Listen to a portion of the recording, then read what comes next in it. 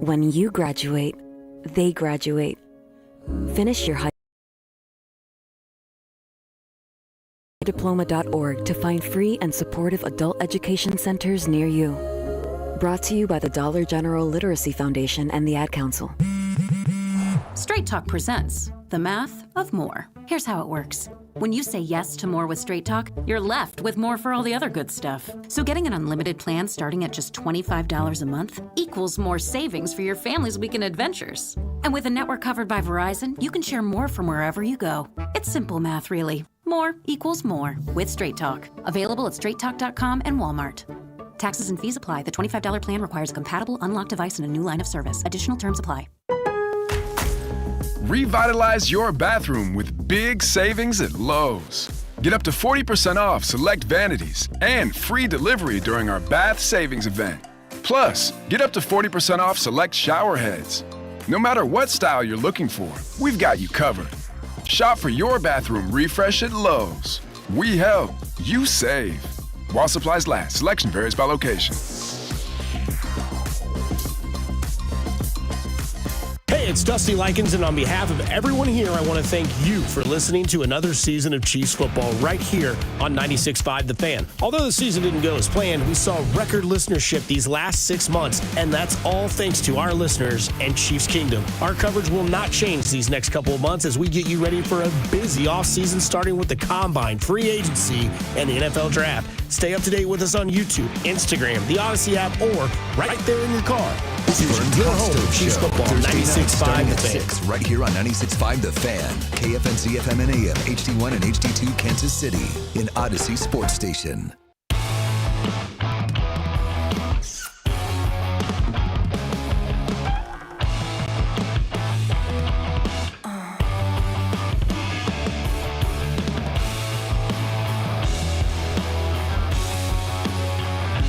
Farmers Insurance Day, baby. Let's go. 12 o'clock, ESPN.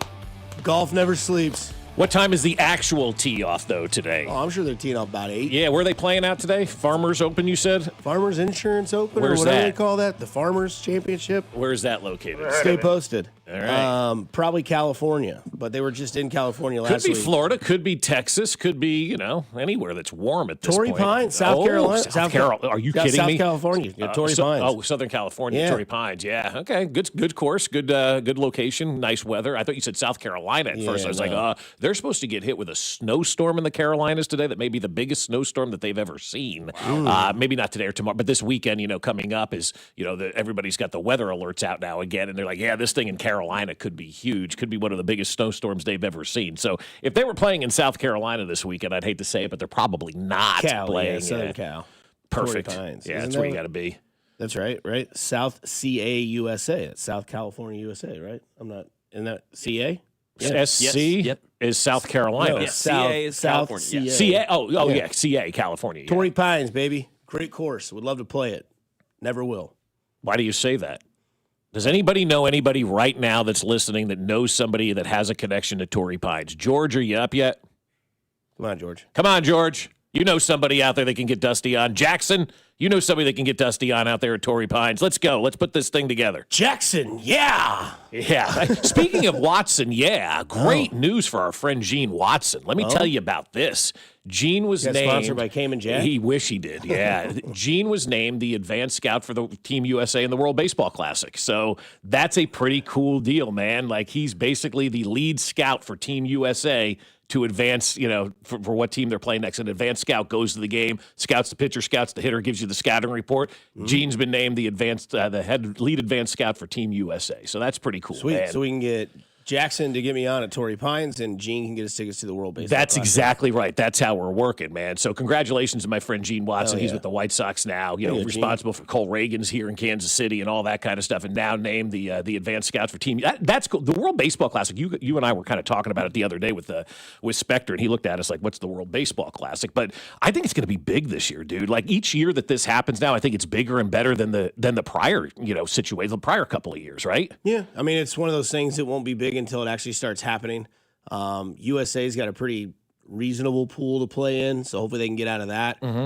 Obviously, locally, you'll want to watch it because your star shortstop's going to play shortstop for Team USA, and he's going to lead off. Yeah. So, I mean, it's last time he was in it, I think him and Singer were the Royals representatives. That's right. Never really played much. I mean, I think Singer gave up a home run to somebody, and then we never saw Bobby, and, there was kind of some frustration, and now it's kind of like Bobby's the best shortstop in baseball, and the most important position on the field is either pitcher, shortstop, or center field, and Bobby Witt Jr. happens to play that because I thought it was interesting yesterday. They had MLB has done this throughout the offseason. Who's the best third baseman in the league, and who's the best first baseman, and they had who's the best shortstop, and I read the comments, and I stopped after about 10 in a row because he just said, this is obviously Bobby, and then I saw a really good comment that said, it's Bobby Witt Jr., but the real conversation, who's the second best shortstop in baseball? That's a good question, yeah. And a lot of people said Francisco Lindor to that comment. A lot of people had Gunnar Henderson in Baltimore.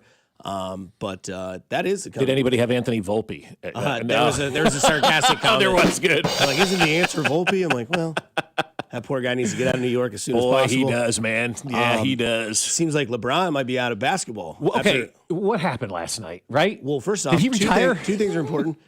Bob watched the NBA, so that's good. And two, yes, it was interesting because they do tributes for LeBron a lot of times when he goes to Cleveland. This time, there were tears in his eyes. Right. That's why I thought it was a little bit different. I turned the NBA game on after I got back from our JV game last night, which was 22-3 at the end of the first quarter. So, I mean, really good win by Olathe East last night. JV boys bat. Well, they did running clock in the second half. It was perfect for the parents. Yeah. Well, you have to. It's not fair to these kids, man. It really isn't. They're getting housed out there, and they're disinterested in what's going on. It's about having fun and learning. And once you lose one of the two of those things, let's probably just call it. Here's a good learning moment. When the clock keeps going, even though the ball is dead, you're getting your ass kicked. Don't let it happen again. Right. Yeah, exactly. Don't let it happen again. But also don't quit on the court either. And no, those kids did not quit last night. I give them that. You know, they were getting housed, but they never quit. They never gave up. And they continued to fight. And yeah, the second half was a running clock, which is great for the parents. But so I got home after that game and I turned on the ESPN family of networks, and they were, had the Cavaliers and Lakers on. And that turned out to be like Olathe East taking care of Washington yesterday. I mean, it ended up being this huge blowout. But this LeBron thing were you guys like piqued a little bit by it too, going, this is interesting. He's crying at this one tonight. Is he telling us that this is his last trip to Cleveland? Because I don't think a narcissist like that goes out without having a celebration for an entire year where he's honored at every court with a rocking chair. No, I think he just knew that they did that for Luka, and Luka was really emotional, so he's obviously playing the fiddle that he's like, well, if Luka cried, I should probably cry. Oh. I don't know. Well, no, I don't hate that thought because that's the thought process of a narcissist.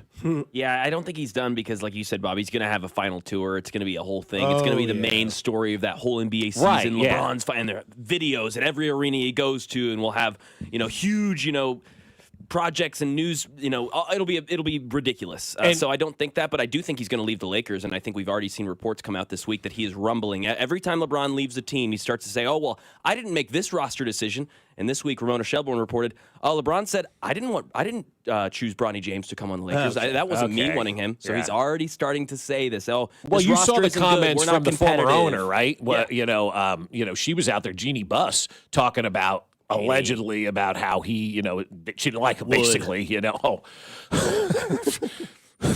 mean, is there a debate? I don't know. I mean, Jeannie, Green Lady Lounge, sidecar. So how you doing? So yeah, like, do you think this is going to be another Super Bowl week? Like, quite frankly, the Super Bowl kind of needs that this week. We didn't need it last year with Philadelphia and there's no stars in this Super Bowl. There just Stephon aren't. Diggs. There's no Mahomes. There's no household true names in this Super Bowl. So there's going to be like this Belichick thing is going to carry into Super Bowl week, with him not getting into the Hall of Fame. More and more people are going to talk about it. They will have who did get in and all that kind of stuff. I think the game is going to be such a secondary story this year because of the lack of star power, especially at the quarterback position that's in this thing. So this week, this is where the NBA would capitalize, I think, in a big way if LeBron was traded. And I think you're right. It's about the going arounds and sitting in the rocking chairs and doing all that kind of stuff that the narcissist likes. But the NBA wants this as well because they will fill arenas all over the United States for every game that LeBron is going to be playing in. And I will say this to LeBron, there ain't no rest next year. There's no breaks where we're going to take a Tuesday off and stuff like that if it is going to be your last year when people will be paying good money to go see you on the road in Sacramento or Milwaukee or wherever the case may be. What he does is he starts every game and plays to the first TV timeout and then comes off the court. If he I is could gonna live do with that. Yeah, I could live with that. I will say we talked about the Darren Peterson factor, which we'll talk more about tomorrow because DeBonza and Peterson will play Saturday in Lawrence at 3:30. It's going to be electric. I know that I'm hard. Saturday, fun day. You get Royals Rally, Vern, 9 to noon here on the show. Special guest on Vern's show. You hear about this? Just found out yesterday. Yeah. Your boy. You? Going to be on Vern's Royals Oh, Rally. look at you. Yeah. Nice. He goes, well, you'll be there, so you put your mouth on the microphone. He goes, 3 hours, man. I don't know what else. I was like, You're going to be feeling talking, Vern. dead air. He's like, oh, yeah, we'll be fine. No, we'll be out there shooting some videos with some Royals players. Going to be fun to see like Salvi and Cags and Carter that we know will be there for sure. But yeah, Royals Rally Show 9 to noon on 96.5 The Fan with Josh Vernier. I'll join him at some point for that show. Do some fun stuff on the Fan's Instagram page as well, so stay tuned to that. But yeah, I mean, we were talking about Darren Peterson in the Superstar Effect, like with Melvin Council, who looks like, dude, the Lakers are better without LeBron. And I know that's not like a hot take or a wild take, but like they just need to lean into Luka Nakua. They need to lean into Luka Doncic because like when he's on the court, like he's the guy. And everyone knows that. And then when LeBron would come on the court with him, it was like, I feel like we have to give him some. And it's like, it's just not fair. It's like the Jalen Brunson conversation from last year. I was actually talking to one of the dads at basketball the other night. His daughter is a freshman on the JV team. And I'm like, look, Scott, I said, this team is a lot better with your daughter on the bench. She's shooting way too many threes. And he goes, I totally agree. Wow. That's a tough conversation to have. You don't know ball, Fescoe. But, I mean, we've been friends for 30 years, so it's like one of those we're just giving each other static back and forth, right? I'm like, because he's always said to me, she goes, all she does is shoot threes. I mean, he's been saying this for years. And so we're at the game the other night going, if she wasn't shooting so many threes, it'd be a lot closer game. Team plays a little better. Let her flow when your daughter's not in the game here, you know? But you have those, and she's a great player. That's what the whole point of the story. She's an unbelievable basketball player, soccer player, everything. At least she's fantastic and all that kind of stuff. But what you're looking at is like when these kids or adults, whoever it is, are so good, you're right. Like everybody just immediately wants to defer to that guy. And like, I don't know what it's like to work with LeBron James. I got to imagine there's a lot of like walking on your toes and you don't want to disrupt him and disturb him or anything like that. I can imagine it's a very tense environment around there. He'll trade you. Yeah. Yeah. He'll get rid of you. He'll fire you. Yeah, exactly. LeBron James. He'll throw you under the bus, even if you're his own son. Yeah. Well, I didn't choose him. I didn't choose him. I don't Thanks, want him. Dad. Yeah, really appreciate it. Yeah. It's like, stay out of that one, LeBron. Seriously. That's what I got.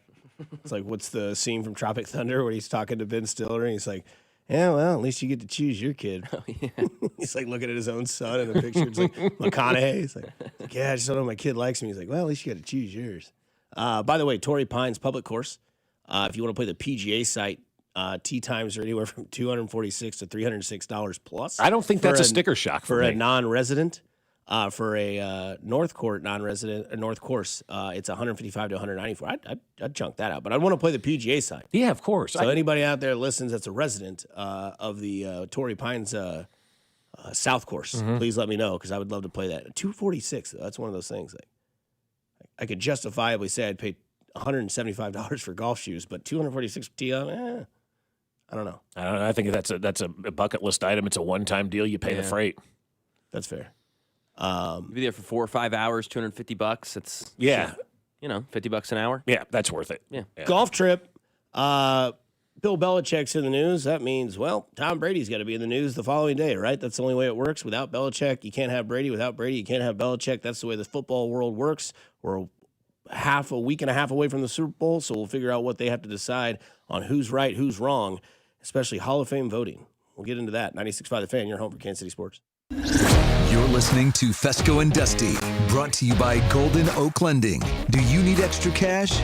Golden Oak Lending can convert your home's equity into cash in as little as 14 days. Let Golden Oak Lending cure your blues. Your home for Kansas City sports. 96.5 The Fan.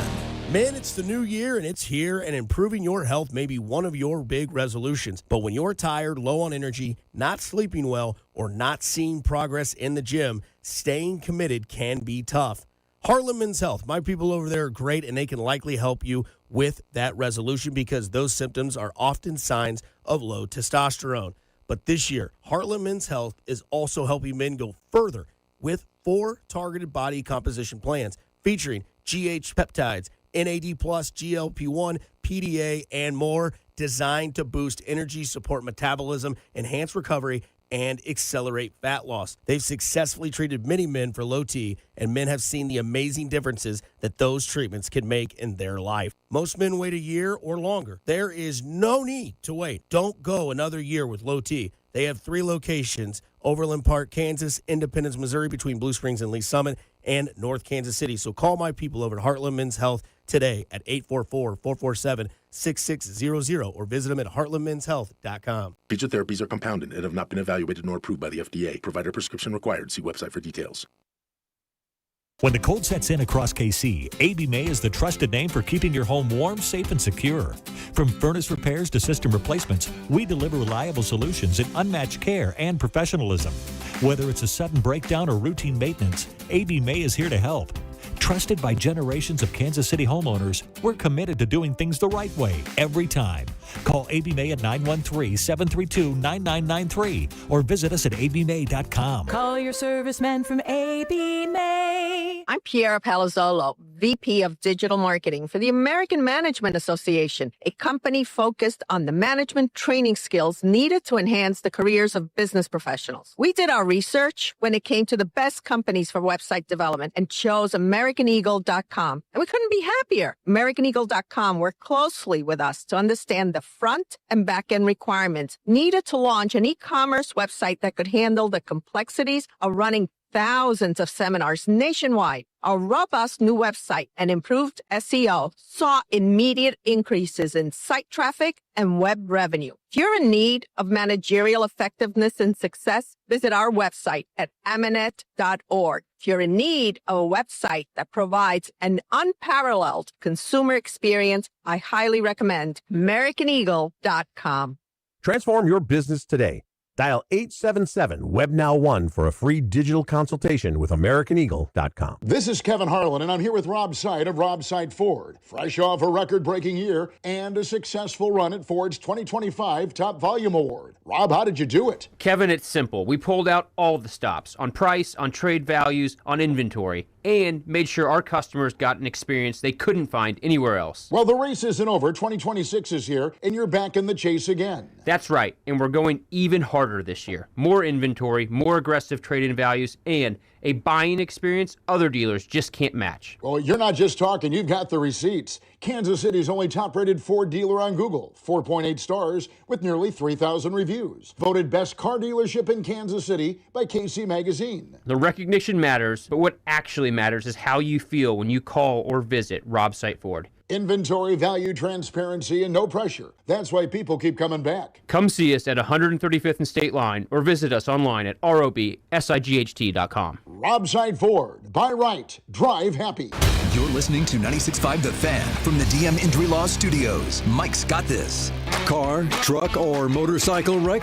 Remember, Mike's got this. 816-888-7500. Mike's got this. Here's your traffic report on 96.5 The Fan. On the Missouri side, 35 southbound from Missouri 152 into downtown is a 12-minute trip. I-70 westbound from 470 into downtown, 15 minutes. Kansas side 70 eastbound from 435 to 670 is an 11-minute drive. Alan Carr, 96.5 The Fan, traffic.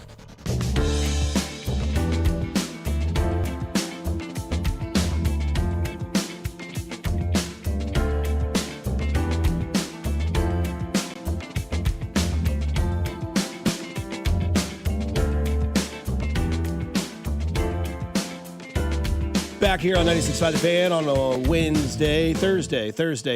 Thursday. Sorry, I'm trying to get an extra week into the week. I've just had fun. I've had a lot of fun. I don't want the week to end. I kid. Friday can't get here soon enough.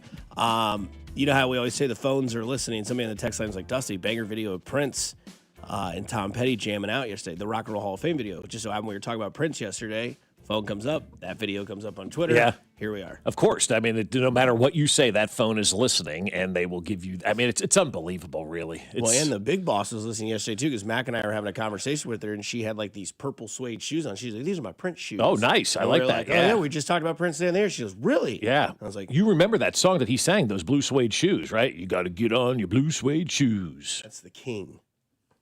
LeBron sang that song? I didn't know that. Yeah. 1 for my baby, 2 for the road, 3 for Maloney, and 4 let's go, let's rock. Let's rob.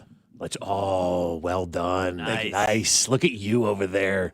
Now behind me, you're the second best singer-songwriter at this station. Yep, Dusty Witt Jr. Mm-hmm.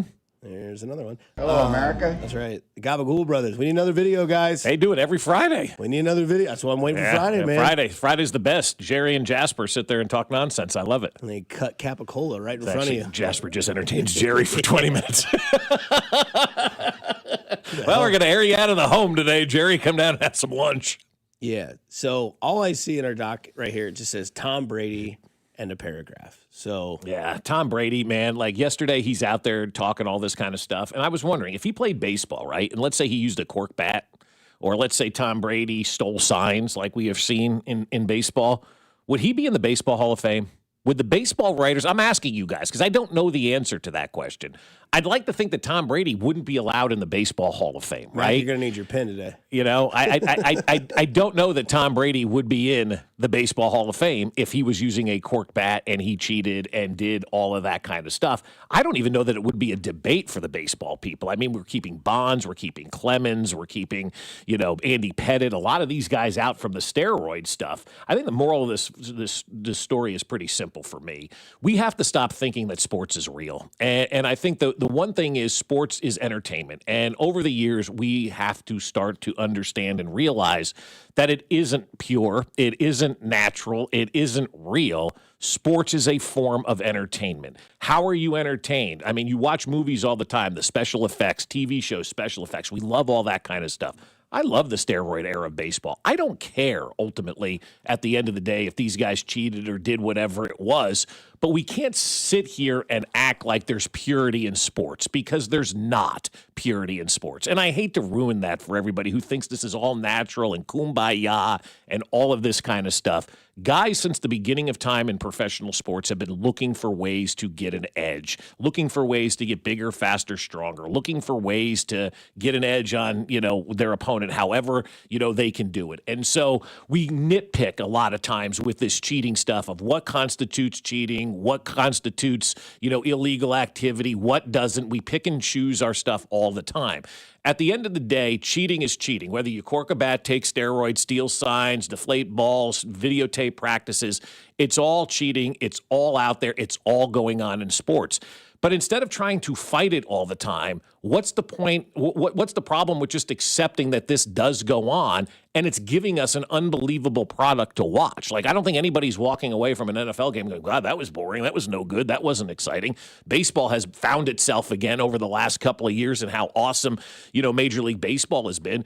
I look at sports now as a form of entertainment. It's no different than a concert, a movie, a Broadway show, a TV show, whatever the case may be. Sports is all in that same category. And if they do a couple enhancements to try to make things better, so be it, because we're the consumers. And at the end of the day, we benefit when this stuff is better. And so I wonder what the fallout would be if this was the Baseball Hall of Fame and Tom Brady was up for induction, because I don't know that the baseball writers would put Tom Brady into the Hall of Fame because they are so staunch about this cheating type stuff. Yeah, I know Matt can dive in on this as well, because I think it's just two different things. Like, it's just two different.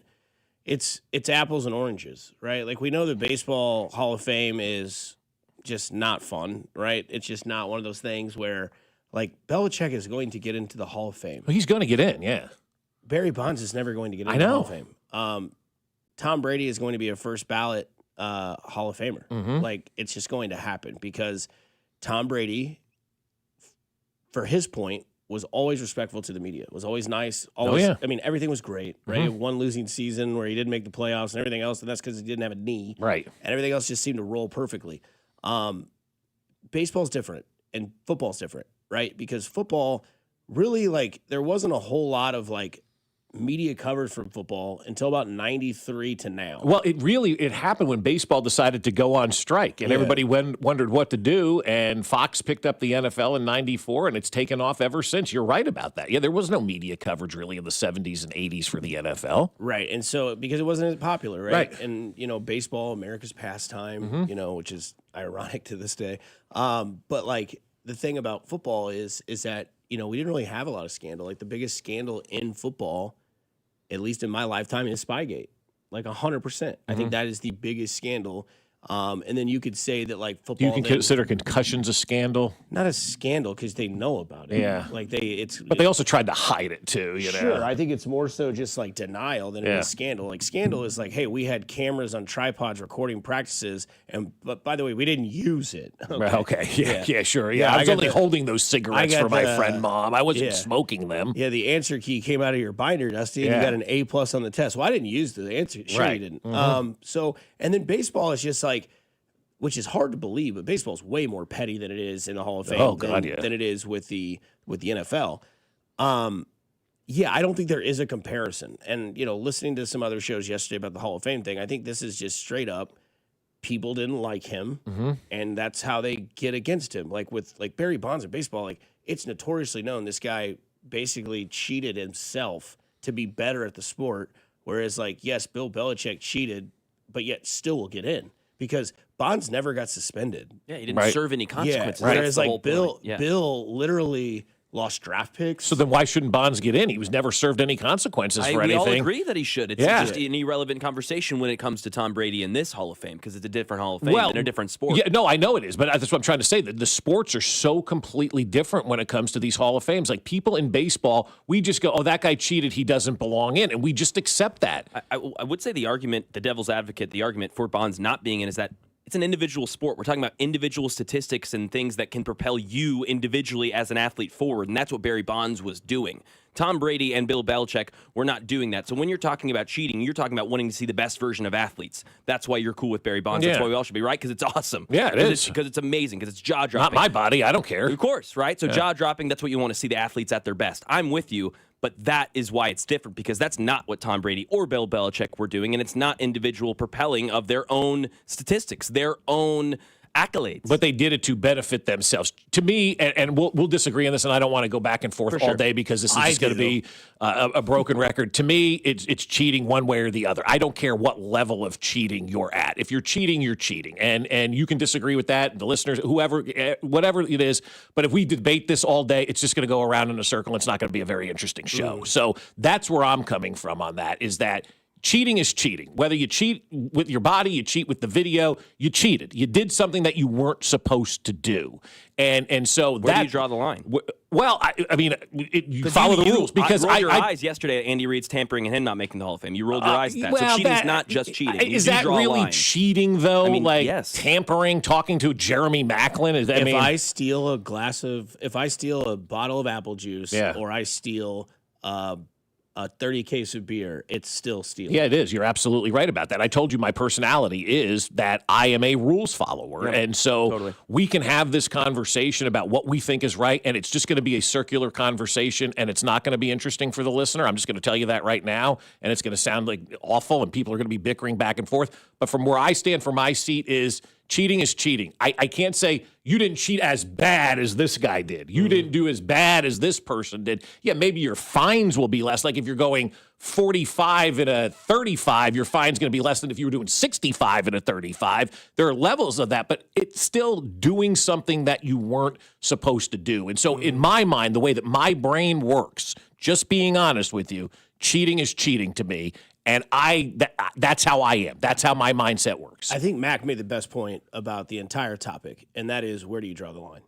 But for me, you're asking the wrong person. I don't have the ability to draw that line. You could have a 5-hour conversation in your own head to say Barry Bonds isn't in, but Beltran just got inducted in the Hall of Fame. Right. Yeah. I mean, it's unbelievable. And whereas Beltran might not have injected his arm or his ass with a needle to enhance his play, he was part of somebody that had wires and trash cans. To me, that's worse. To me, that's because, look, dude, you can inject me with steroids and say, go hit a fastball, and I may never sniff it. But if you tell me a fastball is coming, I feel like that's a much bigger advantage, yet that guy is still in the Hall of Fame. Yeah, that's a good point by you. Yeah. It's like what Max says, where is the line? Is it personality, and likeness? Or is it severity of cheatness? And see, for me, the way if you want to know where the line is for me, I don't care about any of that kind of stuff at the end of the day. And if you're voting for somebody for the Hall of Fame, you have to look at what they've done. I've never been an anti-steroid guy. I've never been, that guy who said, oh, you can't do steroids and all that kind of stuff. The wiretapping stuff is bad. I think that is ridiculous as well. but it was going on, how many other teams were doing it at the time, what else was going on in the game. Like, I've had to get past that, because if we did keep everybody out for cheating, maybe there's nobody going into any Hall of Fame at this point in time. So the stuff doesn't bother me, but if we have it out there and people are following these rules about this kind of stuff, then we have to sit here and have these conversations about it. So to me, it's either cheating or not cheating. There are no levels in my mind, in my world, in the way that my brain works. You either cheated or you didn't. I also think Hall of Fame is just kind of diluted in today's world. It's getting there. Like, it used to just be like you weren't considered great unless you had a jacket. And now it's like there's a lot of people that aren't in the Hall of Fame. They're like, yeah, but in my mind, he's a Hall of Famer. Like, you know what I mean? Like, you could watch somebody play and be like, yeah, they're not. I don't need that to be the accolade that defines, like, who they are. Like, that's just I think that as we've gone through time, the Hall of Fame is expanded in every sport. I mean, the NBA, it's kind of a joke. Right. But, like, in the NFL, it used to just kind of be like, it felt like it was more lenient. And then baseball was like, well, it's an executive club. Mhm. And as, like, the youth gets older, it's like, well, executive clubs can piss off. Right, exactly. Like, Yeah, enjoy yeah. your members-only jacket and your Marble Light. We don't care about that anymore. We know what's true. We know what's not.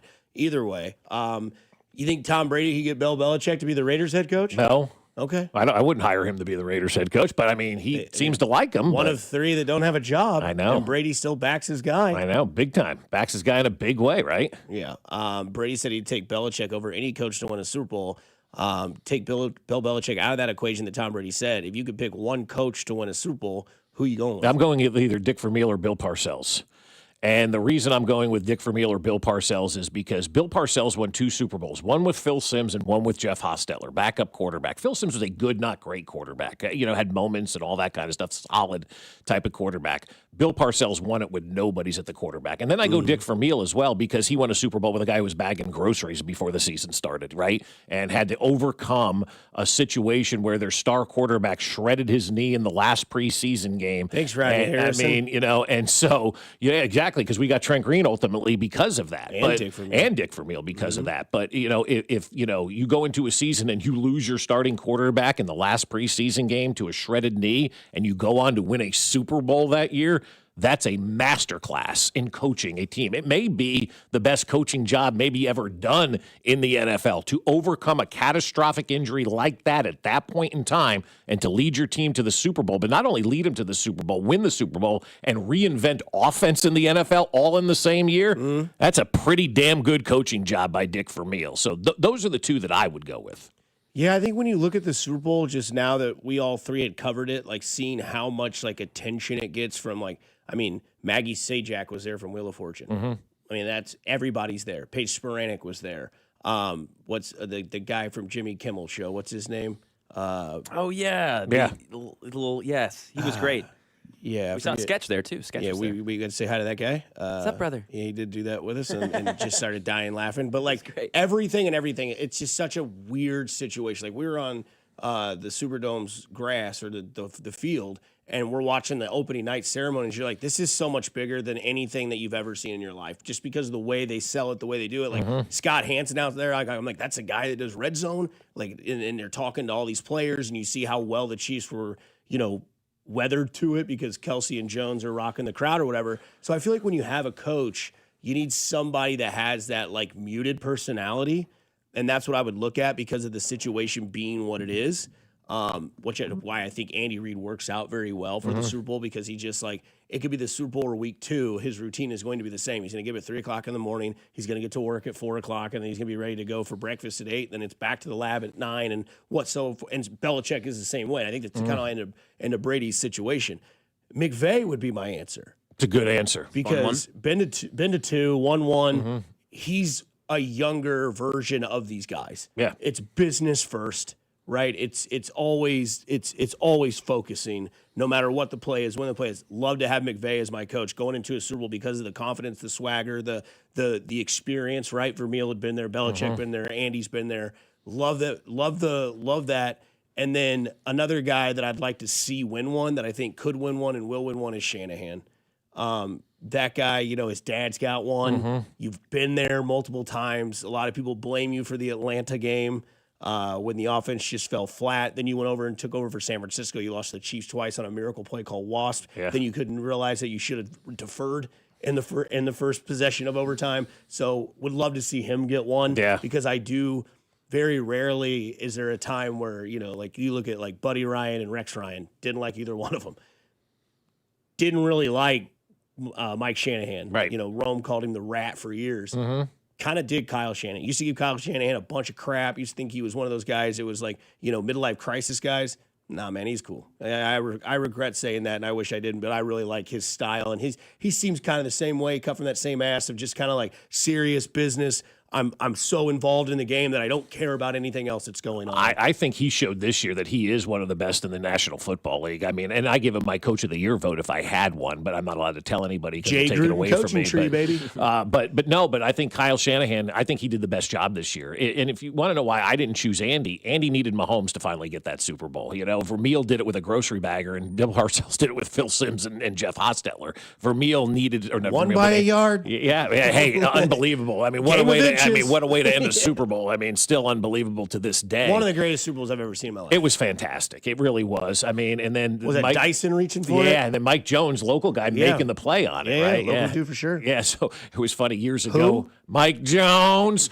Years ago when I was at a different radio station, we were doing like a Big 12 whip around, and the reporter for like Texas or whatever his name was, Mike Jones. And so we have Mike Jones on the show. We called Mike Jones on the show. We started asking him about like Texas basketball. He goes, I think you got the wrong Mike Jones. This is the Mike Jones that played in the NFL. We're like, oh, hey, nice play in the Super Bowl a few years ago. I thought you were going to dial the number that Mike Jones gave out in his song. No. 800-4. Mac, who'd be your guy? Who'd be your coach? Yeah, Shanahan's a fun one. He's the Andy Reid to me just because he'll get his Mahomes later on. Yeah, I think he will. Yeah. He's made it with Jimmy G and made it with Brock Purdy. That's pretty impressive, especially with what he did this year in the playoffs. I want to have fun. This guy's great. We met him in New Orleans. We know he's fun. So let me get John Gruden. I don't know if he's the best coach to win a Super Bowl, but I want to have a good time. So for a guy that's the complete opposite reasons of every guy that I took, but is the guy that can handle everything that those guys kind of put the blinders on. For sure. Like Gruden lives up to the moment. Like Gruden is one of those. He's a heel. He's a face every other week. Right. He goes from getting fired for horrible sent emails or being a scapegoat for Dan Snyder, and then all of a sudden he's opening boxes that he can't seem to open, and this guy's hilarious. Yeah, I mean, it's crazy. It's just weird how he's gone from heel to face, heel to face, heel to face. All the time. From Chucky to Chucky's funny to Chucky sucks to all these sort of things. Gruden would be a good one because I think he knows what the moment is. He embraces the moment, but the moment doesn't overly embrace him, if that makes sense. Like he kind of loves that stuff. And like not everybody's made that way. Right. Where when the situation it's kind of like an athlete when the lights get bright, it's like they feed off of it. Or they crumble. Same thing. Yeah, like it's one of the two. And like you've seen coaches in this. Dan Quinn. Yeah. Like a stale cookie, man, in the second half. Just like, what happened? It's like, I don't know. That has to be the biggest coaching meltdown of all time in any sport. I mean, he was like the guy in the third Indiana Jones when he drinks the wrong cup of the covenant. I mean, what's happening to me? Had the Chiefs lost to the Colts in a bigger type of game, that meltdown by Andy Reid and his team, 28 brutal. points lead, that's a brutal meltdown as well from a coaching standpoint. I mean, so... That game sucked. We'll see. I mean, at least he melted down to Tom Brady and them, Yeah, right. I know it's Andrew Luck, but it's not like that Colts team was worth that. That was ridiculous. No, not at all. I mean, and who you were smashing him with. I mean, Donnie Avery, who hadn't shown up all season, all of a sudden you're like, that's the guy. Yeah. That's the guy we wanted. Yeah, I mean, they're up 28 in that game. Yes. Yeah. Very, very aware of that game, Bob. Oh, believe me, I tell you about it. It was sleeting. Yeah, it was icing, and the general manager of the Colts got in the elevator where we did screaming and yelling and chest bumping everybody, and I mean, it was. Was he 100% sure that he was in the elevator? Was he? No, that was that was Bill Polian, right? Colts GM? Yeah, Colts. No, it was who was the guy? Was there a Ryan Grigson was the GM of the Colts at the time? Maybe I forget who it was that year, but it wasn't Ballard. It was the guy who he replaced. And that game ended, and we're going down to the locker room, and he gets into the elevator, and somehow I got on the same as him, and he's chest bumping. I mean, the excitement that guy had as the general manager. I mean, you can only imagine what that would have been like. We know it from the other side. Yeah, he was the GM from 2012 to 2016. So Ryan Grigson was the guy's name. Yeah, big guy got into the elevator and boom, chest bumping everybody and all this kind of stuff. I'm like, damn. Assistant GM right now over in Minnesota. Oh, is he? Okay. Have you covered a game at Arrowhead where they've come back and like won a big game? So like Cert and I were at the 4th and 9 game when he threw it against the Ravens and they won that game. That's awesome. The coordinators came out of those off. Oh, it's crazy. Sick. Yeah. And then you see the other coordinators come out, heads down. You're like, okay, they're human. Yeah. You know, they're not just For sure. robots up here calling plays. It was cool to see that because I'm like, we're supposed to be cool, calm, and collected in the present. No cheering, right? Not a thing. Hands on you, sit on your hands, nod your head, whatever. And these guys came out of the game after they'd won, just like, F yeah, dude. Yeah. And I'm like, all right, this will be a fun locker room. Yeah. And it was. It was. That's the good. I love it. So there is some talk. I want to get this real quick. We've got about a minute. With these guys that vote for the Hall of Fame, maybe they should tell you why they didn't. Yeah, Vahe's the only one who told us why he didn't vote for. I love Vahe. I mean that is a like I've loved Vahe forever, but this is a baller move by Vahe to get out, to write a column, to tell everybody why he did not vote for Bill Belichick. It ultimately was like I didn't vote against Bill Belichick. I voted for 3 others who I thought had a better case at this point in time. And there's nothing wrong with saying that at all. And that's what Vahe did. Yeah, but that's like your opinion, man. Yeah, but he's a voter. He gets the opportunity to do that. Everybody who votes has an opportunity to have their say. And, I find it very rich that these reporters are hiding because they are the ones who demand answers after games. They demand players be held accountable. They demand coaches be held accountable. They bitch at the PR staff when they don't have the players out there. They complain about stuff all the time. We need to have this player. He needs to be held accountable. I need a quote. He needs to go on record. You hear it after every game from these guys. And then the minute they have an opportunity to be in the spotlight, they're going to try to hide behind an anonymous ballot and say that I don't have to speak, I don't have to talk, I don't have to tell people who I am. I'll tell you what, Vahe's the only guy in that group that has a set of stones on him that was willing to go out there and explain why he did not vote for Bill Belichick. And it was a great explanation. There were other guys out there that I thought would probably be off the ballot, and I thought they deserved to be in the Hall of Fame at this point in time. Great, well done, well said. But the other 9 guys, I guess it is, because 10 didn't vote for him or 11 did, whatever the other number is, you guys are all cowards, every single one of you. And you cannot walk into a locker room and demand answers and quotes and comments and all of this kind of stuff from athletes if you're not willing to do the same thing when it comes back to you. And that's ultimately at the end of this process, what needs to be changed is like there needs to be transparency on all of this. Even if you don't remember who you vote for, the Hall of Fame can tell you, like they did with Bill Polian. He did vote for Bill Belichick. Well, he's not 100% certain. No, he is, because the Hall of Fame called him and said you did vote for him. They rectified it. Oh yeah, no, they called him and told him that he did vote for Bill Belichick. There's your problem. Right. This is where we are. But having judges serve lifetime and they're like 96. Yeah. Like, sure, that sounds like a great law. Yeah. Well, back in 1837 when Grandpa had that horse and buggy, this was great. Sir, about your comment yesterday to the media, you did vote for Bill Belichick. Yeah, you did vote for him. Oh, I did? Oh, okay. Let me put my depends on. Don't tell Kraft. He knows. Yeah. All right. I think that you got the wrong number. I'm going back to my dirt nap. But no, I mean, I just think it's hypocritical if these reporters are going to hold athletes accountable for why you didn't field the ground ball in the 7th inning or why you dropped a pass in the 3rd quarter. These guys and gals need to be held accountable as well, and we need to do the exact same stuff that they do to the athletes and badger these guys for a quote, ask for this, like they're doing some God's work in the locker room after a game to get me a quote from an athlete that nobody cares about, because most of the stuff that the beat writers write about is rendered useless and antiquated anyway. But if they're going to be down there and demanding that players and coaches and general managers be held accountable, then these people need to be held accountable as well, because they're the people that are demanding everybody else be held accountable. Like referees, right, Mac? 100%. Got to be the same thing. No doubt. Coming up on the other side, ratings are out, and are the Chiefs actually being missed in the playoffs? We'll discuss. 96.5 The Fan, your home for the Kansas City Chiefs. You're listening to Fescoe and Dusty on your home for Chiefs football. 96.5 The Fan. Fescoe and Dusty is brought to you by Golden Oak Lending. Do you need extra cash? Golden Oak Lending can convert your home's equity into cash in as little as 14 days. Let Golden Oak Lending cure your blues. Hey guys, it's Dusty Likens. Let me tell you about my friends over at GiveMeTheVin.com because I'm sure you've got a car that you're trying to get rid of. Well, I can tell you how to do it easily with GiveMeTheVin.com because they want to buy your car, whether it is your daily driver pickup truck, SUV, minivan, supercar, or exotic. So say goodbye to dealing with all those dealerships and private sale tire kickers and get a true buy offer for your car. GiveMeTheVin.com puts your car right on the money, providing you with a hassle-free online option to sell your car for more. It's as simple as going to GiveMeTheVin.com and entering your car's VIN number or license plate number. You'll get an offer on your car in minutes. That is way above any dealer quote. You can go to one of their pickup locations or they'll even come to you. It's as easy and it's fast. GiveMeTheVin.com is America's best car buyer. Hit it, boys. Sell us your car. GiveMeTheVin.com. So easy you can do it in your underwear. What would you say was the biggest factor in getting that win tonight?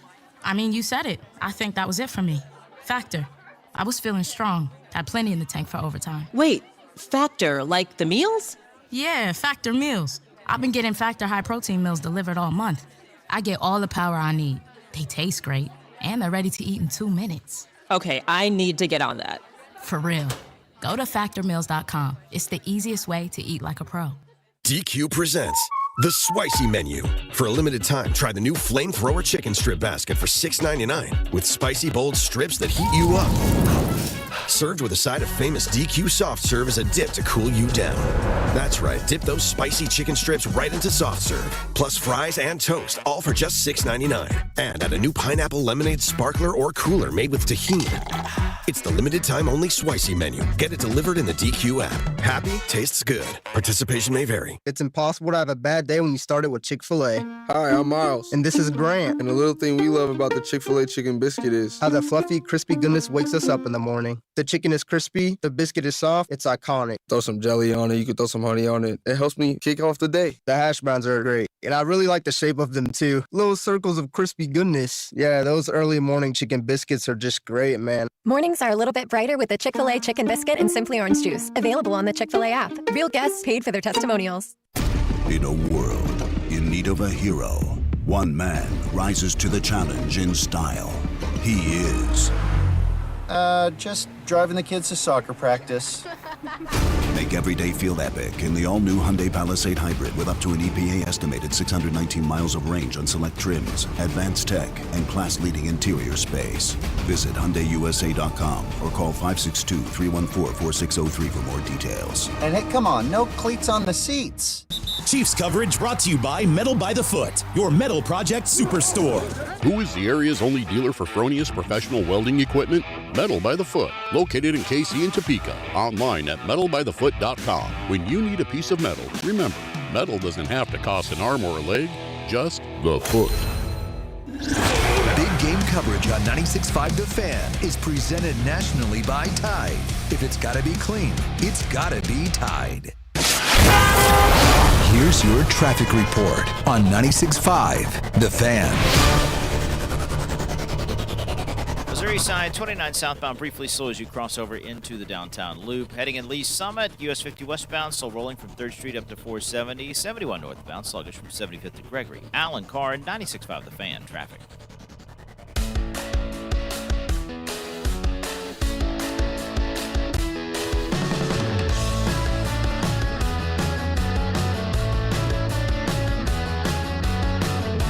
Rolling along on a Thursday. Hate to see it. Hate to see it. A lot of people suffer when the Chiefs aren't in the playoffs. Boy, do they. Saw quite the drop-off in the AFC Championship game this year with the Broncos and the New England Patriots. Chiefs-Bills game last year got $57.4 million.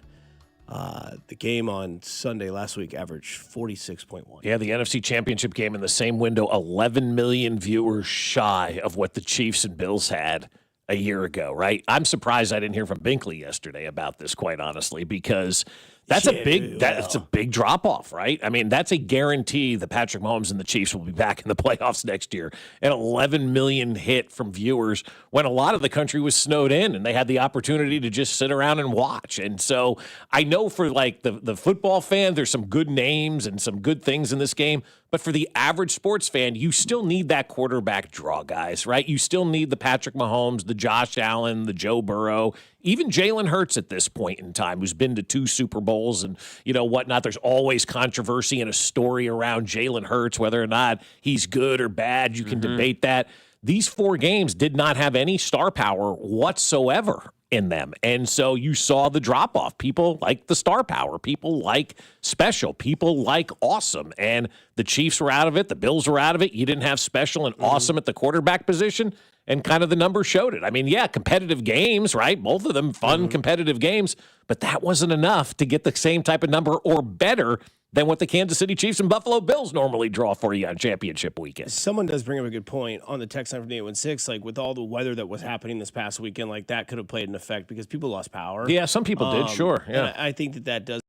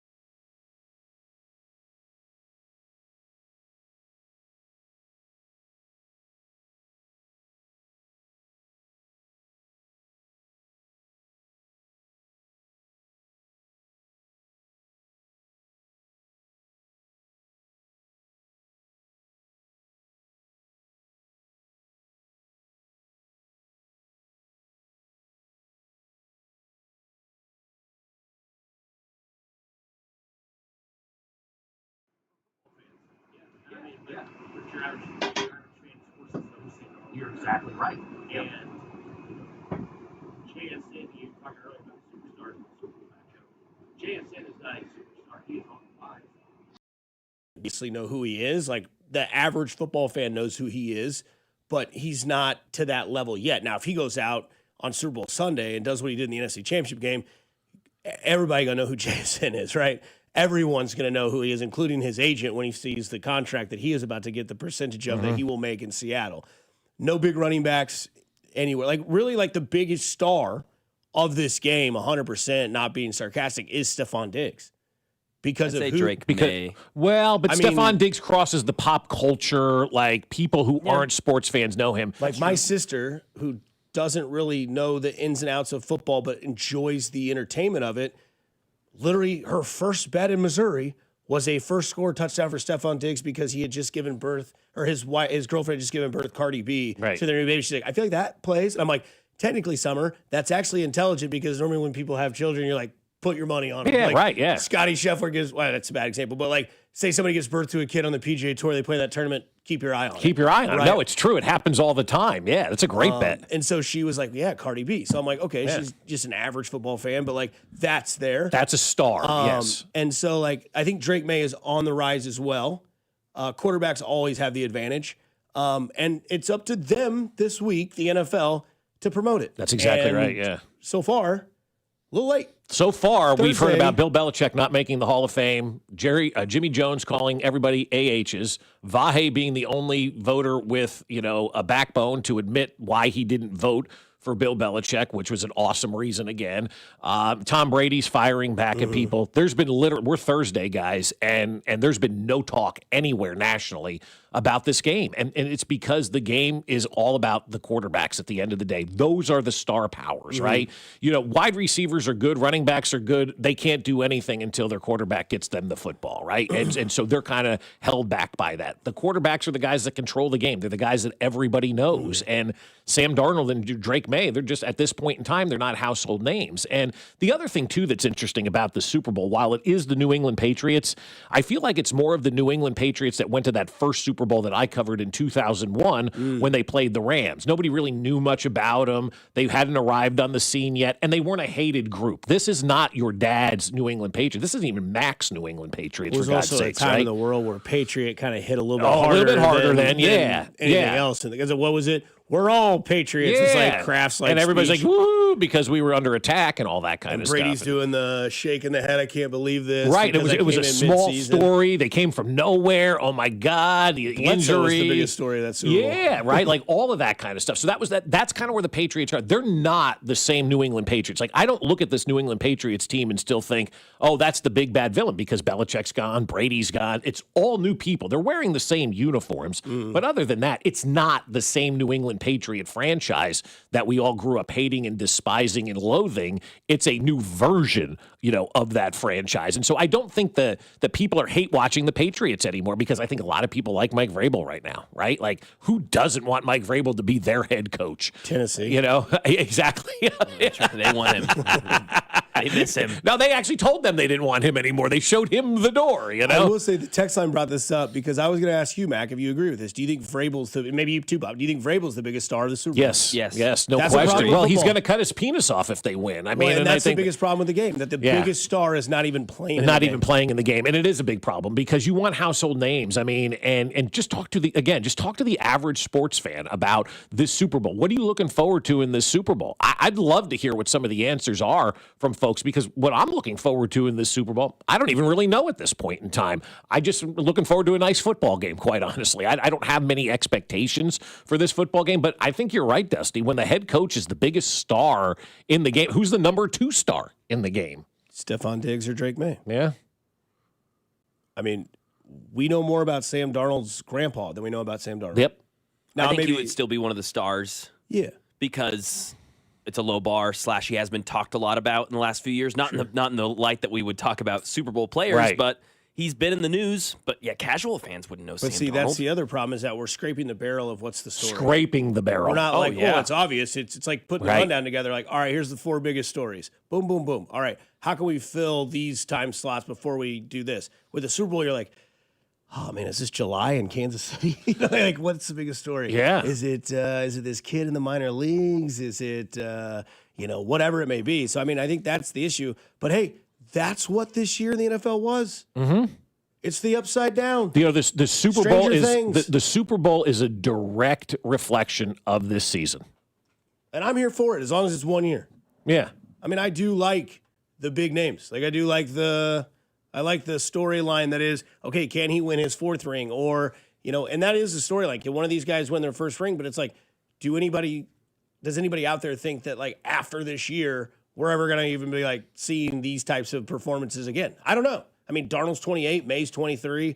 Plenty of time on the table for both. I mean, I think obviously Drake May, because of age, has more of an opportunity than Sam Darnold does. This may be Darnold's only opportunity to go out there and win a ring. Hell, it may be Drake May's only opportunity because once Patrick gets healthy and we get things worked here in Kansas City back from where they were 2 years ago, sorry, guys, like this was the year that everybody had the Chiefs on pause. And if you didn't take advantage of it, well, that's on you because they're not going to be put on pause for a very long time. And I was talking to some folks yesterday. Jeremiah Love is a consideration at 9. I will throw that out there right now. Now, I will say this. They are considering defense. That's their main goal. But if Jeremiah Love's down there, it's going to depend on what wide receivers are still on the board, what defensive players are still on the board.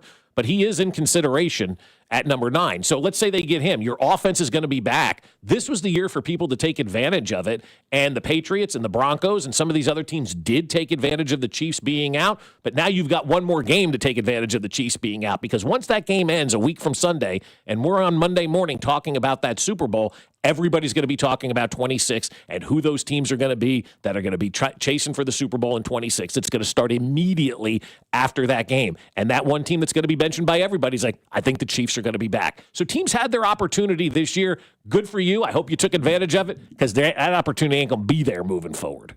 I'm sold on Eric Bieniemy, but not for the reasons you might think. Coming up next, we'll talk about what he had to say yesterday in his press conference here on 96.5 The Fan, your home for the Kansas City Chiefs. This is Fescoe and Dusty on your home for Royals baseball. 96.5 The Fan, brought to you by Golden Oak Lending. Do you need extra cash? Golden Oak Lending can convert your home's equity into cash in as little as 14 days. Let Golden Oak Lending cure your blues. Well, I'll tell you what, my friends at QC Kinetics are saying, hey, it's time for you to feel better. And we know you guys are in pain right now, and you don't want to deal with surgery. You don't want to deal with recovery. Well, with QC Kinetics, you don't have to deal with any of that, because there's a way to get real relief without surgery, without downtime, and without putting your life on pause. QC Kinetics delivers regenerative treatments that actually help your body repair the areas causing you pain, wherever it hurts. So instead of facing an invasive operation that sidelines you for months, these treatments happen right in the office and you go about your day. Simple procedures that can deliver big, life-changing results. So skip the 3 to 6 months of recovery and the pain and the invasive surgery and go see my friends over at QC Kinetics instead, because they're going to get you game-changing regenerative treatment from QC Kinetics. Call now and set up that free consultation. 816-412-6299. That's 816-412-6299. Off 435 in State Line and in Gladstone, it's QC Kinetics. And Doug. Oh, what a horrible call. Hey, ref, open your eyes. Ref, you're really not going to call that? Come on. Hey, ref, why don't you customize your car insurance with Liberty Mutual and save money? I don't think you get what we're doing. Sure I do. We're all just giving him advice. You guys on sports, me on saving money. Nope, that's not it. Only pay for what you need at libertymutual.com. Liberty, liberty, liberty, liberty. It's the last call for football on FanDuel. One final Sunday, one last kickoff. The final chance to place your bets before the NFL season closes its tab.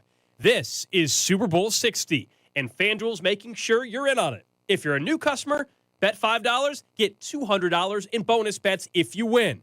So whether you're backing the favorite, riding with the underdog, or you're building one last same-game parlay, make it count. Because after the Super Bowl, the season's over, and football is officially done. Last call for football on FanDuel, an official sportsbook partner of Super Bowl 60. Visit FanDuel.com/local to get started. That's FanDuel.com/local. FanDuel Sportsbooks, the official sportsbook of 96.5 The Fan. 21 and present in Missouri. Gambling problem? Call 1-800-GAMBLER. First online real money wager only. $5 first deposit required. Bonus issued as non-withdrawable bonus bets that expire 7 days after receipt. Restrictions apply. See terms at sportsbook.fanduel.com. It's Brian Baldinger with the Journey to the Big Game, brought to you by Hyundai. After an incredible weekend of football, we're down to the final 2 teams that will face off in the biggest game of the season. Each team will have a chance to rest up and get healthy while we tune in to watch the biggest stars in the game compete in skill games in the annual All-Star events. Who will lift the trophy at the end of the season? Brought to you all by the all-new Hyundai Palisade Hybrid. Learn how it's so much more than just another SUV at HyundaiUSA.com. You know that Big Bargain detergent jug is 80% water, right? It doesn't clean as well. 80% water? I thought I was getting a better deal because it's so big. If you want a better clean, Tide Pods are only 12% water. The rest is pure, concentrated cleaning ingredients. Oh, let me make an announcement. Attention shoppers, if you want a real deal, try Tide Pods. Stop paying for watered-down detergents. Pay for clean. If it's gotta be clean, it's gotta be Tide Pods. Water content based on the leading bargain liquid detergent. Here's your traffic report on 96.5 The Fan. Traffic for DM Injury Law. Missouri side 71 northbound, still rolling from 75th to Gregory. Kansas side 70 eastbound slows from 18th Street Expressway over to the split with 670. Give me one good reason why I should call DM Law. How about 3 great reasons? 1, it's easy. 2, it's fast. 3, the results. Mike's got this. 816-888-7500. Mike's got this. The choice of a lawyer is an important decision and should not be based solely upon advertisements. Alan Carr, 96.5 The Fan. Traffic. Be sure to follow us on Instagram at TheFan965 for behind-the-scenes videos like MVP Monday, Chiefs Take Tuesday, and Best Bets. This is your home for Kansas City sports. 96.5 The Fan, KFNZ, FM and AM, HD1 and HD2, Kansas City, an Odyssey sports station.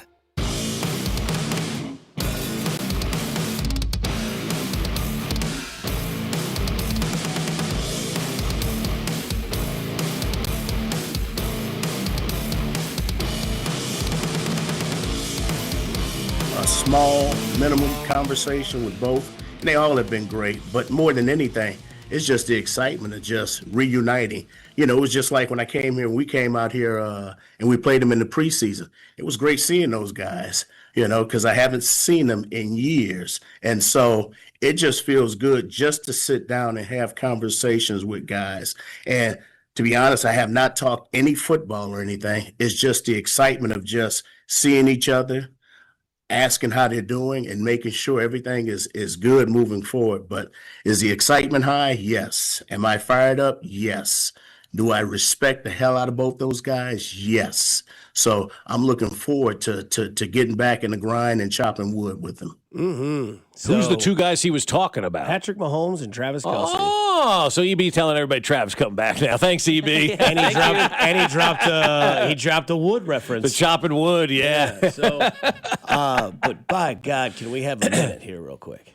Because Eric Bieniemy, who came back, as we know, to be the red ass and be the man who holds accountability, that beard that man has officially started to rock is a image of fear if I am anyone who has never met this man. Because how many birds are living in that beard? Not enough. It's scraggly. It's Lovey Smith-ish type of beard. Yeah. It's that smooth gray, you know, with that smooth bald head look where you're like, oh, this guy looks like your average grandpa.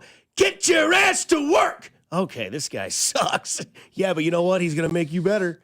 But I think that the look he gives sold me.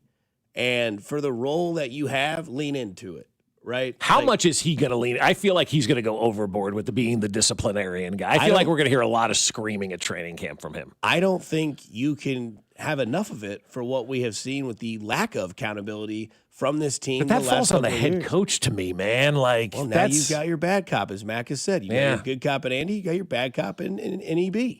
And sometimes running it back fails. But sometimes finding things that define who you are work. And if Andy Reid is not that guy, and he's not going to be that, you're not that guy, he's just not, Bob. He's just never going to be. Mm-hmm. And Eric Bieniemy's never going to be the nice guy.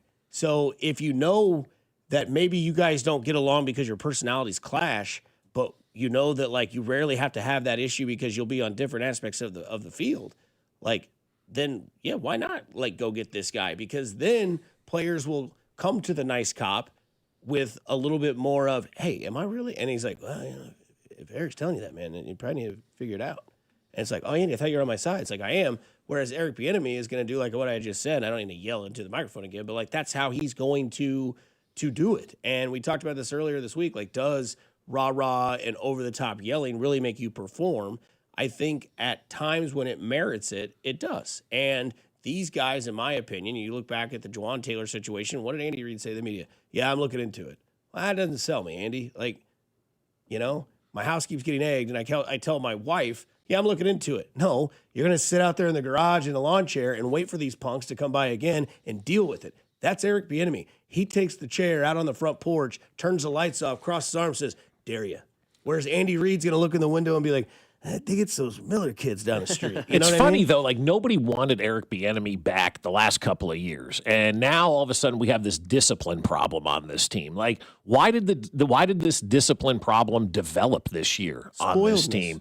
Well, I think there is. They yeah, went to 3 straight Super Bowls. exactly. They were on top of the world. On Nobody top of the could world. beat them when it mattered. Nobody cared. They were going to do what we want to do Right. and all this kind of stuff. But again, to me, it does go back to the head coach who has to recognize that in the moment and reel all of that in. But again, I've given these guys kind of I don't want to say a free pass on the 6-11 season because that's not acceptable, but I understand everything that they were going through. I understand the exhaustion that everybody had. But from like a fan standpoint, they were going to Super Bowls. Everybody's like, oh, this team is undisciplined. This team isn't doing it. And now all of a sudden, they go 6-11. Oh, it's undisciplined. We need Eric Bieniemy back to be, the guy who's going to yell at everybody and whoop them into shape and all of that kind of stuff. And where I sit, that's the head coach's job. That's not the job of the assistant coaches to lay the groundwork of how this thing is going to go. Okay.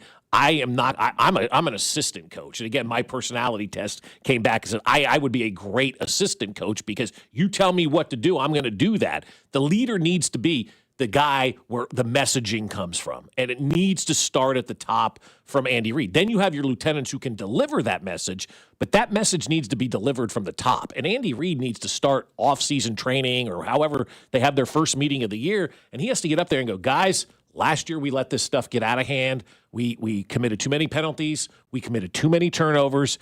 And as the head coach of this football team, the penalties and the turnovers are no longer acceptable. And everybody is now held to a different standard because of what happened last season. I wasn't good enough as the head coach in leading and sending that message.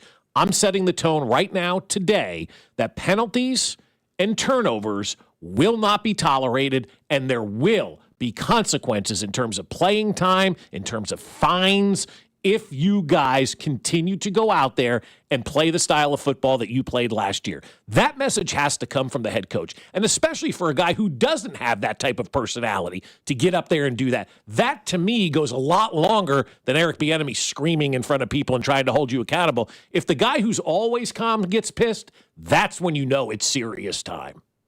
Yeah, I would love if he did that. Just set the tone first meeting. Got to set the tone. Set the tone first meeting. And if he does that once, that's the only time he has to do that. Then that can be Bieniemy's job the rest of the time. I would love it, though, if Big Red started with that. I think we talk about Bieniemy, though, a little bit, too, in a kind of shallow's the wrong word, but just kind of one-dimensional. Like, he screams, he yells, he's mad. We all know this guy can teach and can bring, with accountability comes identity. And that's what the Chiefs didn't have. Off the field, for the coaching staff, didn't know whose responsibility was what. And on the field, they didn't know who they were. EB knows who he is. Well, I'll say this. There's some things about me that have changed, but more than anything, EB is EB. We will still be disciplined in detail and everything and how we handle our business. There's a standard of performance. There's a standard of excellence that'll be expected. But on top of that, there's been a great deal of wealth that I've learned, through the good and through the bad. And the thing that I appreciate is just helped me to grow into this role and have this opportunity to be in this situation again. That's great. I love that. I love it. Great. Let's see it on the field because all of that's hot air for me. I've got to see it on the field. To do on January no, I don't. No, that's what I'm saying. Yeah. That's great now, but we've got to see that. That's all great, wonderful. You're saying the right things. You won the press conference. Congratulations. Let's see what happens in September, October, November, and December, and if this team reacts and responds the way that they should. But again, at the end of the day, EB can sit there and do all of that. It still has to come from Andy Reid, and it has to come from the head coach, and he has to let that entire organization know that this is my rule. This is not EB coming back to be the bad guy. Yeah. This is my rule because the defense needs some help as well, okay? Oh, yeah. The defense needs some help as well. And so if EB's over here yelling at the offense, people are going to think, well, the defense. No, that's why it has to come from Andy Reid. It is a 53-man, 60-man, whatever you factor in the practice squad. Actually, it's for the entire organization. Anybody that works at One Arrowhead Drive has to fall under this. And you all have to be better at your jobs. Whether you're the janitor, whether you're the video guy, whether you're, Rob Alberino, whether you're Mark Donovan, whether you're Clark Hunt, everybody needs to be better than they were and take care of the small things and the little things because those do matter. Because the Chiefs didn't win because they weren't talented. Again, their offense was top 5 or 10 in every freaking category last year. They lost because they did the little things so bad that it took away from all the big things that they were doing good. Yeah, I think that I'm more focused on Andy Reid trying to figure out how the league is caught up to him and working on that and I think that's one of the more important parts of Eric Bieniemy's hire, is that, yes, Andy can do exactly what you said, have the new season meeting, be like, hey, here's the deal, here's the laws. But after that, I want Andy in the lab. Let me ask you this, though. I don't want Andy going like, man, am I being hard enough on? I don't want you to think about that. That's why you hired Eric Bieniemy. What I want you to work on is why your offense isn't the same offense that it was 3 years ago, yet you have a lot of the same systematic things. You go to the lab, you work on this. I'll take care of the character. I'll take care of the morale. I'll take care of the identity. Andy, you take care of what makes this team great. But let me ask you guys this, and I don't know the answer to this question. Has the league caught up to Andy Reid again, though? Because, again, looking at those Jesse Newell stats, where they're top 10 in all this offense, has the league caught up to Andy Reid, or did they catch up to themselves by not doing the little things and executing properly? Yes, there are things that need to be changed. Nobody's going to question that, right? But when you look at all those breakout numbers, I continue to go back to them like they were top 5 and 10 in every offensive category. So did the league just catch up to Andy Reid, or did his own team just catch up to Andy Reid? I'm going to answer your question with a question. How did it look to you? Not good. Thank you. But it didn't look good for a number of reasons. And a lot of it, now that you look back and you realize, man, they actually were a better offensive team than anybody gave them credit for, but they were so bad in the other stuff that it erased everything that they did good from an offensive standpoint. Coming up on the other side, Ben Maller joins us as he does every Thursday at 7:17. We'll get to Ben Maller next here on 96.5 The Fan, your home for Kansas City Sports.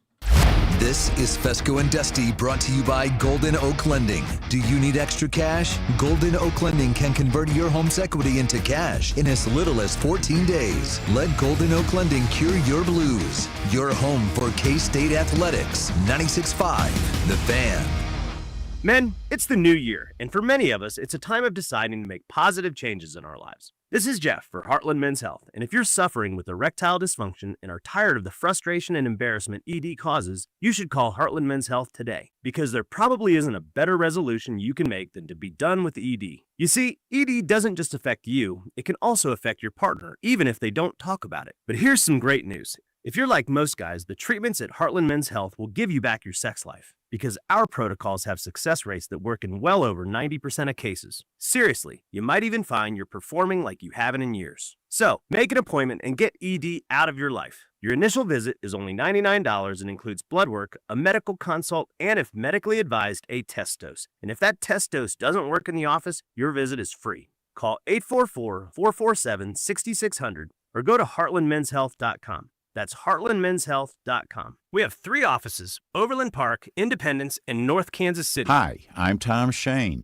Since 1929, Shane Company has helped millions of customers find their dream engagement ring. I still hand-select every ruby and sapphire center stone, choosing each one for its unique color and life. We're proud to offer the widest selection of beautiful colored gemstones for your engagement ring and fine jewelry, because a friend wants you to have nothing but the best. Shane Company, your friend and jeweler. The big game is here, and it's time to elevate your game with Circa Sports. Dayton Hughes here, and Circa Sports isn't just sports betting, it's sports betting the way it should be. The big game requires a big betting menu, and Circa Sports has you covered. From player props to game scenarios, Circa Sports has it all, including our fan favorite Circa Squares menu. Instead of picking your big game squares randomly, choose your numbers and place your bets. Download your new bookie today and visit circasports.com. Must be 21 or older. Gambling problem? Call 1-800-GAMBLER. Hey, it's Gold, and just because the calendar turned over to 2026 doesn't mean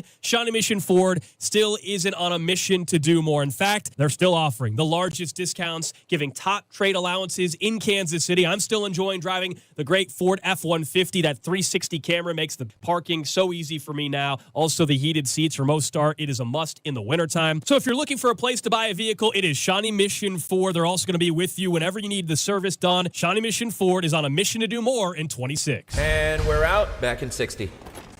Hey, what are you eating? Chimichurri filet mignon. It's a Factor meal. Oh, nice. Wait, they let you eat like that in the pros? Oh, they insist on it. A pro's work starts on the plate. Oh, man, that does look good. Let me have a taste? Get your own. All right. Where do I find this? Is it factormeals.com? Yep, and they've got a deal going on. Oh, love a deal. I am so in. Smart move. Pro move. All right. Factor. Eat like a pro. Another app for inventory, one for CRM. Oh, don't forget accounting. Wait, which login was that? Oh, Or you could use Odoo, one fully integrated system that does it all without the hassle. Ditch the app overload. Get everything your business needs on one platform. Try Odoo free today at odoo.com. That's ODOO.com. You like saving money, right? We all do. That's why Allstate just lowered the price of car insurance. Not, but wait, there's a catch. Lower. Actually lower. So if you're shopping around or just want to see how much you could save, check Allstate first for a new lower auto rate that could save you hundreds. You're in good hands with Allstate. Not available in every state. Only applicable for new auto insurance business. Rates will vary by several factors, including how you purchase the policy. Potential savings vary. Allstate North American Insurance Company and Affiliates, Northbrook, Illinois. DQ presents the Spicy Menu. For a limited time, try the new Flamethrower Chicken Strip Basket for $6.99 with spicy, bold strips that heat you up. Served with a side of famous DQ soft serve as a dip to cool you down. That's right, dip those spicy chicken strips right into soft serve, plus fries and toast, all for just $6.99. And add a new pineapple lemonade sparkler or cooler made with tahini. It's the limited time only Spicy Menu. Get it delivered in the DQ app. Happy tastes good. Participation may vary. You're listening to 96.5 The Fan from the DM Injury Law Studios. Mike's got this. Car, truck, or motorcycle wreck? Remember, Mike's got this. 816-888-7500. Mike's got this. Here's your traffic report on 96.5 The Fan. North KC 29 southbound slows through the interchange with I-35. Moves a little better down past Parvin with an accident that looks to be off to the right shoulder now. Kansas I-70 eastbound briefly slow at the split with 670. Alan Carr, 96.5 The Fan. Traffic.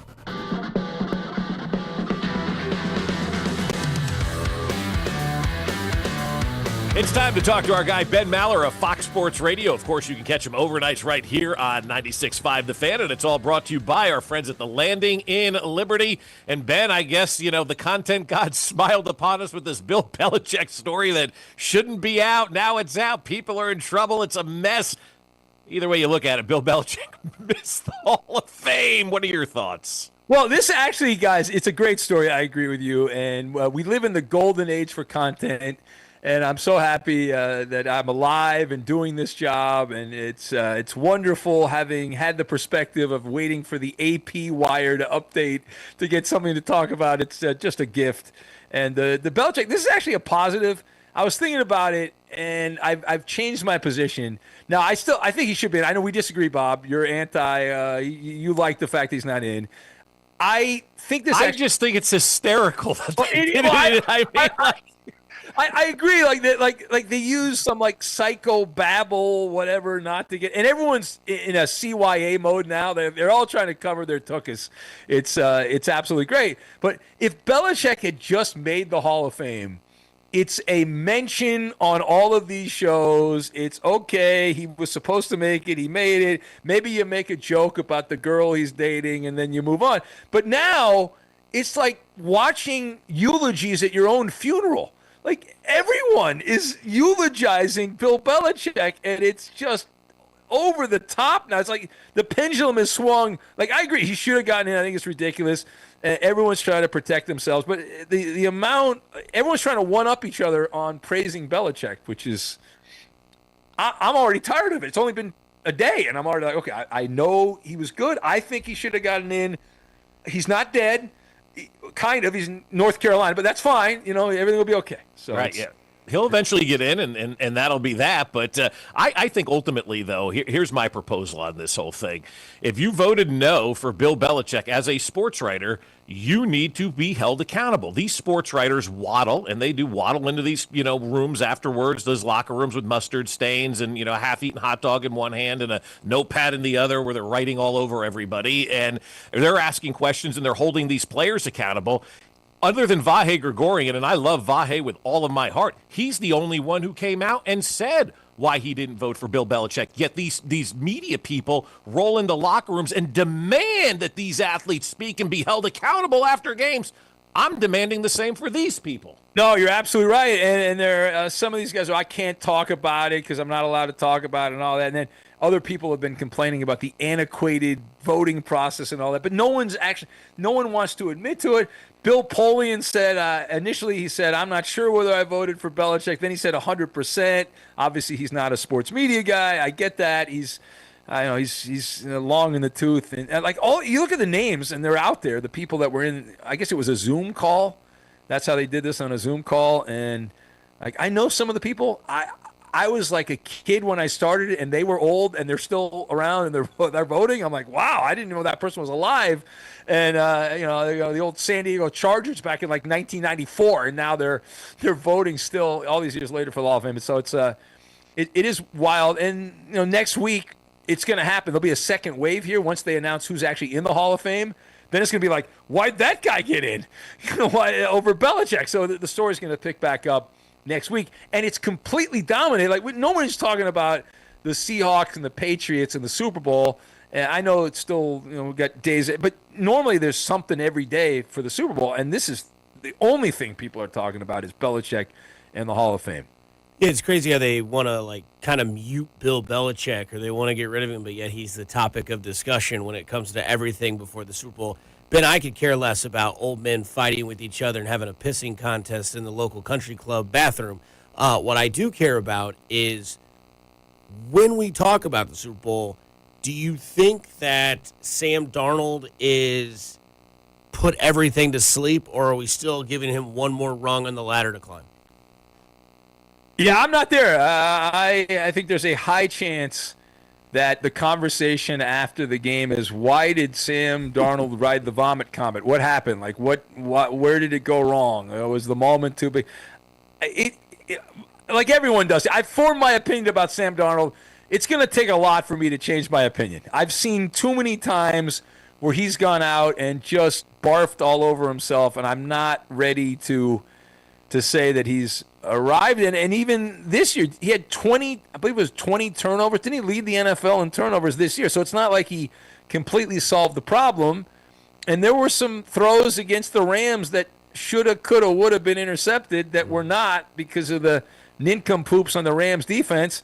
So to me, that's the path. If the Patriots are going to win, I know we have plenty of time to talk about this game, but if the Patriots are going to win the game, that is how they're going to be able to do it because of Sam Darnold messing up. I'm not there. I'm sure there'd be a million internet stories written about, oh, what a great chicken soup for the soul story, redemption, Sam Darnold had to go play for all these teams, and now he's arrived. And I just have a feeling that he's not that far away from a nice tropical vacation to Poop Your Pants Island or whatever. So we'll see. Talking with Ben Maller on Poop Your Pants Island. Not sure I want to visit that. I don't know where that is, but you've had some good ones over the years, but Poop Your Pants Island may be my favorite. Is that an all-inclusive? Yeah, what do they serve? I don't know what the menu is. Do we offer nonstop flights from Kansas City? I hope they have a lot of toilets. Poop Your Pants Island. Yeah, I would imagine they have to, but this Super Bowl is like it's not a matchup that's a household name, right? It's New England, which everybody kind of knows, and then Seattle just kind of hangs out here in the country and whatnot. And we have seen the television ratings lower this year, obviously, for the AFC-NFC Championship game without the Chiefs. What kind of national interest early now, before the week begins, do you think there is in this Super Bowl? What's going to get the average guy to be into the game other than it being the Super Bowl? Yeah, the NFL always, you talk to the same people I do, guys, and they always brag. It doesn't matter who's in there. And it's kind of true. Right? We've seen in my lifetime the Arizona Cardinals, the Carolina Panthers have made the Super Bowl, teams that don't have huge fan bases and people still watch. Yeah, I gave it on the Maller report coverage, very important on the overnight show, 1 to 10. I said this is like a 4 matchup. It's just, no, it's not. It's the Patriot name, but it's not Brady. It's not Belichick. It's not, Drake May's not a star. Like neither coach is really a star. Vrabel's kind of on the spectrum of being a star, but he's not quite there yet. He's a good soundbite. It is lacking some juice. It is. Unless you're in Seattle or Boston or whatever, it's not. There's not a lot to get really worked up to. There's nobody. There's one guy on the Patriots this wide receiver named Booty, appropriately enough, who's a good soundbite. But there's really not a lot of great quote guys. We do need something. Like, what do they call opening night? They used to call it media day, but now it's opening night at the Super Bowl, which I guess is on Monday. I think it's on Monday. Is there anything great that's going to come out of that other than some scantily clad woman interviewing, asking players to marry her or anything like that? Unlikely. Well, you do have, Stephon Diggs and Cardi B. That could be an interesting story as well. So I want to bring this up. Do you think more people are rooting for? Because I think this will be a very low-rated Super Bowl. I don't know why I have that hunch. I don't know. I just feel like with people not wanting to see the halftime show and then being like, well, I don't really care about Seattle or New England. Do you think a little bit of that is no one cares about New England and we don't want to see New England win, or does that even matter? Yeah, you bring up a good point, Dusty, about the halftime. There's a lot of people that's kind of escalated. I don't know how much of that's real or not, but people do seem provoked by Bad Bunny. I've never cared about the halftime show. You know what I'm doing at halftime? I'm eating snacks.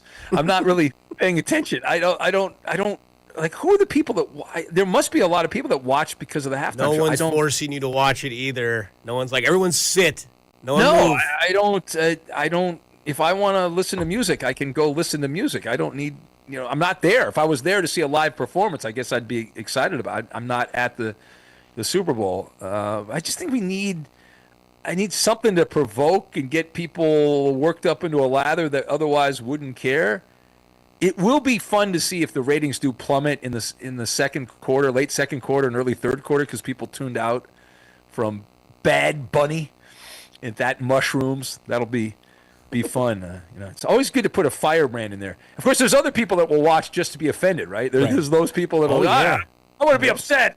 This is radical. I'm gonna complain about it. So I'm gonna watch every second of the halftime show so I can jump on social media or call a radio show and go ballistic. Yeah, that's how people listen to our show, Ben, in Kansas City. I'm glad that sometimes you know those people. Hey, no, serious note. Is Giannis, is he going to the Dodgers? Yes, he's going to be the long reliever for the Dodgers this year. They're working out a trade. They're going to be sending a couple of billboards to Milwaukee for Giannis, and he'll be. How about the Dodgers making $1 billion in revenue? Better believe it. With Ohtani. $1 billion. Yeah. $1 billion. And I mentioned on the overnight show, the Angels had Ohtani for how many years? And they made a little bit of money, but he went 40 miles away, and $1 billion. They've already made their money back from the contract, and then it's insane. It's insane. I mean, we can go down a rabbit hole on that, which we won't, but they want to pit the players and owners against each other. It's not a players issue. These owners are making $1 billion. Pay the players. Let's go. Figure it out amongst yourselves, but that's another day. Before we let you go, is Mike McDaniel going to go down as the best hire of the offseason in the NFL? The way the Chargers are pushing him out on social media, I love it. It's brilliant. It's awesome the way that they're doing this and embracing who he is. He's going to be a fan favorite around this league. He'll be the number one candidate for a job next year. Well, yeah, if Justin Herbert, if it's a coaching issue and not Justin Herbert he's got something wrong, the thingamajig doesn't work for Herbert, as long as it's just coaching, because that's what the Chargers are banking on, then next year when 10 coaches get fired, everyone's going to be trying to hire him, and he's goofy, he's zany, he's unlike just about everyone else in the NFL. And so it is fun. I agree, and I will miss his news conference. When we played his stuff from Miami, and it was wild. It was like it was like having a Looney Tunes character coach an NFL team. It was wonderful. It was fantastic. Ben, enjoy the weekend of college basketball, and we'll talk to you again next week as we get ready for the Super Bowl. Can't wait. Thanks, guys. There it is, Ben. Yeah, you think then he'll know who he's going to predict to win the Super Bowl? Probably not. Because side note, behind the scenes, Ben's most hated question when it comes to the end of the NFL season, who do you think will win the Super Bowl? Well, he hates the question when he's at family events or out in public and people come up to him and go, who's going to win the Super Bowl? Have something better to talk about, right? what was the island? Poop Your Pants Island? That's what he said, That's apparently. right. Poop Your Pants Island. I would love to know where Poop Your Pants Island is and how we get there. Remember Firefest? Like, that could have been Poop Your Pants Island, right? Yeah. Well, there wasn't any toilets there. That's So, what yeah, I'm pants, saying. Yeah, you know. I can't wait to go to this music venue. The food's great. The housing's great. TP cheese sandwich. That's right. Water bottle. What a great documentary that was. And then we know why there only only reason why there was water. The things I'll do. One word. First name is blank, and he goes on a cruise. Somebody just tweeted to all of us. I hope they have plenty of dude wipes on Poop Your Pants Island. What's your least favorite thing about working with yourself? Body odor. You get one word. On the count of 3, name your favorite dinosaur. 1, 2, 3. Velociraptor. This is one word on Fescoe and Dusty. 1, 2, 3. Oatmeal raisin. Dude wipes are the best, man. I was talking to Maloney. I'm like, just use one. I told Maloney last night, I said, I can't go without using a dude wipe anymore. And he's like, it's a Zamboni for your rear. I'm like, it is. I mean, what a great marketing slogan. If anybody in sales is listening, why don't you contact Dude Wipes? Here we go. Somebody says on the text line, Poop Your Pants Island is Justin Herbert's backyard. We have officially lost control of the show. Mac, take over with one word. One word. How about KU schools? This comes from K-State. Kansas schools, not KU schools. Kansas schools. This comes from K-State Athletic Director Gene Taylor says he and his colleagues at KU in Wichita State are going to be planning to ask for government help when it comes to NIL funds. One word. Dumb. Like, now we're going to ask taxpayers to fund college athletes? Screw off. I hate to be that guy, but, like, that is not happening. You're not using taxpayer funds to pay NIL. Okay, if you can't afford it, shut her down. Just like Rutgers is complaining they've lost $78 million since they've joined the Big Ten. It's because you're not good. If you're not good, shut it down. This is not a taxpayer responsibility. You are not a public entity. You have endowments that are in the billions of dollars at these universities that you refuse to touch and want to use state and federal funds for everything. Screw off. The citizens of any state are not paying NIL deals for college athletes. I mean, you want me to go after that? Nothing to follow up. Yeah, next. Here we go. Reggie Miller said this. It went viral in the NBA world. I just had to bring it to you guys. One word on this. Reggie Miller says this about Derrick Rose. Quote, for a 6 to 8 year stretch, him and LeBron were battling for who was the best player in the game. Who said that? Reggie Miller. 6 to 8. What? Look, I'm going to my word is ignorance. I don't know the answer to that question. Oh, fair enough. And I didn't follow Derrick Rose enough because it felt like he was always hurt. Well, exactly. So if you're always hurt and LeBron plays. Yeah, right. LeBron never plays, but back in those days, LeBron was playing all the time. Iron Man, yeah. I don't ever remember. And I'll be honest again. Ignorant is the word I'll use because I am on this topic. But again, I've been doing sports radio for a very long time. I don't ever remember anybody having a conversation of who's better, LeBron or Derrick Rose. No. Yeah, Derrick Rose, great player for 3 straight years, and then 2011, 2012 happened, and then the rest is history. You know what happens after that. Doesn't play in 2012, 2013 due to an injury, but man, was he great for 3 years, and LeBron's been great for 25. So, sorry, Reggie. Math is hard. That's Cheryl Miller's brother. Yeah, Reggie's not even the best athlete in his family. Nope. It's true. His Absolutely own not. father would tell you that. Yeah. He would tell you that. Yeah, he'll tell you that. he Cheryl would Miller tell was awesome. The story of Reggie Miller, that's the greatest of all time. That's the most humbling story you ever hear of Reggie Miller. Man, I had a great game today. Yeah, Reggie had 66 points in that high school game. Yeah, you want to ask your sister what she did? I put up 100. Okay. Yeah, she could play. I like her a lot. Big fan. She'd beat him one-on-one in the backyard. And I'm a big fan of Reggie Miller, too, you know? He wished me a happy 40th birthday on a nice little video that my wife did for me one year. That's so nice. I always like Reggie Miller. I love the rivalry back in the day. The Knicks and the Pacers was such a big deal, and it was because of him and Spike Lee. Mm-hmm. We'll stick with the NBA. LeBron James played in Cleveland last night, cried. His son got a dunk. Cleveland went crazy. Did he hit a 3, though?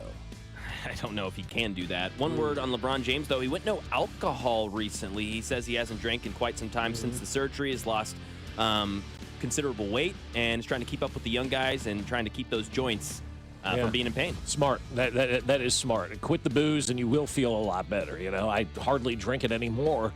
You feel like a new man, and especially at that age, like LeBron's my age. I can't imagine trying to go out there and play a sport at this age. I can't even lift a weight right now because I have a sore muscle in my leg, and so if you want to keep playing and you want to stay fresh, you got to cut that kind of stuff out of you, especially at that age where 2 cocktails is like you've been run over by a Mack truck anymore. Yeah, I think it's noticeable. Right, like he looks lean for 41. He looks 40, awesome. 41 right there. Like yeah, he looks amazing. That is true. Like for a guy that drinks quite a bit, not like 19 beers a night, but I'll have 3 or 4 cocktails or 2 or 3 beers or whatever. Still a lot. But like if you do go like a week or so, like talk to your people that that did dry January. Yeah, and like their sleep patterns are better. Yep. Their eating rhythm is on a better schedule. Your energy levels, your mornings are better. Yeah. Like all that is different, and you can have it. Moderation is key. So my one word would be like, congrats to LeBron, because I know he's a big sommelier. Yes. Loves the vino. Loves the vino. And other stuff too. Like he's into like tequila and whiskeys and stuff. Yep. And Yep. Which is great. And now golf. So this is getting close to the end for LeBron. Oh, is he playing golf now? He's trying. I can't imagine him on the golf course. It's a lot. It's a lot of body to swing. Yeah, That's very a lot too of long movement. for me. Yeah. Like, could you imagine like George Mirasan on the golf course, or we saw Barkley try for a decade. Yeah, but he finally wasn't got 7 foot. At least Charles, like, kind of you could see out there, but like being so long, these tall guys. So I don't have the audio yet, but we'll need to get it so we can clown him the rest of the show because this went viral last night around 8 or 9 o'clock. This comes from Emmanuel Acho. Quote, "If I'm Shedeur Sanders, why am I listening to Todd Monken? What have you won at the NFL level?" If I'm anybody, why am I listening to Emmanuel Acho? He's the worst, and it's not even close. No. There are some really, like the guy who sits next to Colin is pretty bad. We all know Ryan Clark is really bad. J-Mac with the news. I mean, Rex Ryan's kind of in that category because he's very surface area. He doesn't, that's dumb is the one word I'll use because Todd Monken is looked at and is respected around these circles. He's 60 years. He's been a head coach in college. He's been an offensive coordinator forever in the NFL. The guy's got a wealth of knowledge. Who the hell's Emmanuel Acho? Like Todd Monken, I hate to say this, has a much better resume in his career than Emmanuel Acho does. Also, why do we keep needing to have people support Shedeur Sanders? I don't get it. Yeah. Stop. It's over. You're lazy. You're irrelevant. You're just unintelligent when it comes to where you're at now. This is now a full year gone. Whereas last year, what were the conversations we have right now? Is he a top 5 pick? That was a conversation. And then he fell in the draft because he got Belichicked, but in the draft way. Personality sucked. What can you do outside of Colorado? And then Acho's like, if I was Shedeur Sanders, you're not. Exactly. You're a C average TV host, whatever you are. Acho, Nacho, C. Ocho. You gave him a C? It's not that great. If you're, I'd give him an F. Well, you wouldn't be on TV. Oh, there's a lot. Sadly, that is not the that's case. not the case. Look at the TV and who they roll out. It's Shedeur Sanders should question somebody who's been in the NFL for 10 years. what a stupid, just dumb, ignorant, nonsensical take. I don't need to listen to Bob how radio works. It's ridiculous. Adam Schefter on Eagles radio yesterday and gave a little bit of a tease to something that could be coming for the city and for the team. Was he having sex during? We appreciate the time, man. Thanks, and we'll talk to you next week. Maybe reacting to an OC hired in Philadelphia. Maybe the smoke will come out of NovaCare. We'll find out soon. And maybe it'll be even more than that by next week. Yeah. Will A.J. Brown be traded? More than that. We didn't ask you this week. More than that. What are you hinting at? Maybe it'll be even more than discussion than an offensive coordinator. We'll see. Okay, so you can't trade anybody next week. You can't even announce it till after the Super Bowl, and then you get to the beginning of February when all the stuff starts to leak. I talked to somebody in Philadelphia yesterday because they called me and go, "Tell me about Nagy," and I was giving them the rundown of Matt and what a wonderful human being in person he is, an awesome dude. And I go, "What's this? What's this little thing that Schefter teased there in Philadelphia?" He goes, "I think they may be announcing a new stadium next week." God, a stadium everywhere's a stadium. And Philadelphia opened that stadium like in the early 2000s. That thing's not even old. So that goes to show you how quickly these people want new stadiums and everything. Now they see the Chiefs are online. They see Denver's online. Philadelphia's going, ours is 25 years old. It's time for an upgrade. So that's what some people in Philadelphia think it's going to be. I think next week is too early to have like a major football trade or something like that. But I've been wrong in the past. But that's what my friends in Philly were telling me yesterday. Yeah, pass would be my one word on this. Coming up next, we get into Smash or Pass, brought to you by Booth Creek Wagyu, Casey's Best Steaks, now with 2 locations, 95th and Knoll and 135th and Metcalf. And Shawnee Mission Ford, on a mission to do more. Online at ShawneeMissionFord.com. Food, sports, all of it. Smash or Pass next here at 96.5 The Fan, your home for Kansas City sports. Smash. Fescoe and Dusty. Every Hardee's is closed. Well, that sucks. Brought to you by Golden Oak Lending. Do you need extra cash? Golden Oak Lending can convert your home's equity into cash in as little as 14 days. Let Golden Oak Lending cure your blues. 96.5 The Fan.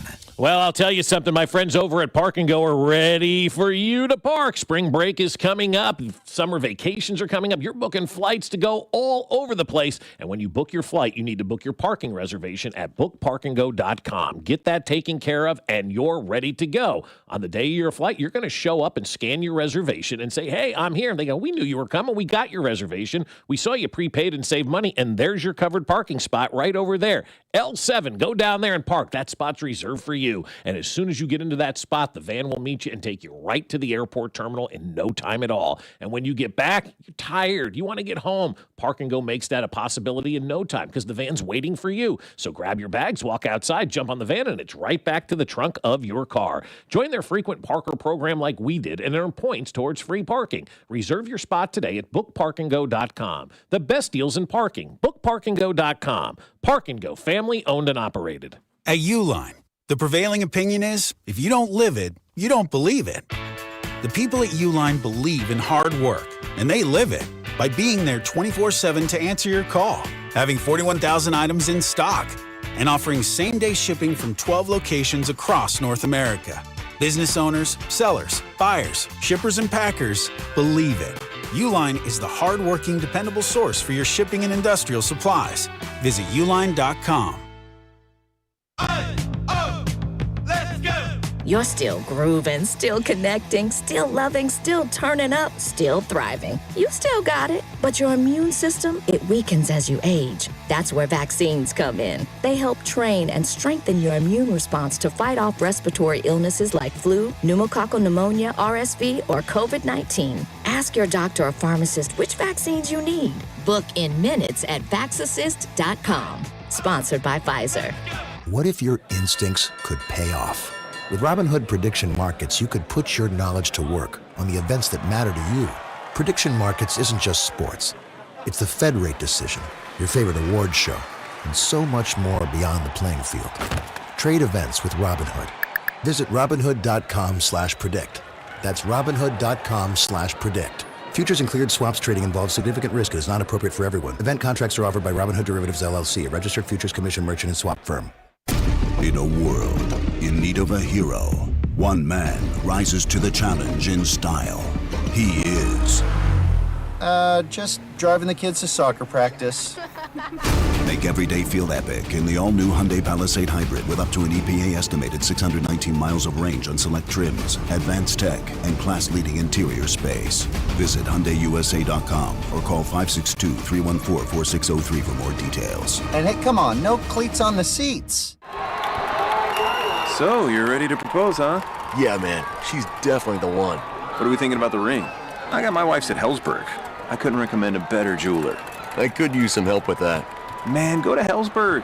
I had no idea how many details you need to consider. Did you know you can get a natural or lab-grown diamond? I didn't. Figure out what she wants. Trust me, they'll make it happen. Start your story with Hellsberg. Shop in store or at hellsberg.com. Here's your traffic report on 96.5 The Fan.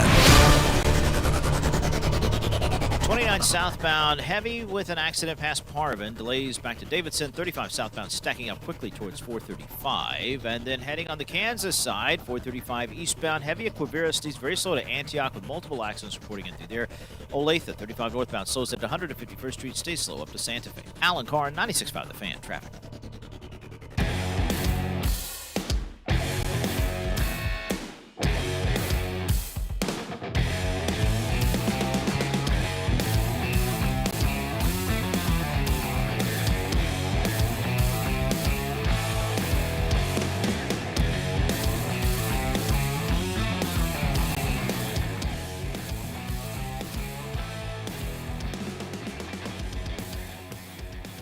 What am I doing? Caller number 5. There we go. Nobody said my mic was off. I appreciate the help.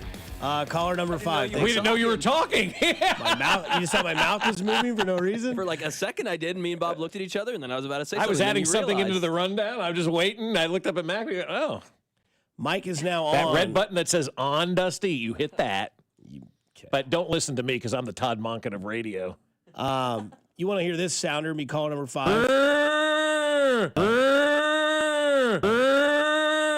That is the sounder for the $50 gift card you could win if you're caller number 5. 913-586-7965 to Booth Creek Wagyu. Casey's Best Steaks now with 2 locations, 95th and Knoll and 135th and Metcalf. And Shawnee Mission Ford on a mission to do more online at ShawneeMissionFord.com. We'll do sports and food here because it seems appropriate. I saw this recipe the other day, and I feel like I'm missing out because I've never experienced it. You guys know that I like to cook. I enjoy the time in the kitchen. It's kind of where I get away and where I think I'm Anthony Boursley. Cheddar Bay biscuit casserole. I think I'm sleeping on. I see them all the time in the aisle at Hy-Vee. I always see the Cheddar Bay biscuits. Looks super easy to make. And this is a breakfast casserole, and then you make the Cheddar Bay biscuits and put it on top. Smash or pass. Yeah, smash. But the thing is, like, those Cheddar Bay biscuits probably never taste as good as they do at the Red Lobster, though, right? No way. Yeah, there's no way they do. I guess I could just go, but I mean, I want to make them and put them on top. Because I've had people make it. I think Kling made them one time, and he's like, wasn't as good. Doesn't you know, hit the like, same. yeah. Like when you buy White Castle in the freezer, or, well. Yeah, but, you know, like, I couldn't think of another, comparison. I know what you mean, though. Yeah, exactly. Like anything that's like, ooh, I get this at a restaurant, and then you go and buy it. Yeah. Like the Olive Garden Italian dressing doesn't taste the same at home as it does on that bag of iceberg lettuce that they have for you. The only thing that tastes the same is, Jasper's sauce. There you go. Vodka sauce. Yeah, tastes the same. That's all I buy is that version of vodka sauce. The other one is making me go back to my childhood because I have not had this in probably 31 years. Banana pudding. And somebody made a banana pudding cheesecake. Yeah, I'm in on that. Oh, man. Yeah. Kidding me? Wow, this looks incredible. Yeah. I mean, I'm surprised the Cheesecake Factory hasn't had this. Maybe they have. I don't know. I get the peanut butter, The fudge, cup peanut one. butter. Yeah. Peanut butter chocolate cheesecake or whatever they have with the Reese's peanut butter cup on it. Yes. Sign me up for anything peanut butter and chocolate, right? But sign me up for anything banana pudding. Same. If there's anybody out there that can make a banana pudding cheesecake for your boy. I don't think it would be hard to make, though. You just make a cheesecake and then top it with banana pudding, right? That's easier said than done. Like, cheesecakes collapse. Like, they're a bee to make, I think.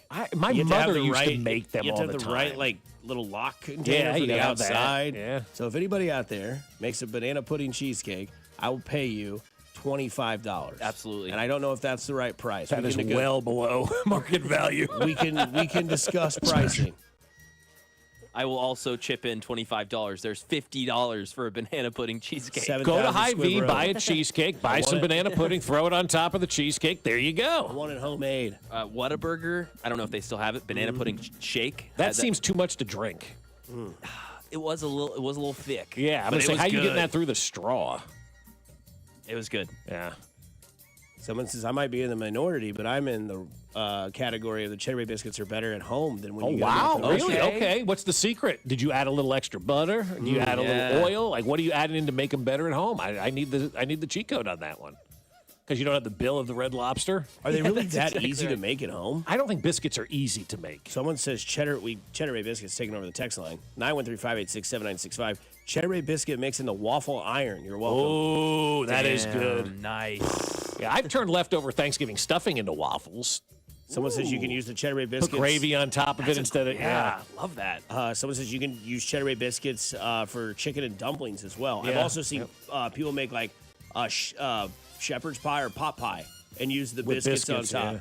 Oh, God. That'd be gas. That pot love pie a from pot pie. Costco. Get the one at Costco. Okay. Dear God. Cut You're it not in gonna- eighths and Yeah. freeze 7/8 of it. You're and not you going know. to eat. You and Hannah won't eat all of it, but you could try. It's good, dude. I It's love awesome. pot pie. Oh, it's great. Go to Pot Pie in Westport. It's been there like Okay. 30 years. I mean, it's been there forever. They have a All right. white chocolate raspberry Whataburger shake. Holy cow. That sounds good. That flirts with raspberry chocolate for me, flirts very well with peanut butter and chocolate. Does anybody else think the Whataburger line just takes too long? I've never been. I haven't been in a minute, but every time I have been, it has been a line. Yeah. Actually, it's funny. I just drove by one yesterday. I thought this isn't even a dinner or lunchtime, and there was a decent line there. So it's But funny it you bring takes that up. long Yeah. because, like, even on like a Saturday morning, if I get up at like 6 o'clock and go and grab tacos for everybody, it takes forever. I will do whatever my future wife wants me to do for a raspberry chocolate Whataburger shake. That's sex in a cup, baby. That sounds incredible. It's a lot better than Tabasco vodka. Would you try it? Absolutely not. Like, absolutely. No. That sounds like a lot of bubbles and a lot of troubles. I mean, would you smash it? Would you use it for a Bloody Mary? Absolute has put it out. They've formed a thing with Tabasco, so it's Absolute Tabasco, like legitimately Tabasco. The Bloody Mary, I'd give it a shot. With foreshadowing in the background of a volcano exploding. It did have that. That's your yeah. hole. Yeah, but it is gluten free. But I think it would probably be good for a Bloody Mary, right? I could see that. Yeah. I could definitely see Other that. than that, I'm not just kind of out on it. Yeah. And that's what they use it. They advertise it for a Bloody Mary. Don't people know that blood's actually blue?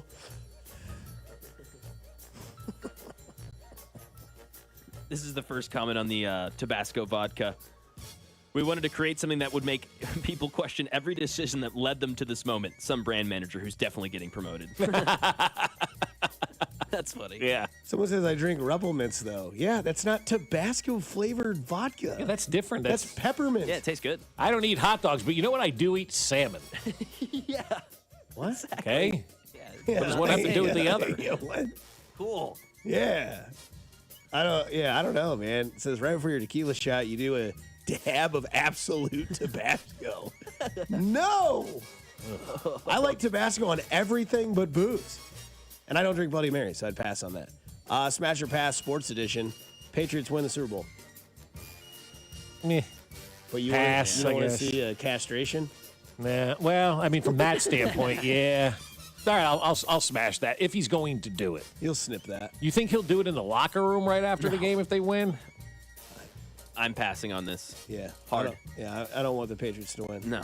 I don't want him to win either, but if the man's going to slice himself, I mean, Men's wieners. Seattle winning the Super Bowl. Smash. Let's go. sure, I guess you got to smash if you're passing on Yeah. the Pats, you know. Yeah. One of the best comeback stories in sports. Yeah, Sam according to Darnold. Ben Maller, Sam Darnold's going to win the Super Bowl to be believable. Like, that's wild. That's not true. That's ridiculous.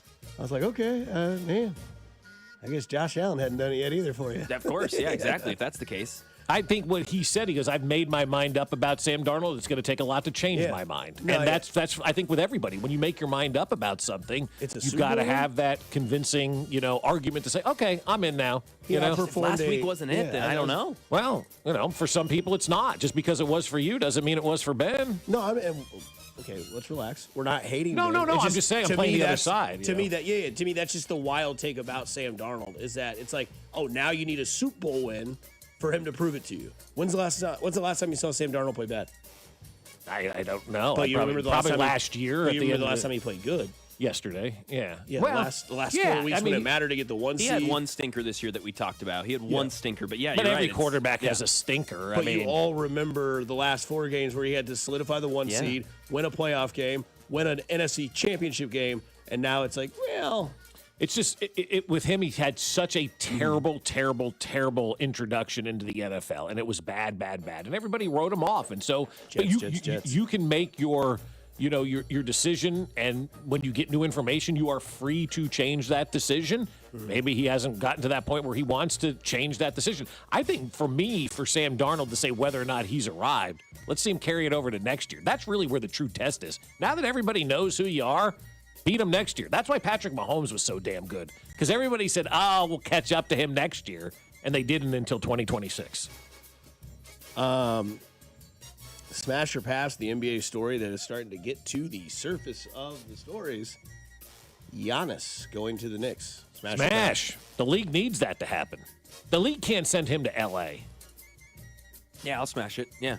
Jason Tatum coming back late in the season. The Celtics beating the Knicks in the playoffs will make it that much sweeter if Giannis is a You part and of the Bob team. watching on the patio? Yeah, absolutely. Do you think Seeing the Knicks who have Winnie's enough to rooting give for? up? Does anybody have enough to give up for The Knicks will Giannis? give up Karl Anthony Towns. Yeah, but he stinks. They There's have others that'll be involved. They have more to give up after the season, I read about, because of contracts and stuff like that. Yeah. So there are some. The Warriors are a team to watch. I sneaky. heard them too. That they said he may end up in Golden State. That Yep. would suck. They have a lot to offer right now. I Spurs know. do too. I hate that because and the league needs the Knicks to be good. I agree. We know how fun it was last It was year, awesome, guys. dude. Bob had the front door open. I mean, bang bong. You have the Knicks doing their thing. It's just different. It's fun. Golden and I State, hate them, but they're fun. Like Golden State, I get it. They win championships, but they're a nobody. They really are. I mean, but the Knicks aren't. The Knicks are a team, and the NBA needs that franchise to be good. So that's like going to Golden State. Like that's giving a millionaire more money. It's like give the Knicks this guy, let him take the Knicks to the level, and it brings up the entire league. I think Golden State has the most popular player in the NBA today. According to jersey sales. Draymond Green? I think Steph Curry still leads the NBA in jersey sales. As he should. I see his Yeah, I wouldn't be jersey surprised all by the that. time on kids. Every time I go to the J and kids are playing basketball, at least one kid has a Steph Curry jersey on. And they're young kids. I'm talking like 4th grade and lower. So he's still rocking it, They man. want to shoot threes. Yeah. They want to shimmy. They want to dance. Last one, smash or pass at 3:30 on Saturday. KU BYU. Yeah, that's a good one. That's a pass. Or smash, yeah. Smash. Yeah, man. Smash. DeBonzo versus Peterson. I'm pumped, man. I'm about 90% sure Peterson's going to play. Kind of has to, Yeah, I think, in this he's gonna play. situation. Take that sucker up and get out there. It's and game 1,000 in Allen Fieldhouse's history. Every crazy. NBA scout is going to be there. Yeah. College game day is going to be there. kids Yes, are already playing. sleeping there since Monday. Yeah, of course he's playing. I'm ready for this. The game, spotlight's going to be on. It's like LeBron. It's the same type of guy. Oh, there's a lot of people here. All right, I'll play. man. I am so ready for this game. Can't wait. Talk about it tomorrow. Plus the Royal Rumble on Saturday as well. You can watch that before. I think Is it it starts at like noon or 1. Netflix? It's on Netflix. Netflix. Okay. Yeah, for sure. Coming up next, Josh Verner. He gave us a little bit of insight of what's going to come up this weekend. Plus, we asked him the question we asked you all, and you're going to hear. Oh, hang on. I got breaking news. Remember Mitchell that came in a year ago? He's going to make us a banana pudding cheesecake. Let's go. Yes, Sweet. we got it. Yes. Follow-up question: do we still have to pay him No. $50?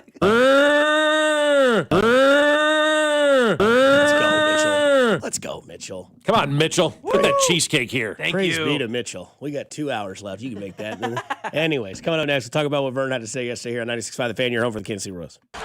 This is voice of the Wildcats, Wyatt Thompson, and you're listening to Fescoe and Dusty on your home for K-State Athletics, 96.5 The Fan. Brought to you by Golden Oak Lending. Do you need extra cash? Golden Oak Lending can convert your home's equity into cash in as little as 14 days. Let Golden Oak Lending cure your blues. Mitchell's dad just texted in. We're getting that banana cheesecake here ASAP. But also, if you want to feel better ASAP, you need to go see my friends over at QC Kinetics, because right now they can get you feeling better and get real relief without surgery, without downtime, and without putting your life on pause. QC Kinetics delivers regenerative treatments that actually help your body repair the areas causing you pain. Achy knees and hips and shoulders, your back, wherever it hurts. Instead of facing an invasive operation that sidelines you for months, these treatments happen right in the office and you go about your day. Simple procedures that can deliver big, life-changing results. So skip the 3 to 6 months of recovery, skip all of that pain, skip the invasive surgery, and go see my friends over at QC Kinetics instead. Get game-changing regenerative treatment from QC Kinetics. January is supposed to be that clean slate, so let's make it one. Stop managing the pain and start solving it with QC Kinetics. Call now for your free consultation. 816-412-6299. That's 816-412-6299. All 435 in State Line and in Gladstone at 816-412-6299. It's QC Kinetics. The new era of UFC on Paramount Plus continues. Live from Australia. Featherweight champ Alexander Volkanovski. He is an animal. Defends his belt at home in an explosive rematch against Diego Lopez. You gotta be kidding me!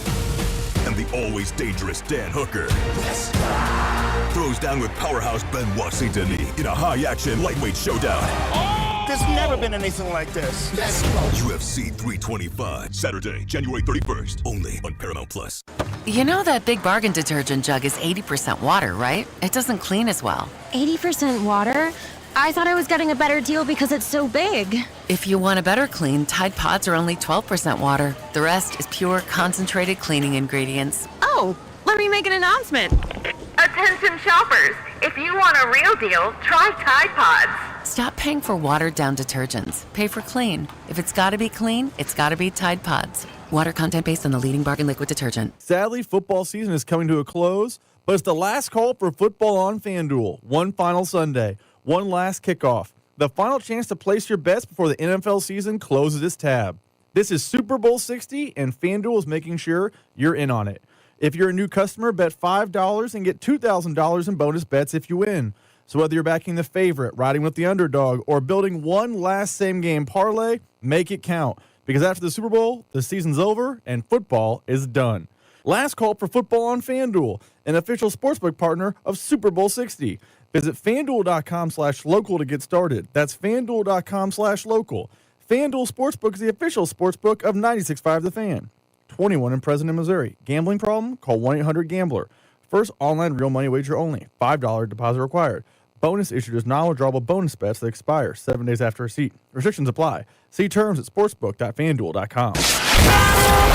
Here's your traffic report on 96.5 The Fan.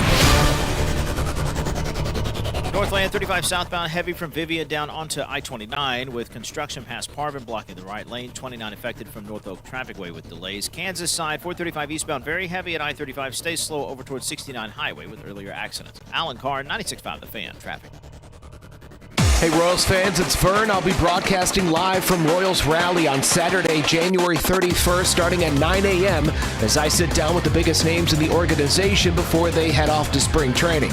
This is your home for Royals baseball. 96.5 The Fan. 96.5 The Fan. KFNC FM and AM. HD1 and HD2 Kansas City. An Odyssey Sports Station.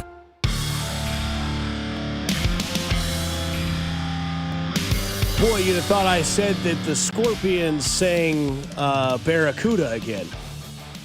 Royal Rumble is on ESPN Plus. Raw is on Netflix. You're an idiot. You don't know what you're talking about. Royal Rumble is on ESPN Plus, not Netflix, Dusty. Come on, damn it. I am so sorry. Put you on the spot. It's okay. No, it's not your fault, little macaroni. Little macaroon. Macaroon. Did Thank you, that? Brendan. Somebody called in. Brendan won the $50 gift card to Boot Creek Wagyu, and then immediately lost it because he called Mac the little macaroon. I like it. I'm actually going to steal that name. I bet Hannah likes that better than Cougar Chow. Yes, she probably does. Yo, what's up, little macaroon? Yeah. I like that. I love it. Hey. Little macaroon. All the nicknames, they're great. By the way, the Royal Rumble's on ESPN Plus. Oh, okay. Got you. You kept saying Netflix, but that's fine. I know. And if you know where it is, that's all that matters, right? Somebody, I got to get back to him because I found out there's like messages you can get on Twitter that you never knew you got from people because either like, oh yeah, I've got thousands of those. 'Cause if I don't follow you, I'm not checking your message. So I went through it last night, just kind of bored, trying to go to sleep. And there's some on there that were really nice. Obviously, you get some bad ones as well, but it doesn't bother me that much. But like one of the nicest was like, was really going to destroy you, dude, but was listening to the show on delay. Heart definitely sings Barracuda. That's great. Never going to let that down. Never going to give it up. Saw Vern yesterday. Looked great. Had his nice business attire on. Going to be live from the K Saturday from 9 to noon doing the Royals Rally Show. I'll be there as well doing some stuff. Will be hopping on with Vern. He invited me on the show yesterday to do some stuff there. But I asked him the question I asked you guys, and it was, this year for the Royals, would you rather see Bobby Witt Jr. win MVP or Jack Caglione hit 45 home runs? You want to know how quickly Reverne responded? Probably in seconds. You want to know what he chose? Probably Cags, right? 100%. Yeah. And the reason he said so is because he said, he's like, Bobby's going to be an MVP candidate like every year, and it's not really going to like make this team that much better, right? It's not they're not going to be like MVP great. But he's like, Cags 45. He goes, wow, that would just open up so many things. And I thought it was good to hear that from him because I kind of feel that way. I feel like if you had your right fielder that you never went out and got, now again, there's still time. You can still trade.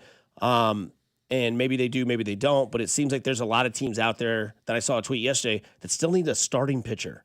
I saw that one yesterday, too. Like teams still looking for starters. Somebody's like, we're 11 days away from these guys going to camp, and 5 teams don't have a starting pitcher. But that's baseball. I mean, do something. Slow. Yeah, exactly. Yeah. So I thought of this. We were talking about everything is revolved around Josh Allen, or it was in the playoffs. And it was always like, well, he's got to do this. Or it's unfortunate maybe for Josh Allen because he lives in a league where Patrick Mahomes is at. Or when you talk about Phil Mickelson lives in a league where Tiger Woods is. Mm-hmm. There's no doubt in my mind that we all agree that Josh Allen is a stud athletic quarterback, but he's just never going to be Patrick Mahomes. Right. He's not a winner. But we understand that he might have the best build of what you could want for a quarterback. Yeah. Well above average arm, above average speed for the position, toughness, can do a lot. So you're like, you just don't question. He would be what I would consider, in my opinion, a 5-tool quarterback. Sure. If you call baseball players 5-tool players. Yeah. But he's never going to be the best, unfortunately. And the reason for that is because who plays at Arrowhead Stadium? That's Patrick Mahomes. Whereas Bobby Witt Jr. is in a time where he's just never going to be the best. But we can all agree, maybe not all agree, I say that a little bit too eagerly. I think he's the best athlete in baseball. I think he's a better athlete than Shohei Ohtani. Yeah, athlete, sure, yeah. Now, you could say Ohtani is a 5-tool player. But that's different, though. That's not an athlete. Like the way Bobby runs and, you know, all that kind of stuff. No, he's a better athlete. Speed, power, vision, arm, defense. Yeah, I don't think that's a shot at Shohei Ohtani at all. It's two different conversations, I think. But I feel that Bobby Witt Jr. will never be recognized as the best baseball player, but he might be the consensus, like, overall, that's what you'd want for a prototype. Mm-hmm. And that's kind of weird to me because we see all these quarterbacks in the NFL. It's like, can he get to Mahomes' level? Can he do what Mahomes does? Can he do these things? Like, there are things that Shohei Ohtani can do that Bobby Witt Jr. will never be able to do. Yeah. And there's things that, Aaron Judge will do that Bobby Witt Jr. just won't be able to do. Like, Bobby Witt Jr. is not going to hit 60 home runs. He's not going to hit 340 because he's, not going to take that many walks. He's not going to get intentionally walked as much as Judge. But he's in that kind of like that purgatory where there's just so much, everything above him is so far outliered into greatness that, like, I feel like we lose what the actual conversation is about Bobby Witt Jr. as like we can sometimes with Josh Allen. Now we know that it's only been one playoff run, but Bobby Witt Jr. wasn't anywhere to be found. Nowhere to be found. And when Josh Allen gets to the playoffs, he's nowhere to be found. I know. When it matters. When it matters. Yeah. And your ALDS, dude. In the Baltimore game, they won what? Those 2 games they won by a total of 3-2. Yeah, one right, game 1-0, the other one 2-1, something like that. Yeah, It's not No, it is accurate. It was. Okay. It was 1-0 and 2-1 or something like that. And then in the Yankees series, we're like doing the baseball thing. Do something, Bobby. Like, do something. And I feel like that's where he's at. But I think that when I read the comments, like, who's the best shortstop?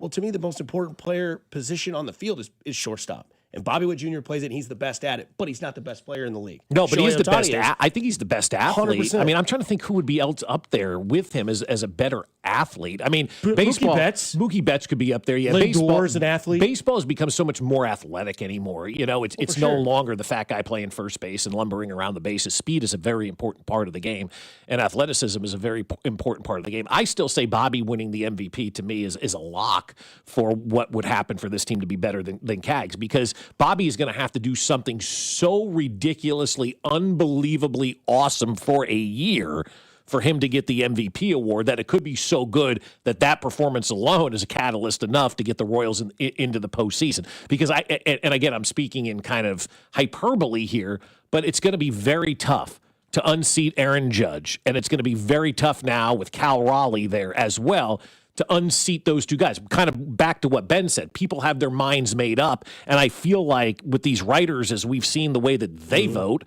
I think a lot of them go into the season saying Aaron Judge is going to be the MVP, and he has to lose it as opposed to somebody else going out there and winning it. Now, if Judge gets hurt or something like that, obviously, then Bobby can be up there, and that would change the conversation. But if Judge and Bobby both play 162 for argument's sake, I think it's going to be very difficult unless Bobby Witt Jr. does something so astronomically unbelievable for him to beat out Aaron Judge, just because I think the voters, as we've seen with this Belichick thing, they're who they are. And so that's why I think Bobby winning the MVP will be that. The good thing about baseball is, for me anyway, you don't need a World Series championship to be vindicated like you do in football at the quarterback position.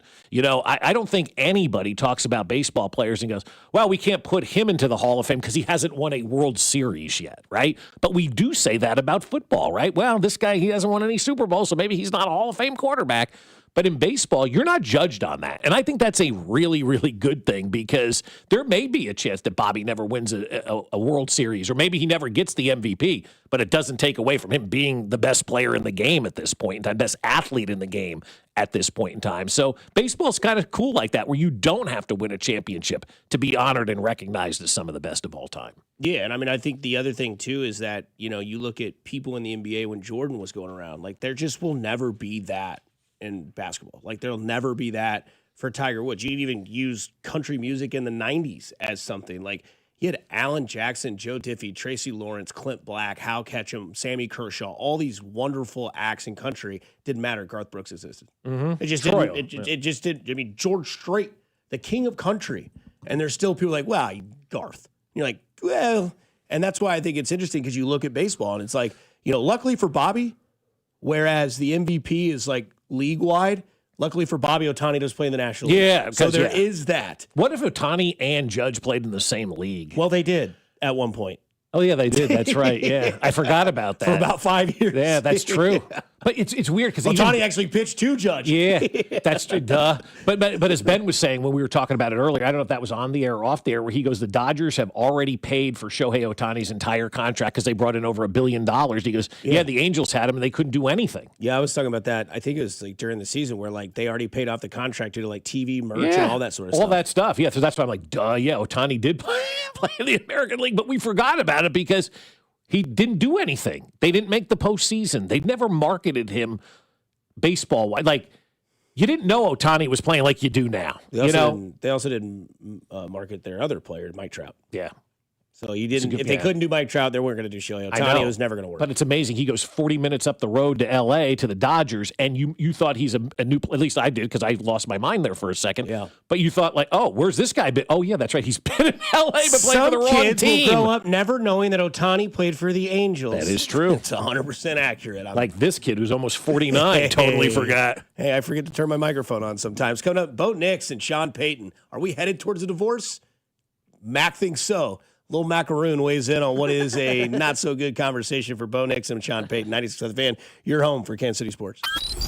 You're listening to Bob Fescoe. I'm surprised nobody punched him in the jaw yet. And Dusty Likens. He's a hoe, and I want that known. Brought to you by Golden Oak Lending. Do you need extra cash? Golden Oak Lending can convert your home's equity into cash in as little as 14 days. Let Golden Oak Lending cure your blues. Your home for Kansas City sports. 96.5 The Fan. Well, I'll tell you what, my friends over at Underdog are getting ready for the big game coming up next weekend, and you can as well, because the biggest game is right around the corner, and you can get in on all of the action with Underdog right now in Missouri. And if you're not on Underdog yet, that's cool, because now is the great time to get in on Underdog. New customers will get $75 in fantasy bonus entries when you make your first $5 fantasy entry. And playing on Underdog is simple. Head on over to that app, make the entries on if a player will go higher or lower on stats, like touchdowns and rushing yards, receptions, and more. And if you get them right, you could win up to 5,000 times your cash. Plus, there's new promos dropping daily in the app. So if you're making entries and winning money, then Underdog is the best place to be for the big game. And right now, we got a week off before the big game. Get all your, your stuff in on college basketball this weekend. We got some big ones going on. You can even work in some hockey as well. So what are you waiting for? Download the app today. Use promo promo code BOB to score $75 in fantasy bonus entries when you play your first $5 on fantasy with promo code BOB. Underdog, make plays, win money. Must be 18 and over and present in Missouri. Terms apply. See assets.underdogfantasy.com/web/play and get terms _DFS_.html for details. Concerned with your play? Call 1-800-GAMBLER or visit www.ncpgambling.org. Steve here with Connolly Plumbing Solutions. Our January special. Auger your main drain or branch line for only $99 per hour. That's $100 off. This includes a camera inspection with mainline work. Visit ConnollyPlumbingSolutions.com to schedule. I'm worth more. I'm worth a little more. I'm worth a lot more. You are worth more, and your car is worth more at GiveMeTheVin.com. Sell us your car. GiveMeTheVin.com. So easy you can do it in your underwear. DQ presents the Spicy Menu. For a limited time, try the new Flamethrower Chicken Strip Basket for $6.99 with spicy, bold strips that heat you up. Served with a side of famous DQ Soft Serve as a dip to cool you down. That's right, dip those spicy chicken strips right into Soft Serve. Plus fries and toast, all for just $6.99. And add a new pineapple lemonade sparkler or cooler made with tahini.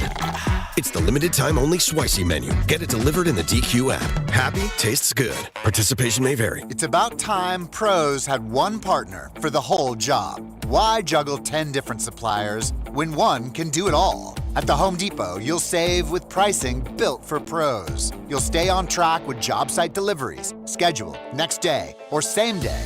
And you'll get every size, every finish, every job lot quantity you need. One partner for the entire job. That's how pros get more done. The Home Depot Pro. It's about time. The new era of UFC on Paramount Plus continues. Live from Australia.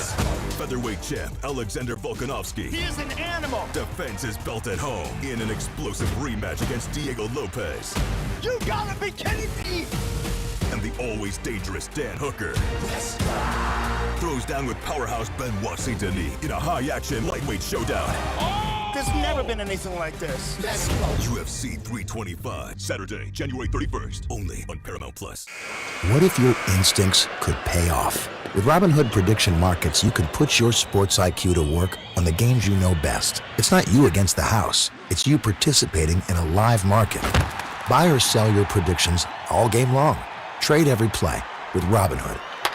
Visit Robinhood.com/predict. That's Robinhood.com/predict. Futures and cleared swaps trading involves significant risk and is not appropriate for everyone. Event contracts are offered by Robinhood Derivatives LLC, a registered futures commission merchant and swap firm.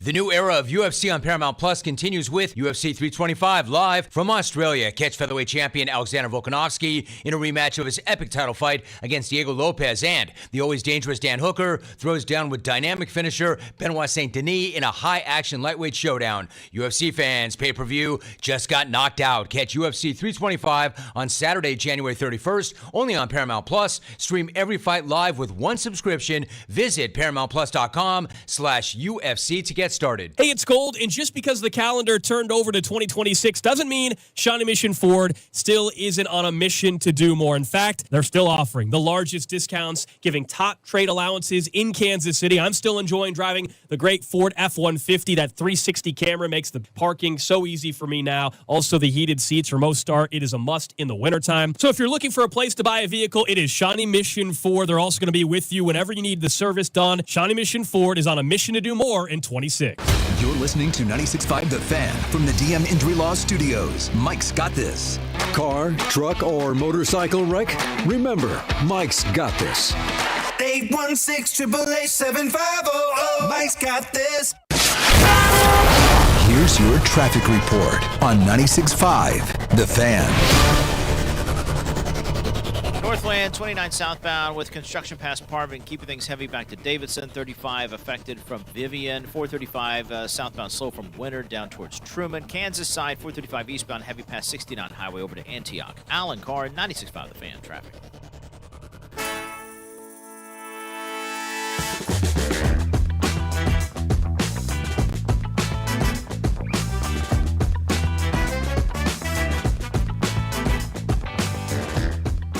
All right, so we're going to play you some audio, and you can call us Chiefs homers, Broncos haters, but I want you to hear it first. Mac let us know during one of the breaks that Bo Nix held his very own press conference Well, here's what he had to say. A condition that was like predisposed. Well, pause it real quick. Sorry. This is going to go, just so I can explain, this is going to go back and forth between comments from Sean Payton to responses that Bo Nix has now since made yesterday in a press conference that he held online with Broncos media. So we'll first hear Payton, then Nix, Payton, Can I then ask you Nix. this? Was this and maybe you don't know. This isn't AI. This is not a. Okay. First of all, good call by you.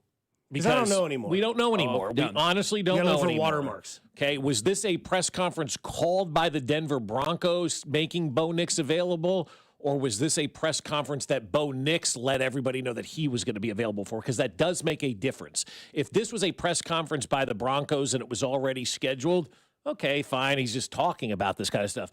But if he heard what Sean Payton said and then called this press conference himself, I think it's a completely different can of worms here. Yeah, I'll have to find that out specifically. From the comments that Bo Nix made, I would go the latter. That he called this himself? Yes. Okay. So here it is. How do we find that out? That was like predisposed right at that they always find a little bit more when they go in, and it wasn't a matter of if, it was a matter of when. Didn't have any predisposed issues. My ankles were feeling really good. He said he had one in high school, and then he said he had one at Auburn. I don't think he really should share how many surgeries I've had in the past, to be honest with you, but because I don't, he doesn't really even know that.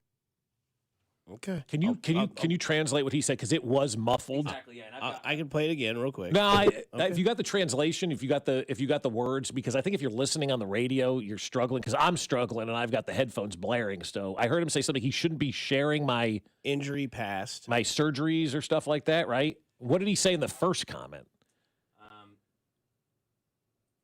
A condition like that was predisposed right away is what Sean Payton starts with. He talks like a predisposed injury that we had, and then Bo Nix is like, no, this wasn't this way. And actually, I'll play another press conference quote from Sean Payton that goes longer. Sean Payton goes on to say, he had one at Auburn, had one in high school. If I would have known that, I wouldn't have drafted him. He said that the night of that injury, actually, too. So Sean Payton just still putting his foot in his mouth. But then Bo Nix saying... Sean Payton said that? Yeah, and I'll play that audio here in a second as well once I get that rolled in. But Bo Nix saying, no, actually, he doesn't know how many surgeries he's had. I'd appreciate if he doesn't talk about the surgeries that I've had, and it's irrelevant, and I didn't have predisposed. Basically denying everything Sean Payton has said. Yeah, and that's not good. I don't care what you say. That is not a good situation out there in Denver if the quarterback's having a press conference to refute the stuff that the coach said and then taking shots that he has no business talking about how many surgeries I've had. Wow. God, you hate to see it. I think what comes out of this for me is that my narrative for Sean Payton is accurate. It will never change. Cody called him yesterday a weasel. I thought that was hilarious. He said he's a snake in the grass. I agree with everything. Cody said all that? Yeah. Wow. Yeah, right. And hearing other people's opinions and realizing that maybe it's not as far-fetched. And then you have your own quarterback who, when it finally was right and it finally looked like it was going to work and you actually have a sustainable franchise moving forward, it's like, man, all the things that you've just done are debunked and not credible to anyone because Sean Payton, and pardon my French if you're with your kids in the car, Sean Payton's an ass.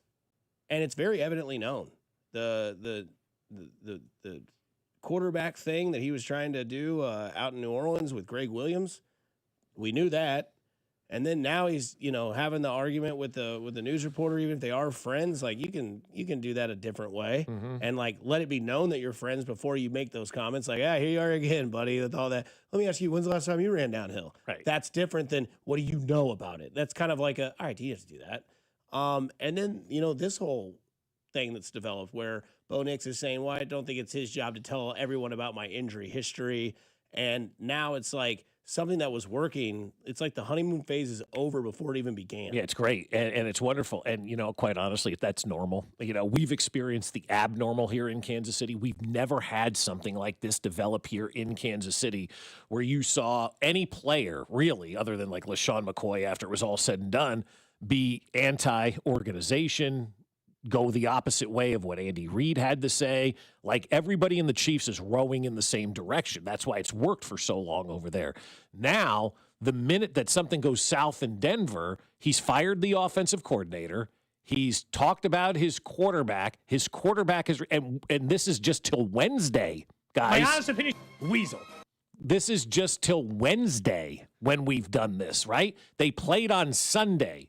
3 days went by, and all of this has already happened out in Denver. And to me, when you see stuff like this happening, you know there are problems out there. That's why the winning and what the Chiefs did for so long, and even the Patriots doing it for as long as they did to kind of keep that whole thing together, for the Chiefs a decade and going, and the Patriots for 2 decades, it's remarkable. You have to have the right leadership involved. And you can say what you want about Sean Payton being a good NFL coach, but he's not good at anything else. And, you know, as Ben would say, he can ride the vomit comet to poop your pants island as far as I'm concerned, because it sure seems like what he's doing out there, how do you explain? He's being a jerk. I mean, there's really no other way to put it. And to me, I think we've seen Sean Payton be more of a jerk than we ever saw in New Orleans. Obviously, the Deflategate stuff, but it really seems like he's taken his Richard level and raised it like 10 times from when he was in New Orleans. Other than the stuff that went on with, you know, with not Deflategate, whatever that gate was, Bounty Gate, you know. Other than that moment, I couldn't remember what that was called. Other than that moment in time, you didn't really hear much about Sean Payton. You didn't really know who he was. And now, since he's been to Denver, I really know who he is. He's an unlikable douche. And this is him saying he wouldn't have drafted him. You know, he knows, you know, that God's got a plan for him. And he said he had one in high school. And then he said he had one at Auburn. And I said, I didn't realize that. I said, if I'd have known that, I wouldn't have drafted you. But it's funny. Yeah, reporters, yeah. Yeah, the reporters go, That was like an uncomfortable laugh. No, that really was, because are you serious? Well, you got to run it that he was serious. He said that. He said that. So, and you don't know that? And the headline needs to be that if Sean Payton knew about this injury, he never would have drafted his franchise quarterback, Bo Nix. So Sean Payton does not like Bo Nix. 100%. And clearly doesn't like Bo Nix. And you should be careful, Sean Payton, because we just saw you without Bo Nix. Right. I don't care if the snowstorm was there. Well, we that just was his saw offensive coordinator's fault. Right. There's another nugget to the Sean Payton in the last, 6 days. Fired his offensive coordinator. No, I said that earlier. Yeah, I'm saying that's another 3 days. Plus, he had the comment where he's like, he better watch his ass. Yep. About Davis Webb. Bo Nix really likes Davis Webb. Among all reports, they had a really close relationship. Shouldn't you be celebrating he went to the AFC Championship game? Yes. And then, unfortunately, you lost that game because your guy that you believe in, that you have as your starting quarterback of your franchise, wasn't in it. I'll ask you this question that you asked last week, Dusty. Who's going to have a worse offseason? You said who's having a worse offseason, the Bills or the Chiefs, right? Who's having a worse offseason, the Bills or the Broncos at this point in time? Because it is the Denver Broncos.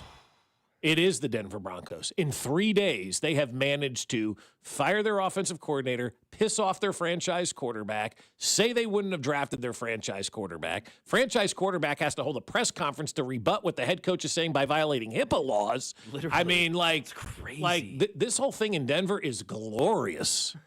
This is wonderful. This is exactly what we needed. This is the dysfunction of the AFC West that is taking place right before our eyes with the Denver Broncos. I mean, you win for the first time in a long time. You get to an AFC Championship game. Yeah, you didn't win. You should be celebrating in Denver. There should be positive vibes coming out of that building. There's nothing but negativity coming out of that building. And maybe a lot of these players just don't like Sean Payton either. A lot of people on the text line saying that Sean Payton could be under legal scrutiny because that's a violation of 100%. HIPAA. That's what I said. Yeah, he's 100%. HIPAA violations 100%. here. I mean, yeah, you can't do that.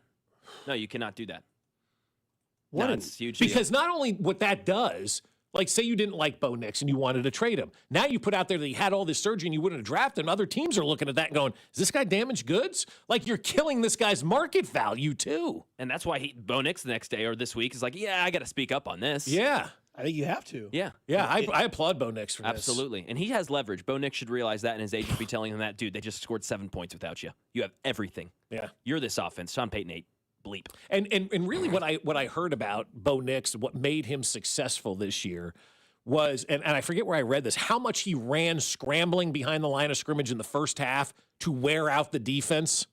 And that was a thought in his head that for the first half, I'm going to scramble extra when I'm at home because it's going to wear out the defenses. And then in the second half, we'll have the ability to come back. And look at what happened this year with that team. They said he would run like, I forget what the number was, hundreds and hundreds of yards in the first half just to try to wear out the defense with scrambling and all that kind of stuff to tire them out. I'm like, That's a pretty cool move. So Bo Nix has got a head on his shoulders. Damn good player. Outplayed a lot of quarterbacks in the postseason this year. And your head coach, who managed to screw you out of a chance to go to the Super Bowl by making bad decisions and not realizing whether it was coming in, is blaming everybody else. That's the sign of a bad leader. When things go wrong, he has literally blamed everybody else. Yeah. Denver Broncos fan on the text line. Come on, guys. Sean Payton was clearly joking. He laughed after he made the comment. He did not disclose medical diagnosis or genetic details. He just said he had surgery, so he will not actually face legal trouble. But he's still a jerk, was the comment there. So he just gets the pass every time. Yeah, every time. Every time, because he gets to laugh and reporters uncomfortable laugh. No, you just get to be a jerk. You talk about LeBron being narcissistic. Yeah, my God. We might have the definition there. I mean, seriously, think about it. I mean, all right, we lost. I made bad decisions. Let me fire the offensive coordinator and then tell everybody that Bo Nix has been injured and I wouldn't have drafted him. Yeah, shout out to our guy JT, because I kind of forgot about this story yesterday, and he's like, "Hey, you guys going to talk about this today?" I was like, "Oh yeah." And then So shout out to JT. like we had our issues with Andy Reid this year. Okay, hold the guys accountable. We're not telling Andy Reid, "Hey, you better not say that stuff about Patrick Mahomes in public." Like that's the difference between Andy Reid, a real leader, and Sean Payton, who he's the Beverly Hillbillies, right? He won the lottery, struck gold, and he's out there. Like, he doesn't understand what life's about. Andy Reid's like, I can handle this. We'll be fine. The worst thing we're saying about Andy Reid is like, please hold your guys accountable. No more penalties. Sean Payton's like, our quarterback sucks. He's always hurt. I wouldn't have taken him. Yeah, I have a hard time giving people a third chance. I have no issue giving people a second chance, but this is like 3, 4, 5, 6, 7, 8, 9 chances. And it just seems like he hasn't changed who he is. Mm-hmm. But again, like this is, he turned that franchise around, so he gets a pass, another pass. For now. For exactly, right now. Yeah. But again, if it comes to who do I choose, Sean Payton or Bo Nix, I think the Broncos right now would lean Bo Nix. You think so? Hell yeah. You talking management? You talking fans? Both. Huh, okay. I do. Okay, that's cool. Yeah, I think from this last season and from what we saw without Bo Nix there, I think that again, that's leverage. Yeah. That's what I would use. Speaking of right now, the Chiefs right now have a lot of needs. Don't forget, February 10th, we will have our Chiefs off-season football show, which will be Bob, myself, Carrington, Cody, and Alex from 9 until 11 on February 10th, all things Chiefs off-season.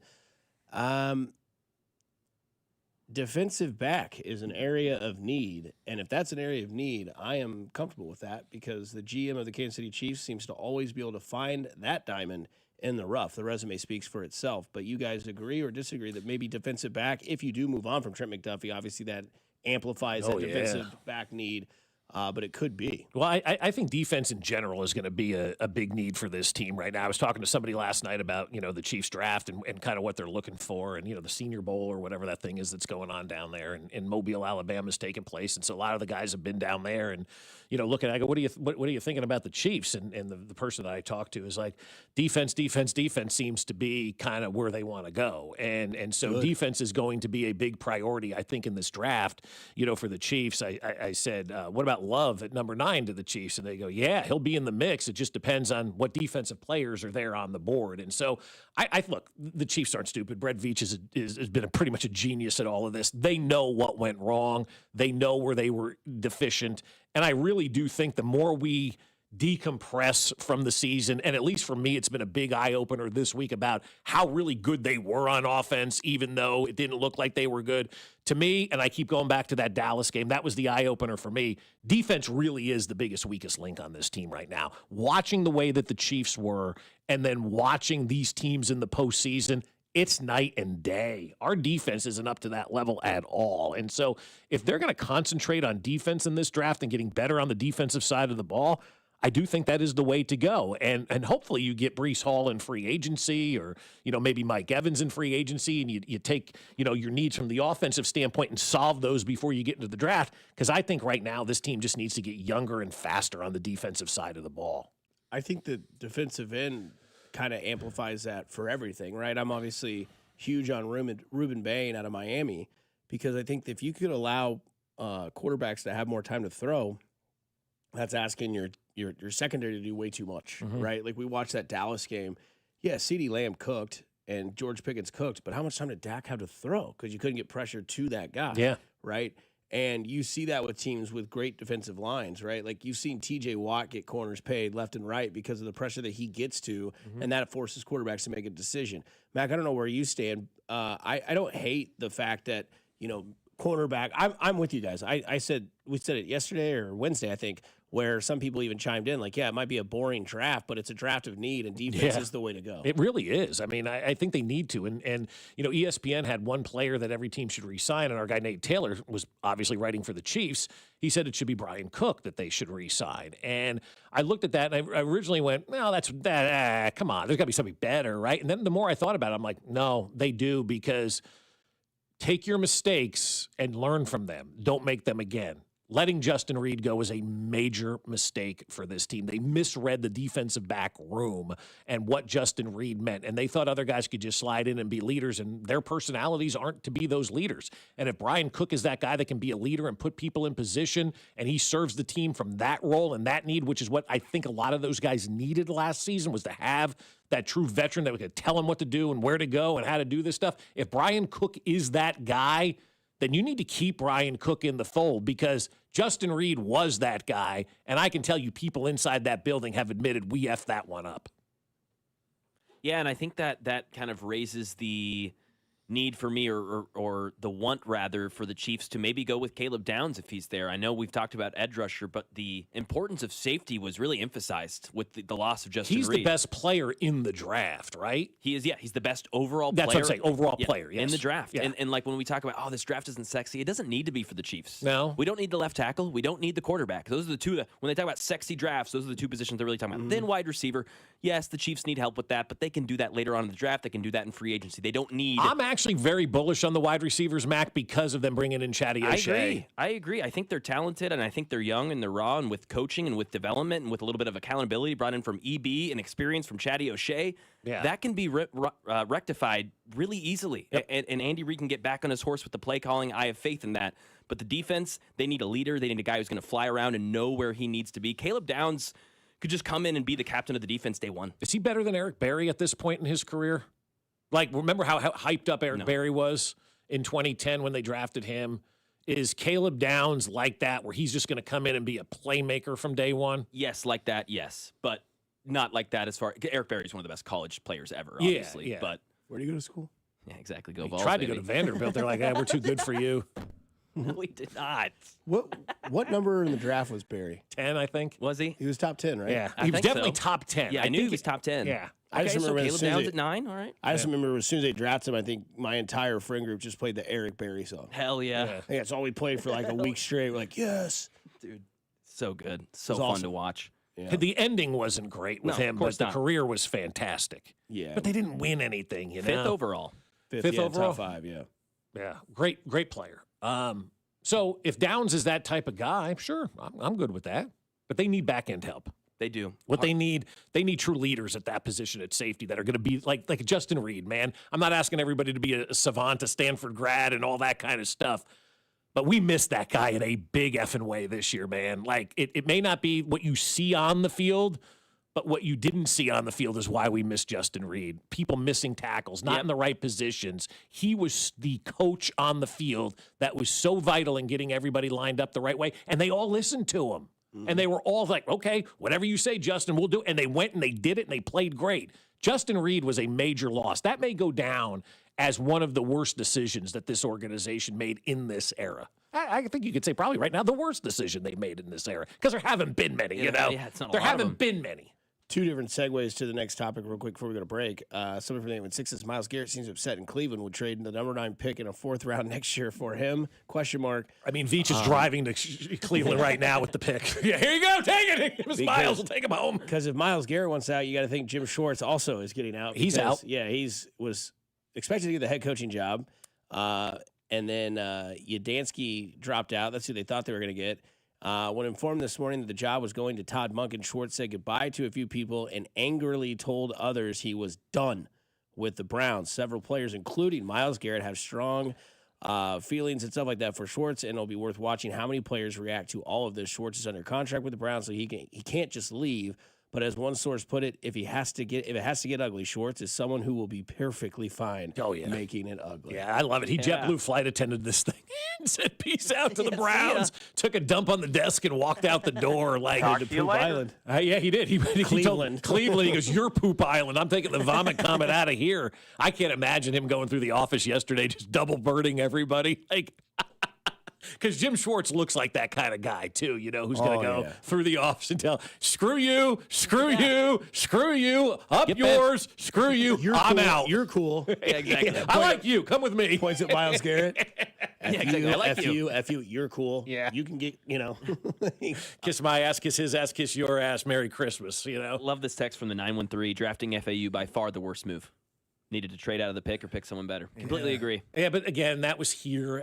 I do believe that if they weren't that draft wasn't here, they would have bailed out of that. Yeah, I'm not using that as an excuse. Could have had. Well, it's not an excuse. It's the truth. I mean, they wanted to make the pick in Kansas City, and that's what they did. Yeah, pick someone better. Yeah. Well, childhood lies. Eat carrots. You'll see better. Don't sit too close to the TV. It'll ruin your eyes. Well, there's others out there as well here on the other side. Here on 96.5 The Fan, your home for Kansas City sports. You're listening to Fescoe and Dusty, brought to you by Golden Oak Lending. Do you need extra cash? Golden Oak Lending can convert your home's equity into cash in as little as 14 days. Let Golden Oak Lending cure your blues. Your home for Kansas City sports. 96.5 The Fan. I'll tell you what, guys, the new year is moving on into February. And if you haven't called my friends at Heartland Men's Health yet, then what are you waiting for? Because improving your health may be one of your big resolutions.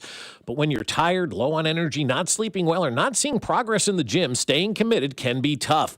Heartland Men's Health can likely help with that resolution because those symptoms are often signs of low T. But this year, Heartland Men's Health is also helping men go further with 4 targeted body composition plans featuring GH peptides, NAD+, GLP-1, PDA, and more. It's all designed to boost energy, support your metabolism, enhance recovery, and accelerate fat loss. And with the low T treatments combined with body composition programs, most men notice real improvements, more energy, better focus, improved sleep, stronger workouts, and often a renewed sex drive as well. So call my friends over at Heartland Men's Health today. There's no need to wait. Don't go another year with low T. They have 3 locations to serve you: Overland Park, Independence between Blue Springs and Lee Summit, and in North Kansas City. So call them today, 844-447-6600, or visit heartlandmenshealth.com.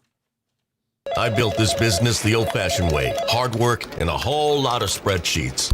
Yeah, about that, I upgraded us to Odoo. Odoo puts everything we need, sales, inventory, accounting, on one connected platform. No more juggling systems, no more headaches. So it all works together? Exactly. Odoo is the all-in-one business software that makes running and passing on a business easier than ever. Take your business into the next generation. Try Odoo free at odoo.com. That's ODOO.com. As a mom, comforting my family is what I do best. Vicks Vapor Stick provides soothing, non-medicated Vicks Vapors in an easy-to-apply stick, and it dries fast, so there's no mess. I use it to comfort myself and my family. Thanks, Mom. Vicks Vapo Stick, soothing comfort for the whole family. And try Vicks Vapo Shower Max for steamy Vicks Vapors when you need more comfort for yourself. Use as directed. DQ presents the Spicy Menu. For a limited time, try the new Flamethrower Chicken Strip Basket for $6.99 with spicy, bold strips that heat you up. Served with a side of famous DQ Soft Serve as a dip to cool you down. That's right, dip those spicy chicken strips right into Soft Serve. Plus fries and toast, all for just $6.99. And add a new pineapple lemonade sparkler or cooler made with tahini. It's the limited time only Spicy Menu. Get it delivered in the DQ app. Happy, tastes good. Participation may vary. Here's your traffic report on 96.5 The Fan. North KC, 29 southbound. Construction set up past Parvin. Delays a factor. Right lane blocked. Slow from the merge with I-35 and 35 southbound sluggish from around Antioch getting onto 29. East side, 435 southbound heavy from Winter down towards Truman. And on the Kansas side, 435 eastbound slow rolling from 69 Highway out to Metcalf with earlier problems. Alan Carr, 96.5 The Fan. Traffic.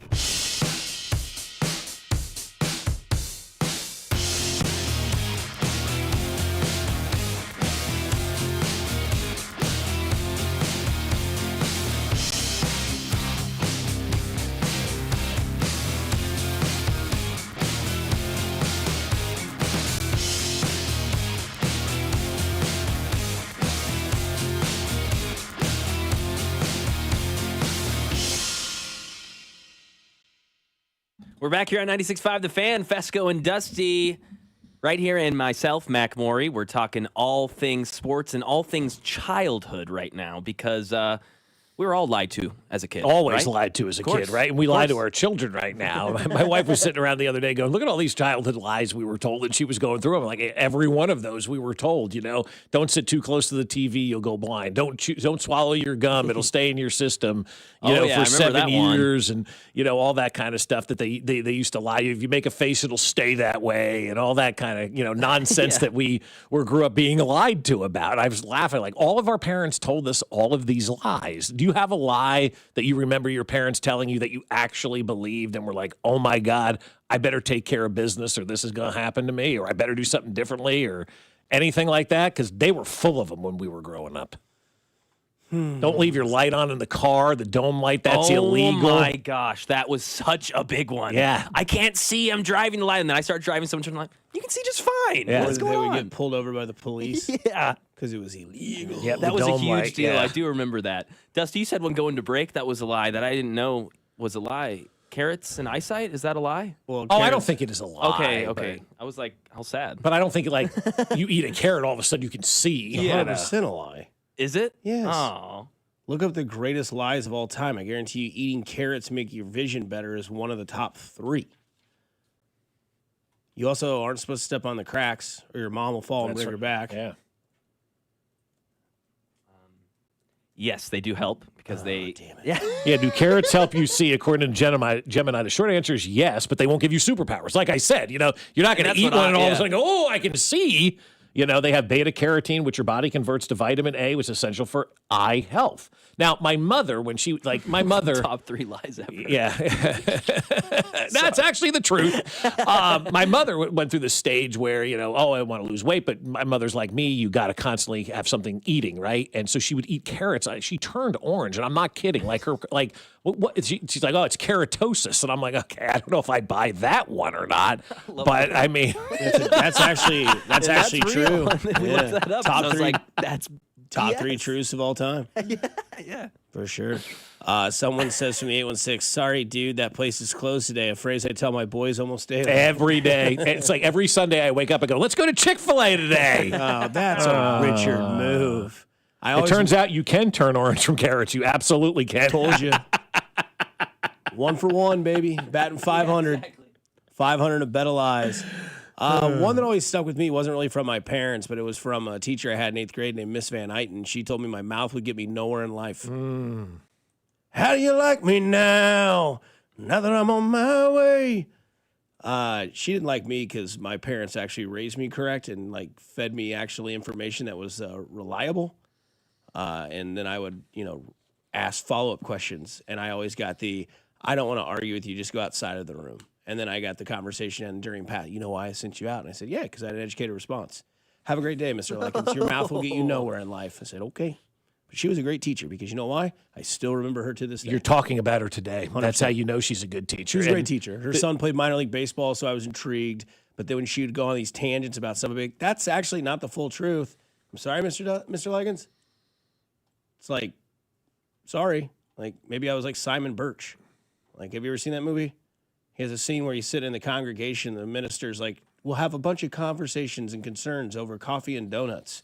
And Simon Birch stands up. What do coffee and donuts have to do with God? And the guy's like, excuse me, Simon? And he repeats the thing. He's like, Simon, please, enough. Sit down. They don't like when you're challenged. Right? What does coffee and donuts have to do with the Lord? It's more relaxed to talk about God when you have a coffee and a donut. I guess. Maybe. I don't know. That's what his... More informal. I don't know. Mine was my piano teacher, Mrs. Sauter. She was her and my mother best friends, and so I used to go over there and practice piano all the time. And she had this mound of dirt in her yard all the time. I'm like, what is in that mound of dirt? She goes, that's where I bury the children who don't practice their piano. Holy cow! She would get canceled today. Well, I mean, she would have got canceled for a lot worse than that back in the day.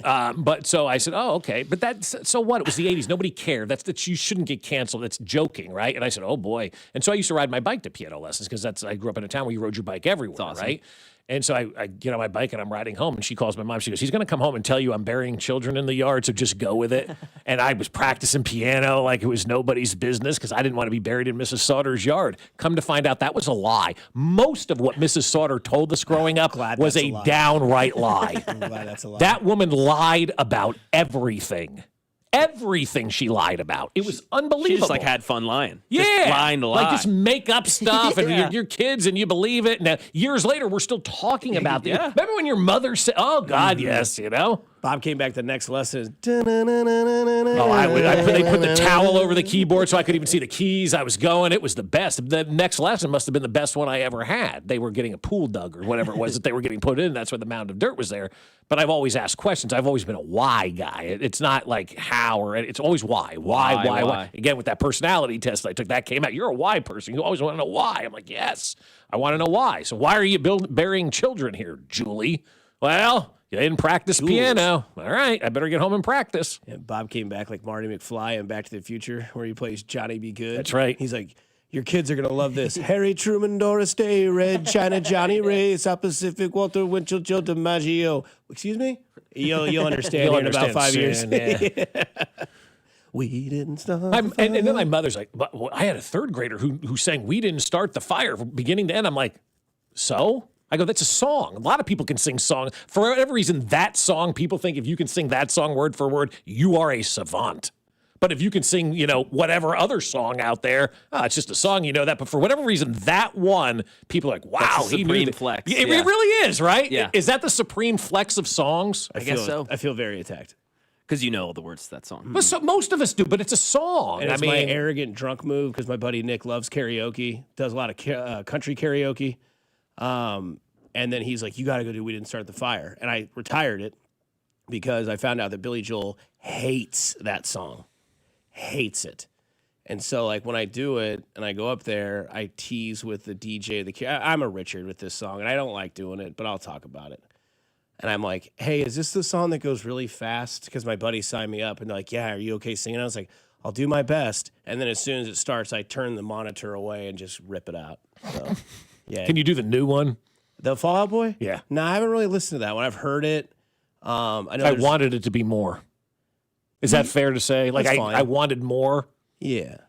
I don't know. I mean, I heard the Blink-182 reference, so I liked it immediately when they bring up Blink-182 in that song. So I was like, all right, cool. That's, paying respects. But, like, yeah, you just can't beat the original. No, you right? can't. Like, they're doing a new Rocky movie. No, they're not. Yeah, but it's a different twist. It's gonna basically be like what Sylvester Stallone did to prepare for Rocky, and they're having somebody play Sylvester Stallone.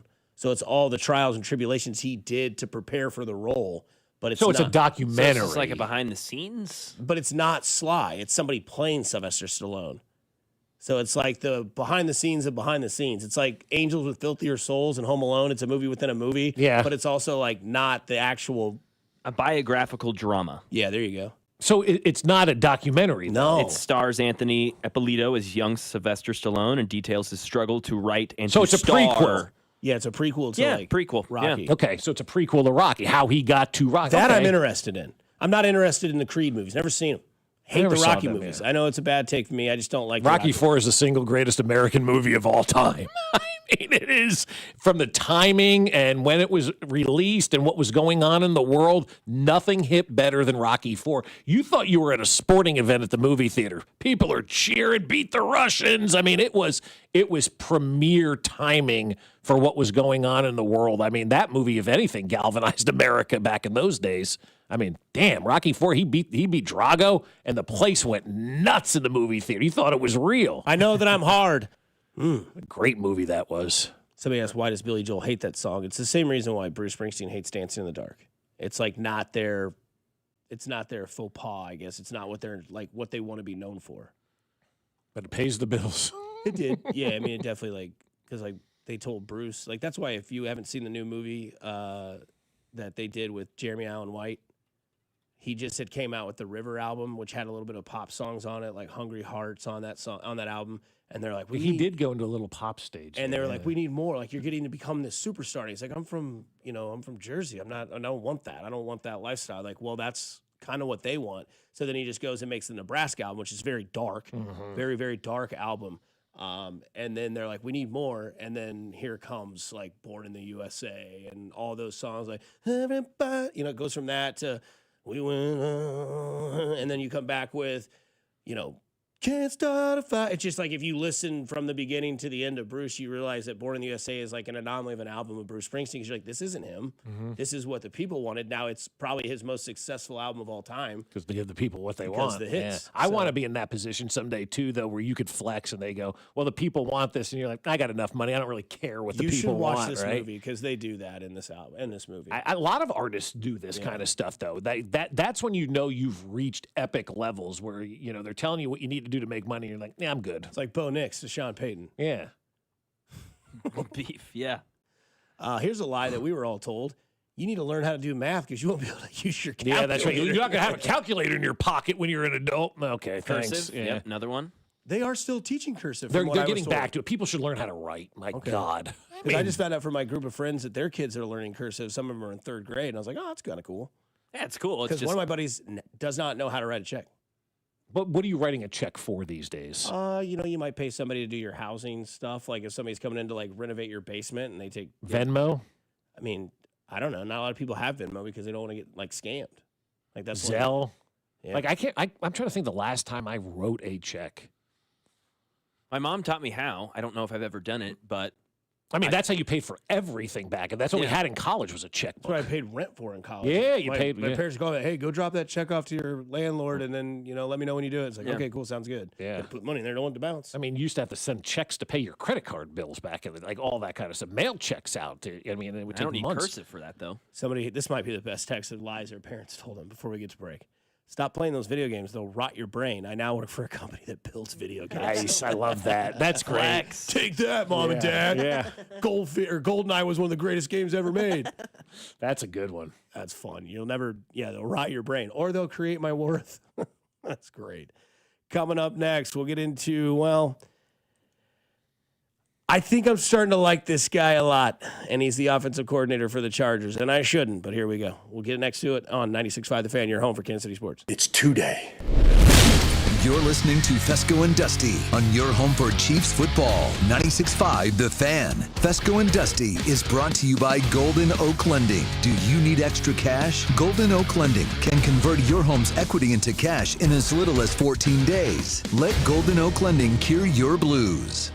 Well, I'll tell you what, my friends over at Golden Oak Lending can help you as they've helped us over the last decade. These folks are awesome, but it all starts with you taking that free mortgage checkup with my friends over at Golden Oak Lending. And I think everybody should take this free mortgage checkup because it gives you a good reset of where you are and where you want to go, with your financial future. And there's no risk, there's no paperwork, there's no credit card required. It's just a simple conversation with the folks over at Golden Oak Lending where you do all the talking and tell them where you want to go with your financial future. Then they'll get to work to see if they have a mortgage that's better than the one you're in. If they do, great. If they don't, hey, they'll let you know that as well and never put you in a mortgage that isn't better than what you currently have. The average cash out customer with Golden Oak saves $1,104 per month, and then you can go 2 months without having to make a mortgage payment. Having that break for 60 days is just what the doctor ordered. So get started with Golden Oak's free mortgage checkup. It is risk-free and there's no paperwork required. Just call them at 913-890-GOLD. That's 913-890-GOLD and let Golden Oak Lending cure your blues.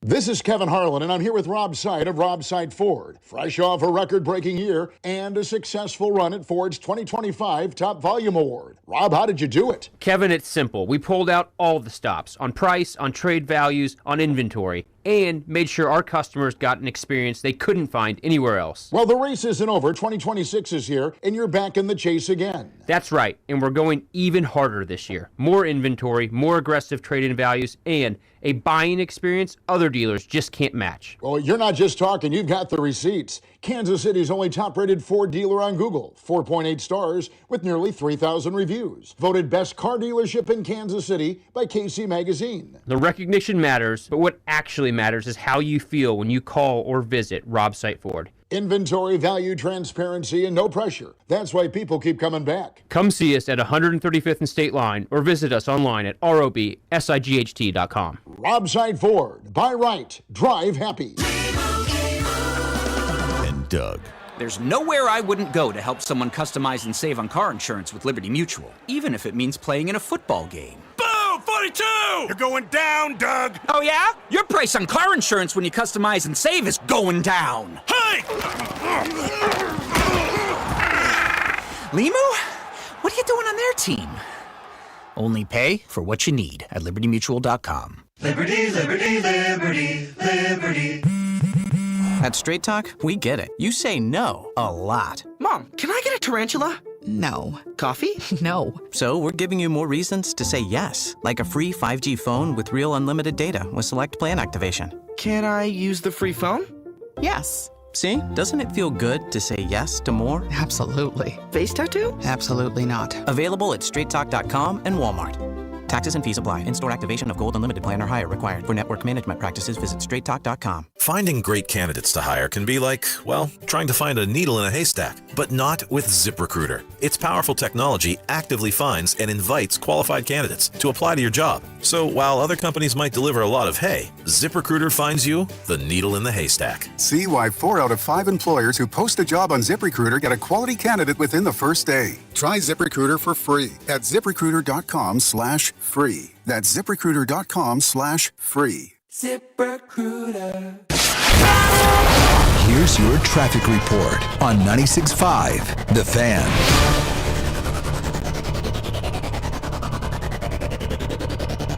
North KC, 29 southbound, heavy from the 35 merge down past Parvin with construction take away the right lane. Heading on the Kansas side, 435 eastbound, still a little slow past 69 highway over to Antioch. Alan Carr, 96.5 The Fan, traffic. The Chiefs offseason show with Bob, Dusty, Cody, Alex, and CDOT is Tuesday, February 10th, starting at 9 a.m. right here on your home for Chiefs football. 96.5 The Fan, KFNZ, FM and AM, HD1 and HD2 Kansas City, in Odyssey Sports Station.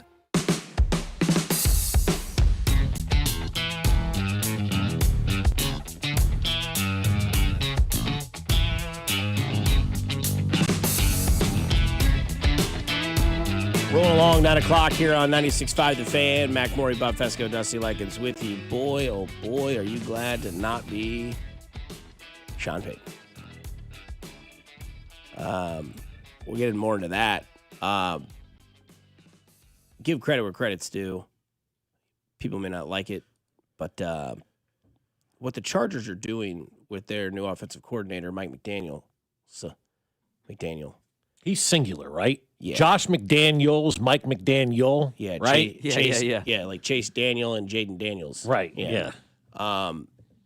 They're doing a wonderful job introducing him to the world of social media. Now, we know the Chargers social media team is the longest running successful franchise within that franchise. They're more successful than their team. They were kind of the ones that trailblazed the schedule release sort of stuff where it was kind of funny and stuff like that. He's firmly capable, and sometimes as a coach, you can, rely upon that a little too much. Maybe fall back and just kind of assume He actually he's gonna sounds make the salient. play. He sounds like he knows what he's talking about, as opposed to when he was the Miami Dolphin head coach and he took everybody round and around for a circle jerk. Thanks, Boomer.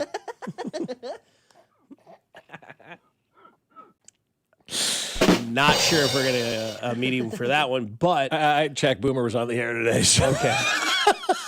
Yeah. So the beginning of that was about the quarterback. Yeah.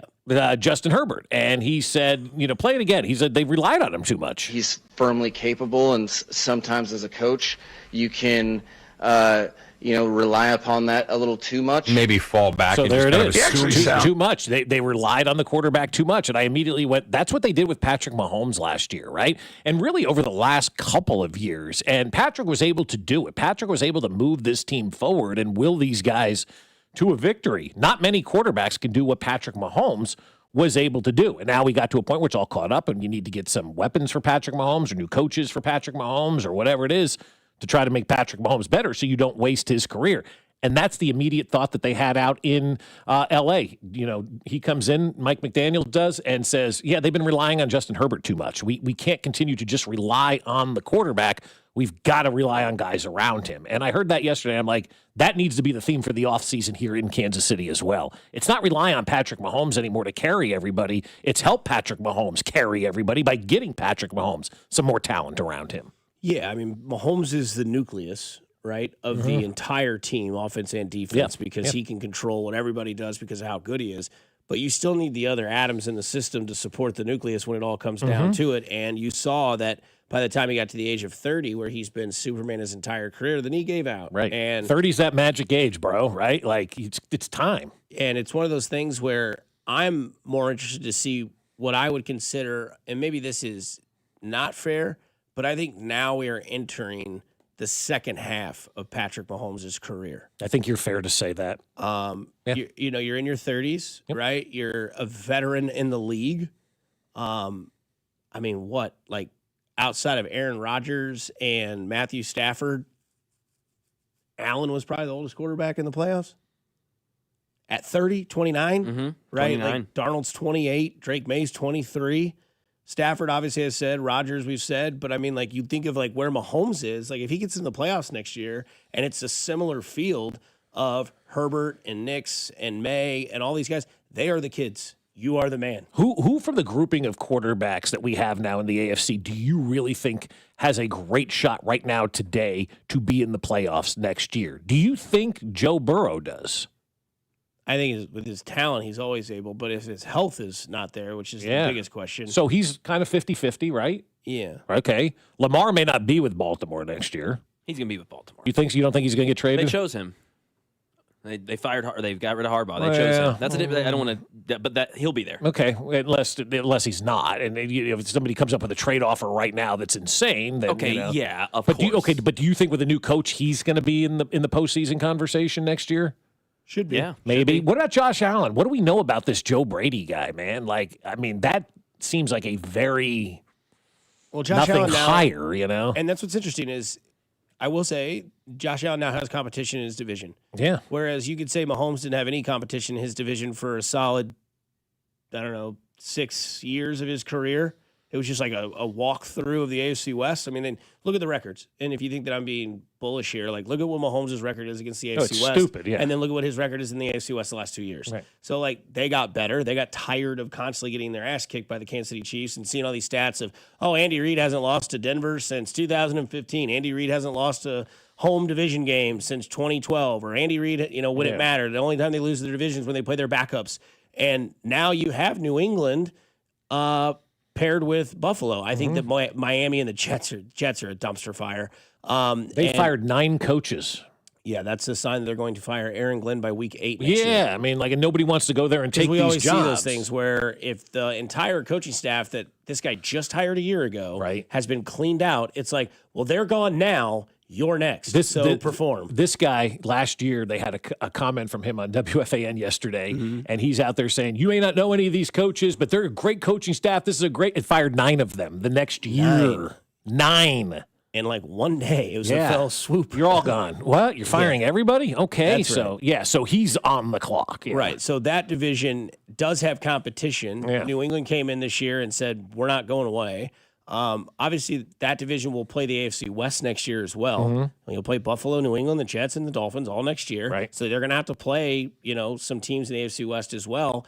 As Josh Allen also gets older and also has a little bit of injury issues this offseason, right? That's why he's not in the Pro Bowl. Right. Or the Pro Bowl games. But I think that is one of those things where I think this is now the official start of Patrick Mahomes' second run. Like Brady had 3.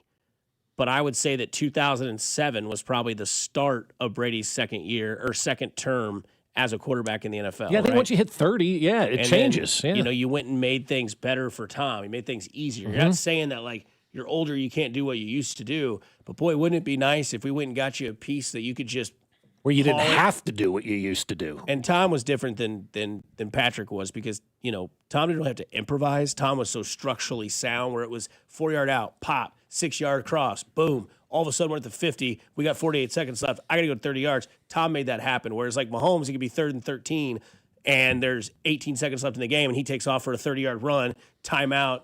Damn it. His weird random skill set beat us. I don't know if those days of Mahomes are still there, But this is what we see with quarterbacks is the great ones tend to have multiple careers inside of a career. Peyton Manning did. He definitely did. I mean, he went to Denver and they built an amazing offense around him. Yeah, he didn't really change. But it was still that kind of the same thing, right? It was just like Peyton's going to go up there, call the plays. But Tom, they changed the offense, right? They went from being a run-powered team with defense in the first 5 years of his career to Brady blew his knee out. Okay, now we need to get him some weapons on this offensive side. And they went from doing that, from defense to clock management, and letting him kind of be that guy in the final 5 minutes of a football game, to it's like, okay, we're going to lean into this guy with a 3-step drop and let him throw it all over the place. And then the 4,000 yards started coming for Brady, and the offense started to be like the focal point. And they brought in the 2 tight end system with Gronk and Hernandez, and that started to work until it didn't because of murder. But they started to change and all that stuff happened. And now we're seeing Mahomes. Like, I'm not saying that he won't be mobile, but we may not see or may not want to see the Spinner Rooney in the background or the, making things happen. Maybe now it's like Mac had said, go get Mike Evans. Let him be the Randy Moss type of receiver where it's like, you go get the veteran guy. You don't draft the guy. You've done that with Rashee Rice and Xavier Worthy. It's a work in progress. But like, if this is the next wave of his career, let's see what it is, because I believe in the talent and the body and the makeup of Patrick Mahomes. Maybe we haven't seen anything yet. Or maybe we just keep it simple and get him a running back where he can just turn and hand it to this gentleman and he can run and not have to have anything. All those plays where you have a legit running back takes wear and tear off your quarterback. It's one less play that he has the opportunity to get hit. It's one less play where he has the opportunity to twist something. Just hand it to the running back. Hand it to the running back. That's how you keep Patrick Mahomes young, fresh, and nimble. And when he hits the age of 30, start taking a lot of those pressures off of Patrick Mahomes and making the offense, yes, he's the focal point around it, obviously, is the quarterback, but have other people that can do really good things around there. That's going to preserve Patrick Mahomes for a long time. I mean, if he continues to run and do all this kind of stuff and have to make a play on every play, well, he's going to get burnt out. That's not going to last long, Top 5 in scramble percentage was Patrick Mahomes last year. That can't happen again, and it's not just because of Mahomes having PTSD. Part of that's the case, but it's the offensive line, it's the wide receivers. If you guys had me do all the prep, everything for this show for all 4 hours, the whole week, the whole month, it would be fine. Like, right, we'd have a show, but eventually things would start to slip. Right, I'd forget to get an audio, or I'd actually... More than they already are? Yeah, exactly, more than they already are. Well, I take it this way. What if every show was like Radio Row that week? Exactly. Things would start... It wouldn't be perfect. Yeah. That's what Mahomes is for the last 3 years. Every week has been Radio Row on the offense. He's doing it all. He's running around. He's getting Joe Montana. He's running around. He's seeing if Eli Manning's getting turned down, right? He's doing it. He's calling, who was it? Oh, yeah, he's calling Teddy Bruschi Ron Rivera. He's making mistakes that he usually doesn't make because he's doing a lot more than he has to do. You do more than you're capable of doing, and everybody has their limit and everybody has their ceiling, and that's not a negative thing. I don't want to hear from Mahomes has no ceiling. Yes, he does. Yeah, of course, he's we human. all have a ceiling. Every single person in the world has a ceiling. Now, if you want to break through that ceiling, it's going to take help from others. This is not a world where you can do everything on your own, and it's not a world in sports where once you're over 30, you can still do everything on their own. And so I think a lot of this stuff that we're talking about, like I'm sure Brett and company, they're laughing at us. Like, yeah, we know all this, guys. We're going to fix all this. We're going to take care of it. And, I have faith in them because until they don't, you still have to have that faith. And when I'm talking about faith is when they have a, miscue during the season, they come back with a vengeance the next year and fix that. And so while I think defense is going to be a big focal point of the draft, I think they can get better pieces, weaponry, if you will, in free agency than maybe you can get in the draft at this point. And back to your point too, Mac, from a couple of days ago, not drafting Jeremiah Love. He's on the board for the Chiefs. I'll just tell you that right now. But your point is brilliant because you can get Breece Hall for 10 or 11 million bucks and not be stuck with one of these rookie contracts, a fifth-year option, how much money these guys are going to make. You know he's good. And you know Breece Hall is good. Hall's good. Yeah, right, exactly. You don't know if Jeremiah Love is good. You don't know anybody coming out of college is good. You just don't. Yeah. The great unknown, kind of like making bets and what John Payton's future is. We'll bring in our guy, Alex Gold. Turn your cameras on.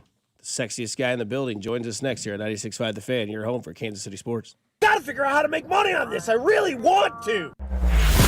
This is Fescoe and Dusty on your home for Royals baseball. 96.5 The Fan. Brought to you by Golden Oak Lending. Do you need extra cash? Golden Oak Lending can convert your home's equity into cash in as little as 14 days. Let Golden Oak Lending cure your blues.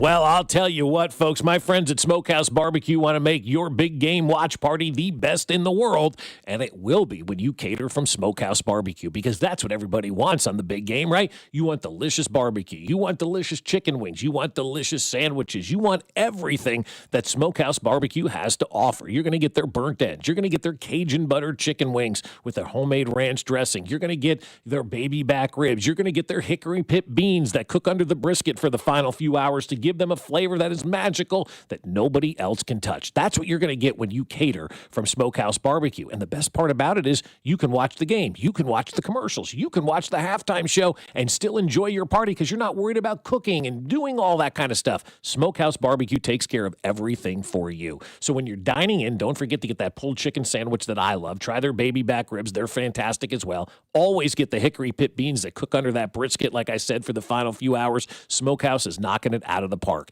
You can visit them in Gladstone, Independence, Zona Rosa, or at smokehousebbq.com. That's smokehousebbq.com. For over 35 years, locally owned and family operated, it's Smokehouse Barbecue. And Doug. There's nowhere I wouldn't go to help someone customize and save on car insurance with Liberty Mutual, even if it means playing in a football game. Boom! 42!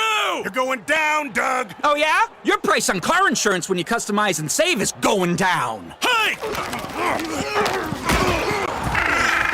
Limu? What are you doing on their team? Only pay for what you need at libertymutual.com. Liberty, liberty, liberty, liberty. Prostate cancer. 1 in 8 men will be diagnosed in their lifetime, but early detection can save lives. That's where KCUC comes in. They're the premier center for urology and oncology, with over 50 elite providers and more than 20 locations across the metro. KCUC makes it easy to get screened fast in the comfort of an office, not a hospital. Schedule your screening today at kcuc.com. Don't wait. Come see Kansas City's largest, most experienced, and most advanced urology team. kcuc.com. At KCUC, you see the best in KC. It's about time pros had one partner for the whole job. Why juggle 10 different suppliers when one can do it all? At the Home Depot, you'll save with pricing built for pros. You'll stay on track with job site deliveries, schedule, next day, or same day. And you'll get every size, every finish, every job lot quantity you need. One partner for the entire job. That's how pros get more done. The Home Depot Pro. It's about time.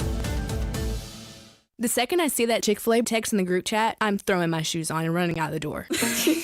Hey, I'm Layla. And I'm Kaylin. And a little thing we love about the Chick-fil-A chicken biscuit is how it feels like an easygoing morning. The chicken adds the most flavor. It's juicy and seasoned. The biscuit is just very light and airy and fluffy, just like a cloud. I also love to put jelly on mine so it's sweet and savory. It's a good start to the day. Mornings are a little bit brighter with the Chick-fil-A chicken biscuit and Simply Orange Juice. Available on the Chick-fil-A app. Real guests paid for their testimonials. The NFL playoffs are here, and Heed the Call NFL podcast with Dan Hansis and Mark Sessler is your destination for coverage of every round, from Wild Card Weekend to Super Bowl Sunday. Heed the Call covers every game, every storyline, everything that matters, and we have fun. No fake hot takes, just entertaining football talk from your favorite buds at the bar. Wait, Mark, which bar? Well, like the typical neighborhood bar. We're the witty sports guys at a place like that. Ah, I like that. Follow and listen to Heed the Call wherever you get your podcasts. That's another amazing run by Team USA. Mom, think I'll be on Team USA one day? Well, I'll take this one. What? Are you speaking to us? Yes, and to answer your question, anything's possible, especially with Xfinity. So, I can be the best snowboarder ever? Well, I can't guarantee that, but Xfinity can guarantee that your internet price won't change for 5 years. Okay. What if I practice every day? Then maybe you'll be snowboarding for Team USA at the next Olympic Winter Games. And Mom, you'll still be paying the same price for Wi-Fi. Ooh, really stuck the landing there. It's the Xfinity Gold Medal Celebration. Now through February 22nd, get our best price on gig Wi-Fi for 5 years guaranteed, just $50 a month. Plus, get Peacock Premium included for 2 years. That's a $10.99 value per month. Xfinity. Imagine that. Proud partner of Team USA. Restrictions apply. Requires paperless billing and auto pay with stored bank account. Taxes and fees extra. Actual speeds vary. Today, expect cloudy skies with scattered snow showers and a high of 24. Weather brought to you by Staples. 2026 is here, and at Staples, deals mean business. Like up to $100 off custom print orders. Head into the new year looking good for less. Staples. That was easy. Ends 1/31. You're listening to 96.5 The Fan from the DM Injury Law Studios. Mike's got this. Car, truck, or motorcycle wreck? Remember, Mike's got this. 816-888-7500. Mike's got this. Welcome back to Fescoe and Dusty on your home for Kansas City sports. 96.5 The Fan. It's time for Golden Locks with Alex Gold. Gotta figure out how to make money on this thing. It's simply too good. You ever had somebody tell you, when it's time to call it quits, right? For sure. Yeah. How about this stat from the NBA last night? LeBron has been in the league so long. He was playing against the Cavaliers team last night that were wearing throwback uniforms that he himself originally debuted. Jeez. How many years is this for him in the league? 21. Well, yeah, dude. He got emotional last night. I saw the video. They were showing, obviously, his old highlights, and he'd start crying. Well, a couple of things. Number one, that is the greatest sports story I think I've ever seen. You are playing in a game against a team that's wearing throwbacks that debuted when you were playing on that team. That's insane. That's never happened before. There's no way that's happened before. There's no chance that's ever happened before. Yeah. I mean, there's no way that something like that. It's unbelievable. It's an unbelievable we're still story. using the same computers in the studio that Whitlock used. Well, that is true. Yeah, but we're not an NBA team. I mean, we can't park in the lot because there's parking lot holes, But I mean, that to me that's unbelievable. Crazy. Unbelievable that went on. And what was the other one so are there odds out about whether or not that's his last time in Cleveland or if this is his last year? Because it seemed like it yesterday, but the narcissist guy that he is wouldn't go down without having a farewell tour. I don't know. There are odds offshore. Will he announce his retirement by the start of next season is how they phrased it. So yes is plus 144. So again, bet 10, you win 24. No is minus 178. So you would have to bet. If you bet 10, you would only win $15. So the odds are in the favor right now of him not announcing his retirement before next season. Because hate him or love him, he deserves a swan song season. Absolutely. If anybody ever did. Yes. I mean, come on now. So you can hate it, but I mean, you didn't. A lot of people. I mean, your co-host hates Derek Jeter for some reason. He got it, and he's a Yankee. When he came to the Royal Stadium, he got a standing ovation. I mean, I'm sure a year before that, people were like, I hate that Derek Jeter guy. But you also recognize greatness, right? And in sports, you don't see the greats. You just don't. There's very few greats in sports, and LeBron is one of them. And for me, it's the only NBA jersey that I've ever purchased was when LeBron was playing for Cleveland. So, can you wear it tomorrow?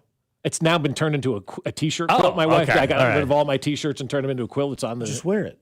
It's on a bring quilt. The quilt in is what he's saying. I think he wants you to bring the quilt in is what he wants like you to a toga. Do. Yeah, I wish it doesn't have a hole in the head. I honestly, I do hope he does the retirement tour because I said this a year ago and I ended up not doing it this year. I never got the chance to see Michael Jordan play in person. Yeah. I've got to see Tiger Woods play golf in person. We're watching Mahomes. I've seen Brady play in person before. Like I want to be able to see LeBron. I guess I'm running out of time, so I hope. So we're gonna go to Oklahoma next year. If he comes back for one more year, let's go to Oklahoma City. We'll do the Omaha trip to Oklahoma. Or actually, Denver might be cheaper. Oklahoma City a couple years ago would have been cheap. Now, you're talking ticket-wise. You could fly to Denver, go to the game, and come back same day.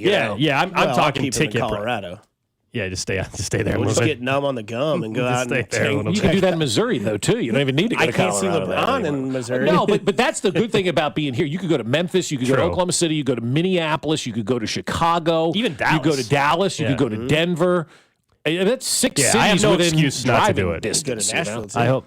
I'm kidding. Well, they don't play it. Yeah. I was like, you like Nashville cities. I love Nashville, but there's no the cities in particular. The city. But Memphis, yeah. So how about Missouri and sports gambling? So last week we were in here and we were discussing that they were going to vote on something. Remember, they were going to vote on whether or not they were going to prevent prop bets on college players. That's right.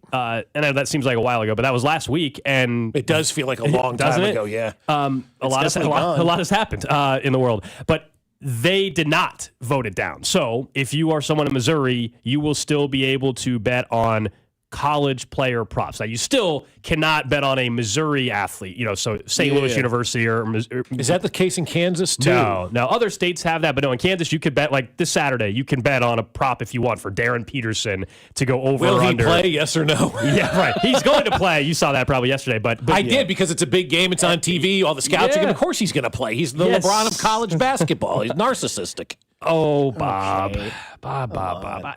Look, he's an 18-year-old kid trying to getting make it $3 or $4 million a year. Sure. It's not narcissistic. But are you suggesting he's not been hurt?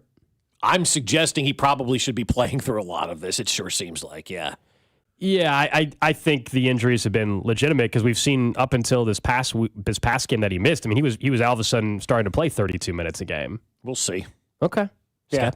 Okay. So you think he'll play Saturday, and then the next game you think he won't play? Well, I think it's the NIL and the money that they make now, and saving yourself for the pros. He could be the number 1 overall pick. Sure. Like, let me put it this way. He's not pushing himself to get ready, where if you're a 4-year player at a school, maybe you are pushing yourself to get ready.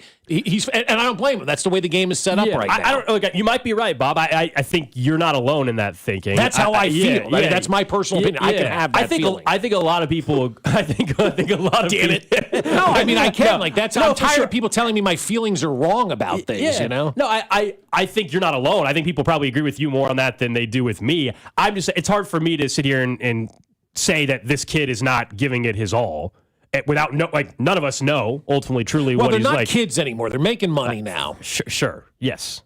And there are different rules. There are different expectations. There are different goals for a lot of these players. I'm fine with how we talk about the players differently now. Like that was always the thing, as you know, Bob, 10 years ago. Right. Like, you got to be a little less critical. These are 18-year-old kids. I'm with you. Like, no, if you suck on the court or whatever, no, I'm fine being very critical of a college player now more than ever. I'm just saying, I guess I don't know. I don't like saying well, he's not really giving it his all, and he's he could play, but we don't know if he's how hurt he is. I don't think he's the only one in any sport that's doing that. I think a lot of, and they should be doing this because their future is the NBA or the NFL or Major League Baseball. I'm not blaming him for that, but I'm talking from a fan perspective. This is Josh Selby all over again, or whoever else. I mean, what you're always wondering and what Mondi and all this kind of stuff. They show you flashes of brilliance, and then they're gone. So I understand, if he's I got to save myself for the NBA. I get all that, but that's again here the problem we have with collegiate sports right now. So yeah, Missouri is allowing prop bets on college athletes still, and then the other update this week, and this is not a surprise because Kansas hasn't allowed it, and most states don't. But with the Super Bowl coming up next week, we all know a lot of people talk about the Gatorade color and all that, but you can't bet on that in Kansas, and there were some folks in Missouri trying to push for that to be allowed for this year's Super Bowl, and the regulators there said, no, we're not doing that, which I think Iowa and a few other states let you do it, but you can't. So as much as we can talk about what color will the Gatorade be and all that, and we do have odds on that would be something you have to bet on another state or offshore. Is that kind of the same thing as how long the national anthem will be? Exactly. Same thing. Yeah, and it's the reason why you can't bet on the Oscars in Kansas or Missouri. Who's going to win Best Picture? It's something you can bet on offshore, but you can't bet on that right here. Yes, you can. Oh, yes, you can. Where, Bob? Underdog. Well, without overstepping Underdog, that's not a sports betting platform. That's a prediction market. Yeah. But you can, if you want to get in on the Oscars, you can do that. Yes, that's not. Yes. Yeah, because the Missouri thing's noticeable because they played Alabama the other night. I was going to see if they don't no player props, right? For Missouri players. Yeah. It's definitely gone because I'll bet Cameron Boozer every night that he plays. I bet every night he gets 25 and 10.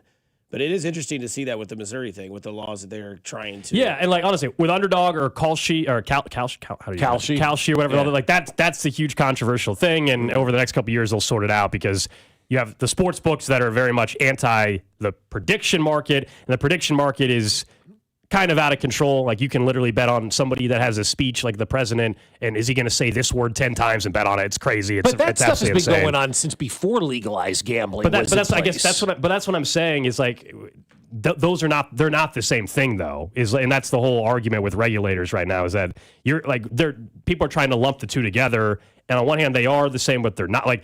Sports books want them to be treated like they're sports betting, right? But right now they are not classified as that. That's why they're able to do these bizarre bets that exist on those platforms is all I'm saying. I got you. And the sports books are regulated by each state.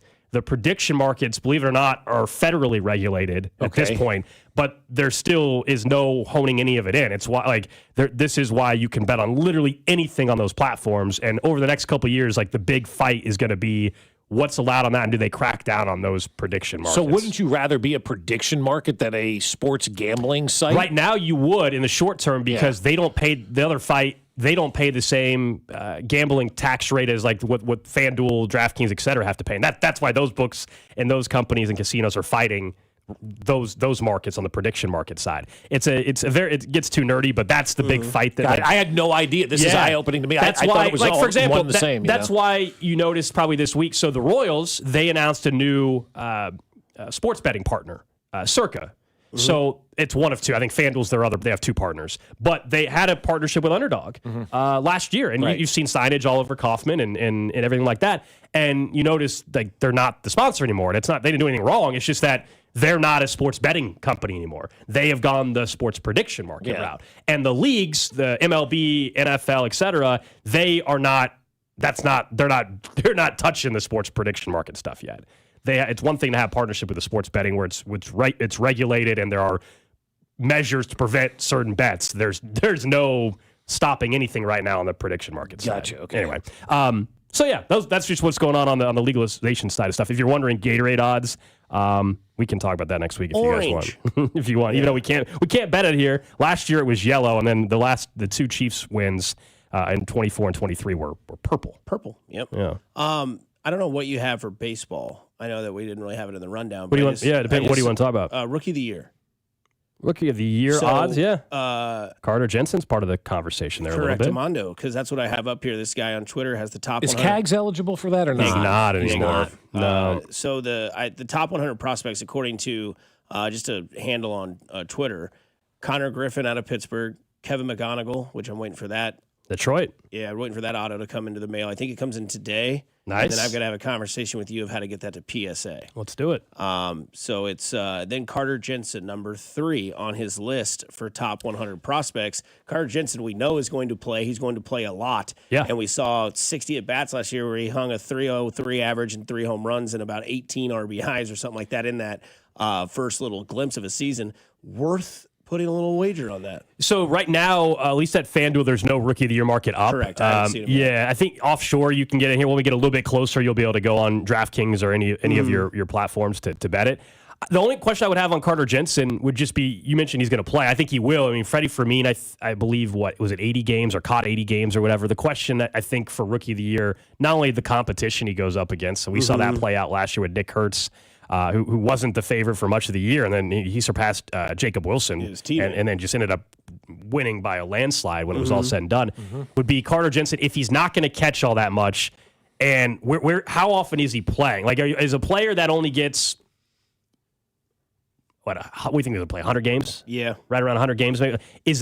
Are you able to win the award? And if you get called up mid-season, you might only play that. In this case, he's going to be ready to go opening day. But what if he gets out of the gate hot and they can't get him out of the lineup? And that's your best hope. Yeah, that's your best hope for it. I think that's right. I mean, Salvador Perez is going to still catch a ton, I think, clearly. And so will voters use the fact that Carter Jensen is, I don't know, positionless, if that makes sense?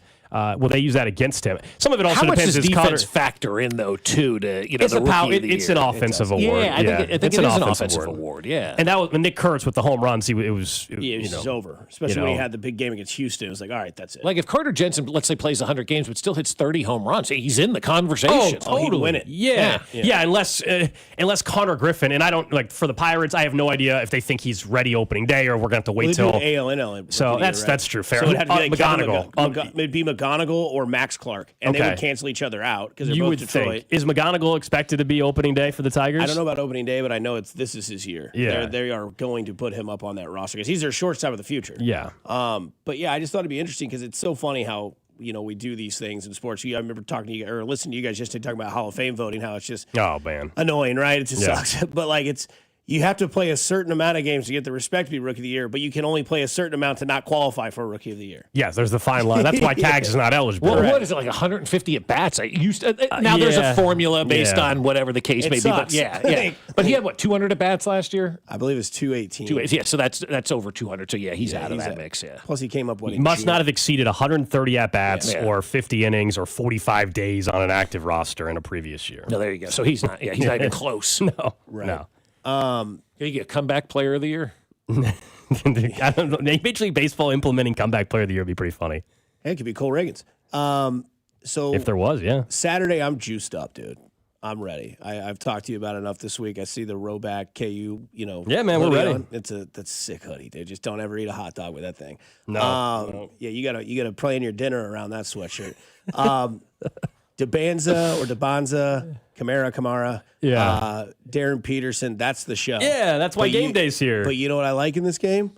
I like the other players when it comes to prop bets, like Melvin Council. Wow, he's a stud. Yeah. He's also a great bleep talker. Doing the tang the other night was outstanding. Doing the tang. Well, that's what it is. It's the tang dance. Did you not see him do the Jerome I tang did, dance? but that's not what it's called, but I love it. What's it called? Wabash or whatever. Wabash Way. I never heard of that. That's the tang. I prefer the tang, but it's long before tang was there, they were doing that. Oh, really? See, I'd never seen that. Jerome Tang brought that to my attention. God, if they only had those sixth-year seniors, they would have won the other night. Wow, the excuse making, that is. I mean, I've never seen excuse making like this guy. Are they going to do the tang once he leaves? I mean, they did it before. It was the Weber. Yeah, before the excuse making, bringing this up in January from Drum Tang is absolutely the writing ridiculous. seems to be on the wall. With well, him. so does the $18.75 million that they don't have. They want the state to pay for that. We all wish we had his agent. Boy, oh boy, did they get one over on K-State when he flirted with Arkansas. And we all find out they hired John Calipari. I'm sure they really were close to hiring Jerome Tang after going for John Calipari when it was all said. Props to his agent. Props to Jerome Tang on that. My goodness. Hell yeah. No doubt. That's how it's done. Yeah. But you got to think, to me, there's two ways to look at this game, right? I think you look at the game in which, okay, maybe there's three. There's the Carrington way, which is what's KU's deficit at halftime? And where do you put the unit on KU coming back and getting the Allen Fieldhouse run? There's the let's just take the superstars and boost their numbers. Let's do Peterson, 8 rebounds and 25 points. Debanza, 25 points and 7 rebounds. Or then there's the other one that I like, which is the outside players, right? Like Badunga down low getting 8 to 9 rebounds. Melvin Council having 2 3-pointers. I know you can't bet in college, so I won't say that. But like having 10+ points. Because what's funny that I've noticed with Melvin Council is the obvious. When Peterson's in, his point total is down. Yeah, he's not as aggressive. It skyrockets, but it's still there for the hope of the bet. Yeah, he's less aggressive when Peterson's on the floor. Although I think that is slowly evolving. Like now that they've had him on the floor, he's been available. To Bob's point, just about how many minutes is Peterson going to play? Now that he's started to play a few more and don't games get me wrong, I still have the whole what's his name? Embiid situation in my head from this stuff too, where we have waited in Kansas for these basketball players. Oh, he's going to be fine. And they're never fine. So because I'm sitting here, I'm not buying it. Yeah. So my guess is he's playing 30 minutes on Saturday, and it's college game days there. To your point, Bob, and it's the 1,000th game at Allen Fieldhouse. He's going up. That's true, and he's going up against the guy that he's competing for the number 1 overall pick. Like it's a great storyline. I like your angle on some of the other players. My only question will be, because of the stage that it is, it does actually feel like we're about to just see the 2 stars just blow up. Go off. Yeah. And this is what we're hoping for. Like, not to the extent of like Kevin Durant with Texas back in the day when that was still one of the most ridiculous. One of the best halves of basketball I've ever seen. I don't know if it'll be that. I'm not trying to say either of those guys will be Kevin Durant, but in terms of the talent, just the pure athleticism, it would not stun me. And I think for fans' sake, it'd be pretty awesome if both those guys just put on a show. Oh, yeah. Melvin Council is a fan favorite, and he plays much better when Peterson is not on. And that's why I'd have to see the number. We don't have the point total yet, do we? I haven't seen it on any of the local books. Not on anything. 2 days out, unless we're talking NCAA tournament, we don't really get Saturday lines yet. We'll probably have to wait till later tonight or tomorrow. The furthest you can go is Friday night games right now. Also, too, though, you know you're going to see something in this game that is going to be remarkable, because game number 1,000, top 2 players in the country, college game day here. This will be an epic game. And I wouldn't be surprised, because the most epic game that I ever saw in that building was 95 against UCLA. And they were down like 15 at halftime and won by 20. And it was the most remarkable thing. It was like really my first Allen Fieldhouse experience as a freshman. So they're probably going to be down at halftime, against BYU. Like, this is the KU script, Alex, that sets it up when it's fun. That's the best atmosphere sometimes at the Fieldhouse. Our second half, the team's down and they just go on the run. And day games with the sun coming through the windows. There's nothing better. And they're going to have that lull. It's going to be, oh boy, they're going to get beat. Then they're going to come out in the second half and they're going to go gangbusters. And game number 1,000 in Allen Fieldhouse may be one of the most memorable ones we've seen in years there. I hope so, but it also is a big test if you're talking about, like, what do you actually think they are capable of doing this year? Because they're on a nice stretch right now. You're talking Kansas? Kansas, yeah. What are they capable of doing as a team? What's Peterson going to do? Well, for sure. I just mean, look, they've been playing some good ball. They're, 15-5 on the year after everybody was panicking. They had lost to UCF and everything. But let's be honest, they haven't played the toughest competition during the stretch here recently. Iowa State's the one. Yeah, Iowa State was a hell of a game. And Iowa State, I think, lost the next game after that. And then they beat the Dancing Tangs by double figures. So the Iowa State is by far the most impressive one. But the competition is about to step up, not just Saturday, but they got Arizona twice, I think it is, in the month of February. BYU right now on Saturday. So what they do Saturday, I think, will be pretty telling of, like, are they coming together truly as a team to where we can start talking about them again as a legitimate contender to make a run to the Final Four again? If they get beat up by BYU and then they get beat up by Arizona and all that, where it's like, okay, there's still a pretty, the ceiling is not as high as we thought. BYU just played Arizona earlier this week, and it looked like they were about to get run out of their own building. And then, to their credit, BYU had the ball with 10 seconds to go in a drive to the bucket that got blocked with 2 seconds. They had a chance to beat number 1 Arizona, and so this is a very good BYU team. Doubt. They're going to play. No I'll be question, curious what the spread is. It's not out yet. What do you think the spread will be? Well, Kansas at home, 2.5. Oh, I was going to say 75. They should be favored by. Yeah. I think BYU will be favored. 35-0. Let's go. The Fieldhouse part is the reason why I wonder if it's 1.5 or 2. I think it'll be different. I think it'll be 2.5 BYU. Could and be. I think the over-under will be about 1. Nobody's favored more than 2.5. You would agree with that, on either side. No. I think BYU is going to get 2.5. The hook will obviously be there. And I think the over-under will be somewhere around 159.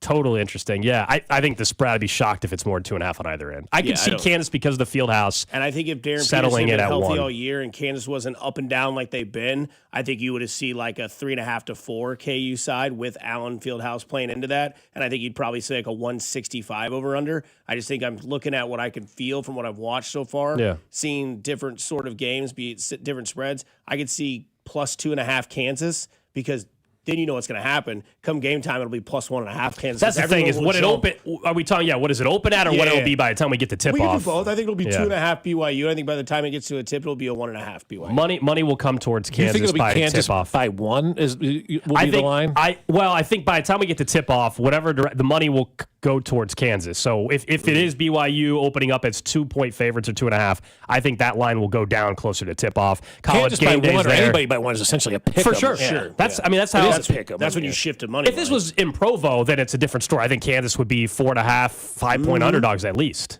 But we just talked about it's the the building. The building matters. You say by tip-off, before we get you out of here, by kickoff next year, 2026, Sean Payton, the coach of the Denver Broncos? Yeah. This is fun, though, isn't it? I mean, him just throwing his quarterback under the bus. And then his quarterback ankle. coming back and being like, I don't really like this guy. Yeah, that's Sean Payton's a jerk. He's just but he will he's be that a weasel, apparently. He'll be the head coach. He'll be the head coach. What do you guys have coming up today on your show? Yeah, so we will talk a little bit more about Eric Bieniemy. Of course, you guys know had his press conference yesterday, and then what JJ Piccolo told us a few days ago about the American League Central. We asked him about the Dodgers, and they don't use that as an excuse, but he said, look, we're in a division where everybody's kind of spending about great answer, same amount of money, but also I think then there's fans that hear that and they say, well then. How come you can't be the organization that spends just a little bit more and take advantage of the fact that you're in a division? That's the fan reaction to it. So we'll dive into that a little bit. I can tell you why, but nobody wants to hear it. Well, there you go. Cool. We appreciate the time. We'll talk. You guys going to talk more stadium? It sounds like no. I said nobody. We're going to talk about CJ Cox. Huh? CJ Cox. He's a quality control coach. Yeah, they just hired. The Chiefs just hired 2 more wide receiver coaches. I do like the Villanova wide receiver coach. Or I don't know assistant. anything about that guy, but they just literally hired 2 more guys to coach the wide receivers. That's the other. It's great. I'm not acting like I know who the hell these people are, but one thing we are going to talk about as well is the fact that they are, whether it's Chad O'Shea and then now bringing in more guys with wide receiver background. That tells me like they truly actually think like Xavier Worthy talent. It's like just that's what I developed. told these guys at the beginning of the week. I said I'm doing a mulligan on these wide receivers. They have not been coached properly. Kind of reminds I think me there's of definite truth to that. Kind of reminds me of the Royals bats. They didn't get rid of Zumwalt, but they brought in 15 different. I hope we're coaches. not sitting here in June and somebody has to be the scapegoat on that again. You and me both, brother. Yep. You and me both. Thanks, man. That's Alex Gold. He'll be up next on 10 to 2 with him and Cody and Drew. We'll get back and we'll talk more about this Bo Nix, Sean Payton drama because it sells. Here on 96.5 The Fan, your home for Kansas City sports. This is Fescoe and Dusty, brought to you by Golden Oak Lending. Do you need extra cash? Golden Oak Lending can convert your home's equity into cash in as little as 14 days. Let Golden Oak Lending cure your blues. Your home for K-State Athletics. 96.5 The Fan. Men, the new year is here, and if you're like many of us, you're ready to improve your health. But if you're feeling low energy, not sleeping well, or not seeing results in the gym, keeping that resolution can be tough. This is Jeff for Heartland Men's Health, and if those symptoms sound familiar, we can likely help. They often point to low testosterone, and treating low T is what we do. But this year, we're also helping men go further with 4 targeted body composition plans featuring growth hormone peptides, NAD+, GLP-1s, PDA, and more, designed to boost energy, support metabolism, enhance recovery, and accelerate fat loss. With our low T treatments combined with our body composition programs, most men notice real improvements. More energy, better focus, improved sleep, stronger workouts, and often a renewed sex drive as well. So call us. Your initial visit is just $99 and includes blood work and a medical consult. And if you start on treatment the same day, your visit is free. Call 844-447-6600 or visit heartlandmenshealth.com. Featured therapies are compounded and have not been evaluated nor approved by the FDA. Provider prescription required. See website for details. Well, good morning, kiddo. I love that you're home from college. I've missed you. Still taking your Nature-Made vitamins? Every day. A multivitamin and a probiotic. You better be taking yours. Still looking out for me, Mom. I'll never stop. Made to care for you every day. Nature Made, the #1 pharmacist-recommended vitamin and supplement brand. Find us in the vitamin aisle, based on a survey of pharmacists who recommend branded vitamins and supplements. Revitalize your bathroom with big savings at Lowe's. Get up to 40% off select vanities and free delivery during our bath savings event. Plus, get up to 40% off select shower heads. No matter what style you're looking for, we've got you covered. Shop for your bathroom refresh at Lowe's. We help, you save. While supplies last, selection varies by location. Welcome back to Winter Hack Radio, the place for clever hacks to survive the season. Icy driveway? Well, try spreading sand or birdseed to help with traction. Snowy puppy paws? Well, grab a whisk, brush it off, done. Catch COVID-19? Well, just get... Actually, there's no hack for COVID-19. But if you test positive, prescription medications for COVID exist. Ask your doctor if they're right for you. Visit PfizerForAll.com to learn more. Sponsored by Pfizer. Presented by Robinhood. He crosses, spins, pulls up. With Robinhood Prediction Markets, buy or sell your predictions all game long. No house odds, just you versus the market. Put your sports IQ to work. Trade every shot, block, steal, run, and moment that shifts the game. With Robinhood Prediction Markets, trade every play. Visit Robinhood.com/predict to start trading. Futures and cleared swaps trading involves significant risk and is not appropriate for everyone. Event contracts are offered by Robinhood Derivatives LLC, a registered futures commission merchant and swap firm. Get in the zone, AutoZone. Rain on game day doesn't faze Dave. He's already got his poncho. Just needs to do something about those wipers. So Dave heads to AutoZone. Welcome to AutoZone, where a friendly AutoZoner helps him get premium quiet wipers and some hand warmers. You're all set. Now, if only his team can handle the elements as well as his new wipers. Get wipers, glass cleaner, and more with no hassles, just help at AutoZone. Get in the zone, AutoZone.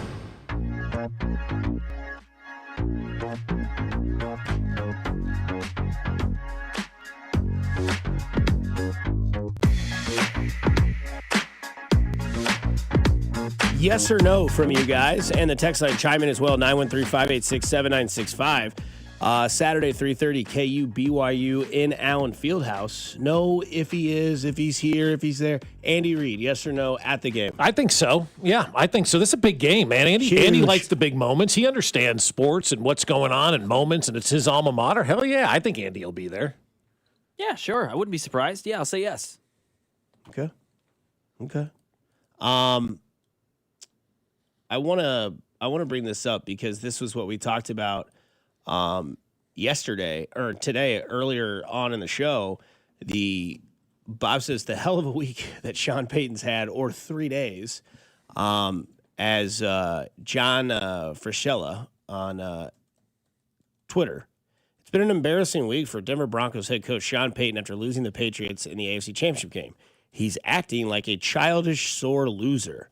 One, he fired his offensive coordinator, Joe Lombardi, for no reason. Sean calls the plays, not Joel. That's what Lombardi said. Yeah, Sean does call the plays. However, everybody complained about that offense all year, right? And that's not revisionist history, is it? Tell me if I'm wrong. I would agree with that. I would also say, did we not question you and I mean, everyone, but you and I remember, Bob, specifically being like, these weapons? Who are they throwing to? Right. No, we definitely did. Yeah. But like what I'm asking is, with this offense, and he may be calling it, everybody was complaining about the offense all season long. 100%. And so, however, as bad as this looks like collateral damage to me, more than anything. He goes on to say, Peyton, that's how you treat your friend who didn't do anything wrong, ? Peyton was unnecessarily talking about Bo Nix's medical history with the media, to which Bo, who typically doesn't stick his neck out, say, Sean shouldn't have said how many surgeries I've had because he doesn't know. Finishes the tweet up saying, what in the hell is going on in Denver? Peyton is causing the wheels to fall off quickly. I mean, what is it that Travis Kelce told that mayor of Cincinnati? Shut your mouth, jabroni. Yeah. Know your role and shut your mouth. Your season's over. You got to the AFC championship game and you lost. You should be thrilled. Your quarterback broke his ankle and couldn't play. Lean on that. Everyone will give you that pass. You get many passes in your career, Sean. You'd be like, you know what? I'd love to play that team again with my starting quarterback on the field because I know that he can do it. Instead, you threw your quarterback under the bus. And then backed over. Yeah. What's worse, Pagula or Peyton? I think it's Peyton, really. I mean, Pagula's the owner. Yeah, it stems from there. But you can shut him up. You go on over there. Look, we got an issue over here with the hockey team run. You can kind of distance yourself from him inside the building. This is the head coach that's out here saying this. So I think the Peyton thing is worse. I do. He's out here slaying his quarterback 3 days after he led him to an AFC championship game and broke his ankle. Yeah, I expect owners to be really bad at press conferences and say things that they're not supposed to say. It's amazing how these owners can be so successful in business and so dumb at owning sports teams. Yep. Well, they don't have, we've had this discussion, but they don't have anyone to, oh, yes, Jerry. Yes, you're so right, Jerry Jones. Oh, yes, Terry. Yes, Terry Pagula. Yes, you're the best. So that's all they have to surround themselves with. All the owners in sports just surround themselves by yes men, and people are going to tell them what they want to hear, and they don't want to hear the negative, which most of them need to hear. They don't want to hear that, so they surround themselves and they insulate themselves, and they think everything is wonderful. And so you can, ownership does matter. I'm not saying it doesn't, but during the course of the season and direct relationship to the players, how can Bo Nix walk in there and feel like this guy's got his back? As the quarterback, you need to know the head coach of the team has got my back. Yeah, that's what I'm saying. It's the most important relationship in football. Forget maybe in sports. NFL head coach and your quarterback. That has to have the synergy. Why have the Chiefs been so good? Mahomes and Andy Reid, they get each other. I mean, you've got to make a decision. Why are the two teams in the Super Bowl? What's the chemistry between both head coach? Great chemistry. I'm a defensive guy. I believe in you. We paid you because of that, Sam. Go do it. You've got JSN. You've got Kenny Walker. You got Cooper Kupp. You're good. Drake May and Mike Vrabel. To me, one of the greatest conversations that happened in football this year between a head coach and a quarterback, where Drake May goes, I'm just trying to go out there and be the guy and lead this team. And he said, hey, shut up. You're the quarterback of this team. You've already solidified that. Vrabel, chef's kiss. He's so good. He really is. He's gotten better as a head coach. Taking that year off has made him, I'm getting goosebumps talking about Mike Vrabel. I really love what he's done up there and what he's been as a head coach. Even before he got to New England, I was always a big Vrabel fan. I was a fan here when he was smoking cigarettes before they called his name and he ran out the tunnel and put the cigarette out. That's the type of guy Mike Vrabel is. He's a guy, man. That's a dude you want to root for. I was thinking about that actually yesterday about Mike Vrabel because I remember being in Tennessee. Obviously, when he started, he's improved so much. I mean, the conversation with him with the end of game decision making and not knowing he didn't have a timeout and getting destroyed by Bill Belichick to then he's the one knowing the rules. And then destroyed Bill Belichick. He has the evolution of Vrabel, man. Awesome. And that's what you can do as a head coach. You get better as time goes on. Andy Reid wasn't a Super Bowl winner in year one. And what do I always tell you guys? Sometimes you have to be broken into 1,000 pieces to build yourself up bigger and better and stronger than you were before. 6-11 season. See what Andy Reid looks like next year. I'm sure he's pissed. He's not playing football in the playoffs this year. Oh, yeah. Watching all these teams in there going, I'm not going to do this again. All right, hit the lab. Mike Vrabel, I got fired in Tennessee. Was it an unfair situation? It was. I took that team to the AFC Championship, and they still didn't want me, and I lost to That guy? That guy that beats Yeah. everybody from legends other than Tom Brady to everybody, and they fired me? Man, I'm not going to let that happen again. I'm not going to take anything for granted, and I'm going to make sure that my team knows it. He put belief in Ryan Tannehill, and he put J.D. Wright, he did. And he put belief into Drake May, and to me, that quote just speaks mileage for a coach and a quarterback combination when it's like, dude, I'm just, I'm really trying to lead these guys. It's like, hey, buddy, I know that you know this, but when you're a quarterback of a team, it comes with the territory. It is what it is. It is. It's like one of those things where it's just like, hey, dude, I know you don't know if you have it or not, but unfortunately, when you get that QB next to your name, you are the guy. And it just has to be. So you don't need to worry about that. Go out there and worry about how you can continue to be that leader and the captain of this team, but also prove it. And, that's the energy you need. You don't need this energy that Sean Payton's out here being like, this guy, we should have known stuff, dude. And, he sucks, man. But don't you have to trade Bo Nix this offseason? If you're a Bo Nix, I think at this point in time, you've got to ask for a trade. If I'm the Broncos, I'm firing Sean Payton. I'm choosing Sean Payton. I'm choosing Bo Nix, rather. Wow, look at how you come around, huh? I know. It's crazy. It is crazy. Bo Nix won you over, huh? I and I'm with you. I would absolutely probably, I say absolutely probably. No, I would choose Bo Nix over Sean Payton. Yeah, absolutely. I would because of who Sean Payton is. Yeah. But if they're not going to do that and they're wedded to Sean, then I think if you're Bo Nix's agent, you're like, you got to trade me. This guy does not have my back. He's talking, smack about me to the media. And then I've got to hold a press conference to cover that up and say, no. It's crazy. And it's Wednesday, and you lost on Sunday, and your season's been over for 2 solid days. And he said, Bo Nix, I didn't mention this last time, he said he wanted to speak on Tuesday, but he had to wait till his, media session, his press conference. But he wanted to do that earlier. He wanted to respond to that as quick as he could. And Denver was like, no, you got to wait till your scheduled time. So it was a Denver's time. called press conference then? It was already scheduled, but he wanted to do it earlier. Yeah. And that it wasn't direct response. There's no question. Well, yeah, he was very direct. Yes. Yeah. There was no hiding. No, I love that from him. I feel like it's Thursday. I like to have a little, fizzy lifting drinks with the boys today. That's not the only fizzy that gets a shout out today, Mac. Take it away. Happy birthday to my wonderful little sister. Got married last year, graduated from Kansas State, and today, on her birthday, just got an acceptance letter from the job that she's been trying to get these past 4 months. Let's go. Yep, so she'll be a chief engineering officer right here. So excited for her. Shout out Fizz. I wish. Yeah. But yeah, shout out Fizzy. She's the best. Yeah. She's smart. She's hilarious. She's a great person, and I'm very lucky to have her as a sister. That's cool. So That's congrats awesome. to her. Yeah. Way to go. Does she do the tang? She does do the tang. Yes. Good. She's upset you're calling it that, but she does do it. Somebody's got to tell me what it's called then. I mean, it's the tang. Wabash, Ema. Shout out Fizzy. Congrats, man. Congrats. Awesome. Do the tang, Fizzy. Let's go. Celebrate that job. That's cool, man. It is cool. What a great day for her. Shout out. I know that feeling. Go get some surf sides. Because now you have zero troubles and you can enjoy that with zero bubbles. Hey, go do something nice like Mac just did for somebody. You never know. It could have changed Fizzy's day, week, month, or year. It's simply cool to care. Kansas City, stay kind, stay safe, and enjoy your Thursday. We'll talk to you tomorrow. It's Cody Golden Drew coming up next from 10 to 2. Adios. Fescoe and Dusty. Every Hardee's is closed. Well, that sucks. Brought to you by Golden Oak Lending. Do you need extra cash? Golden Oak Lending can convert your home's equity into cash in as little as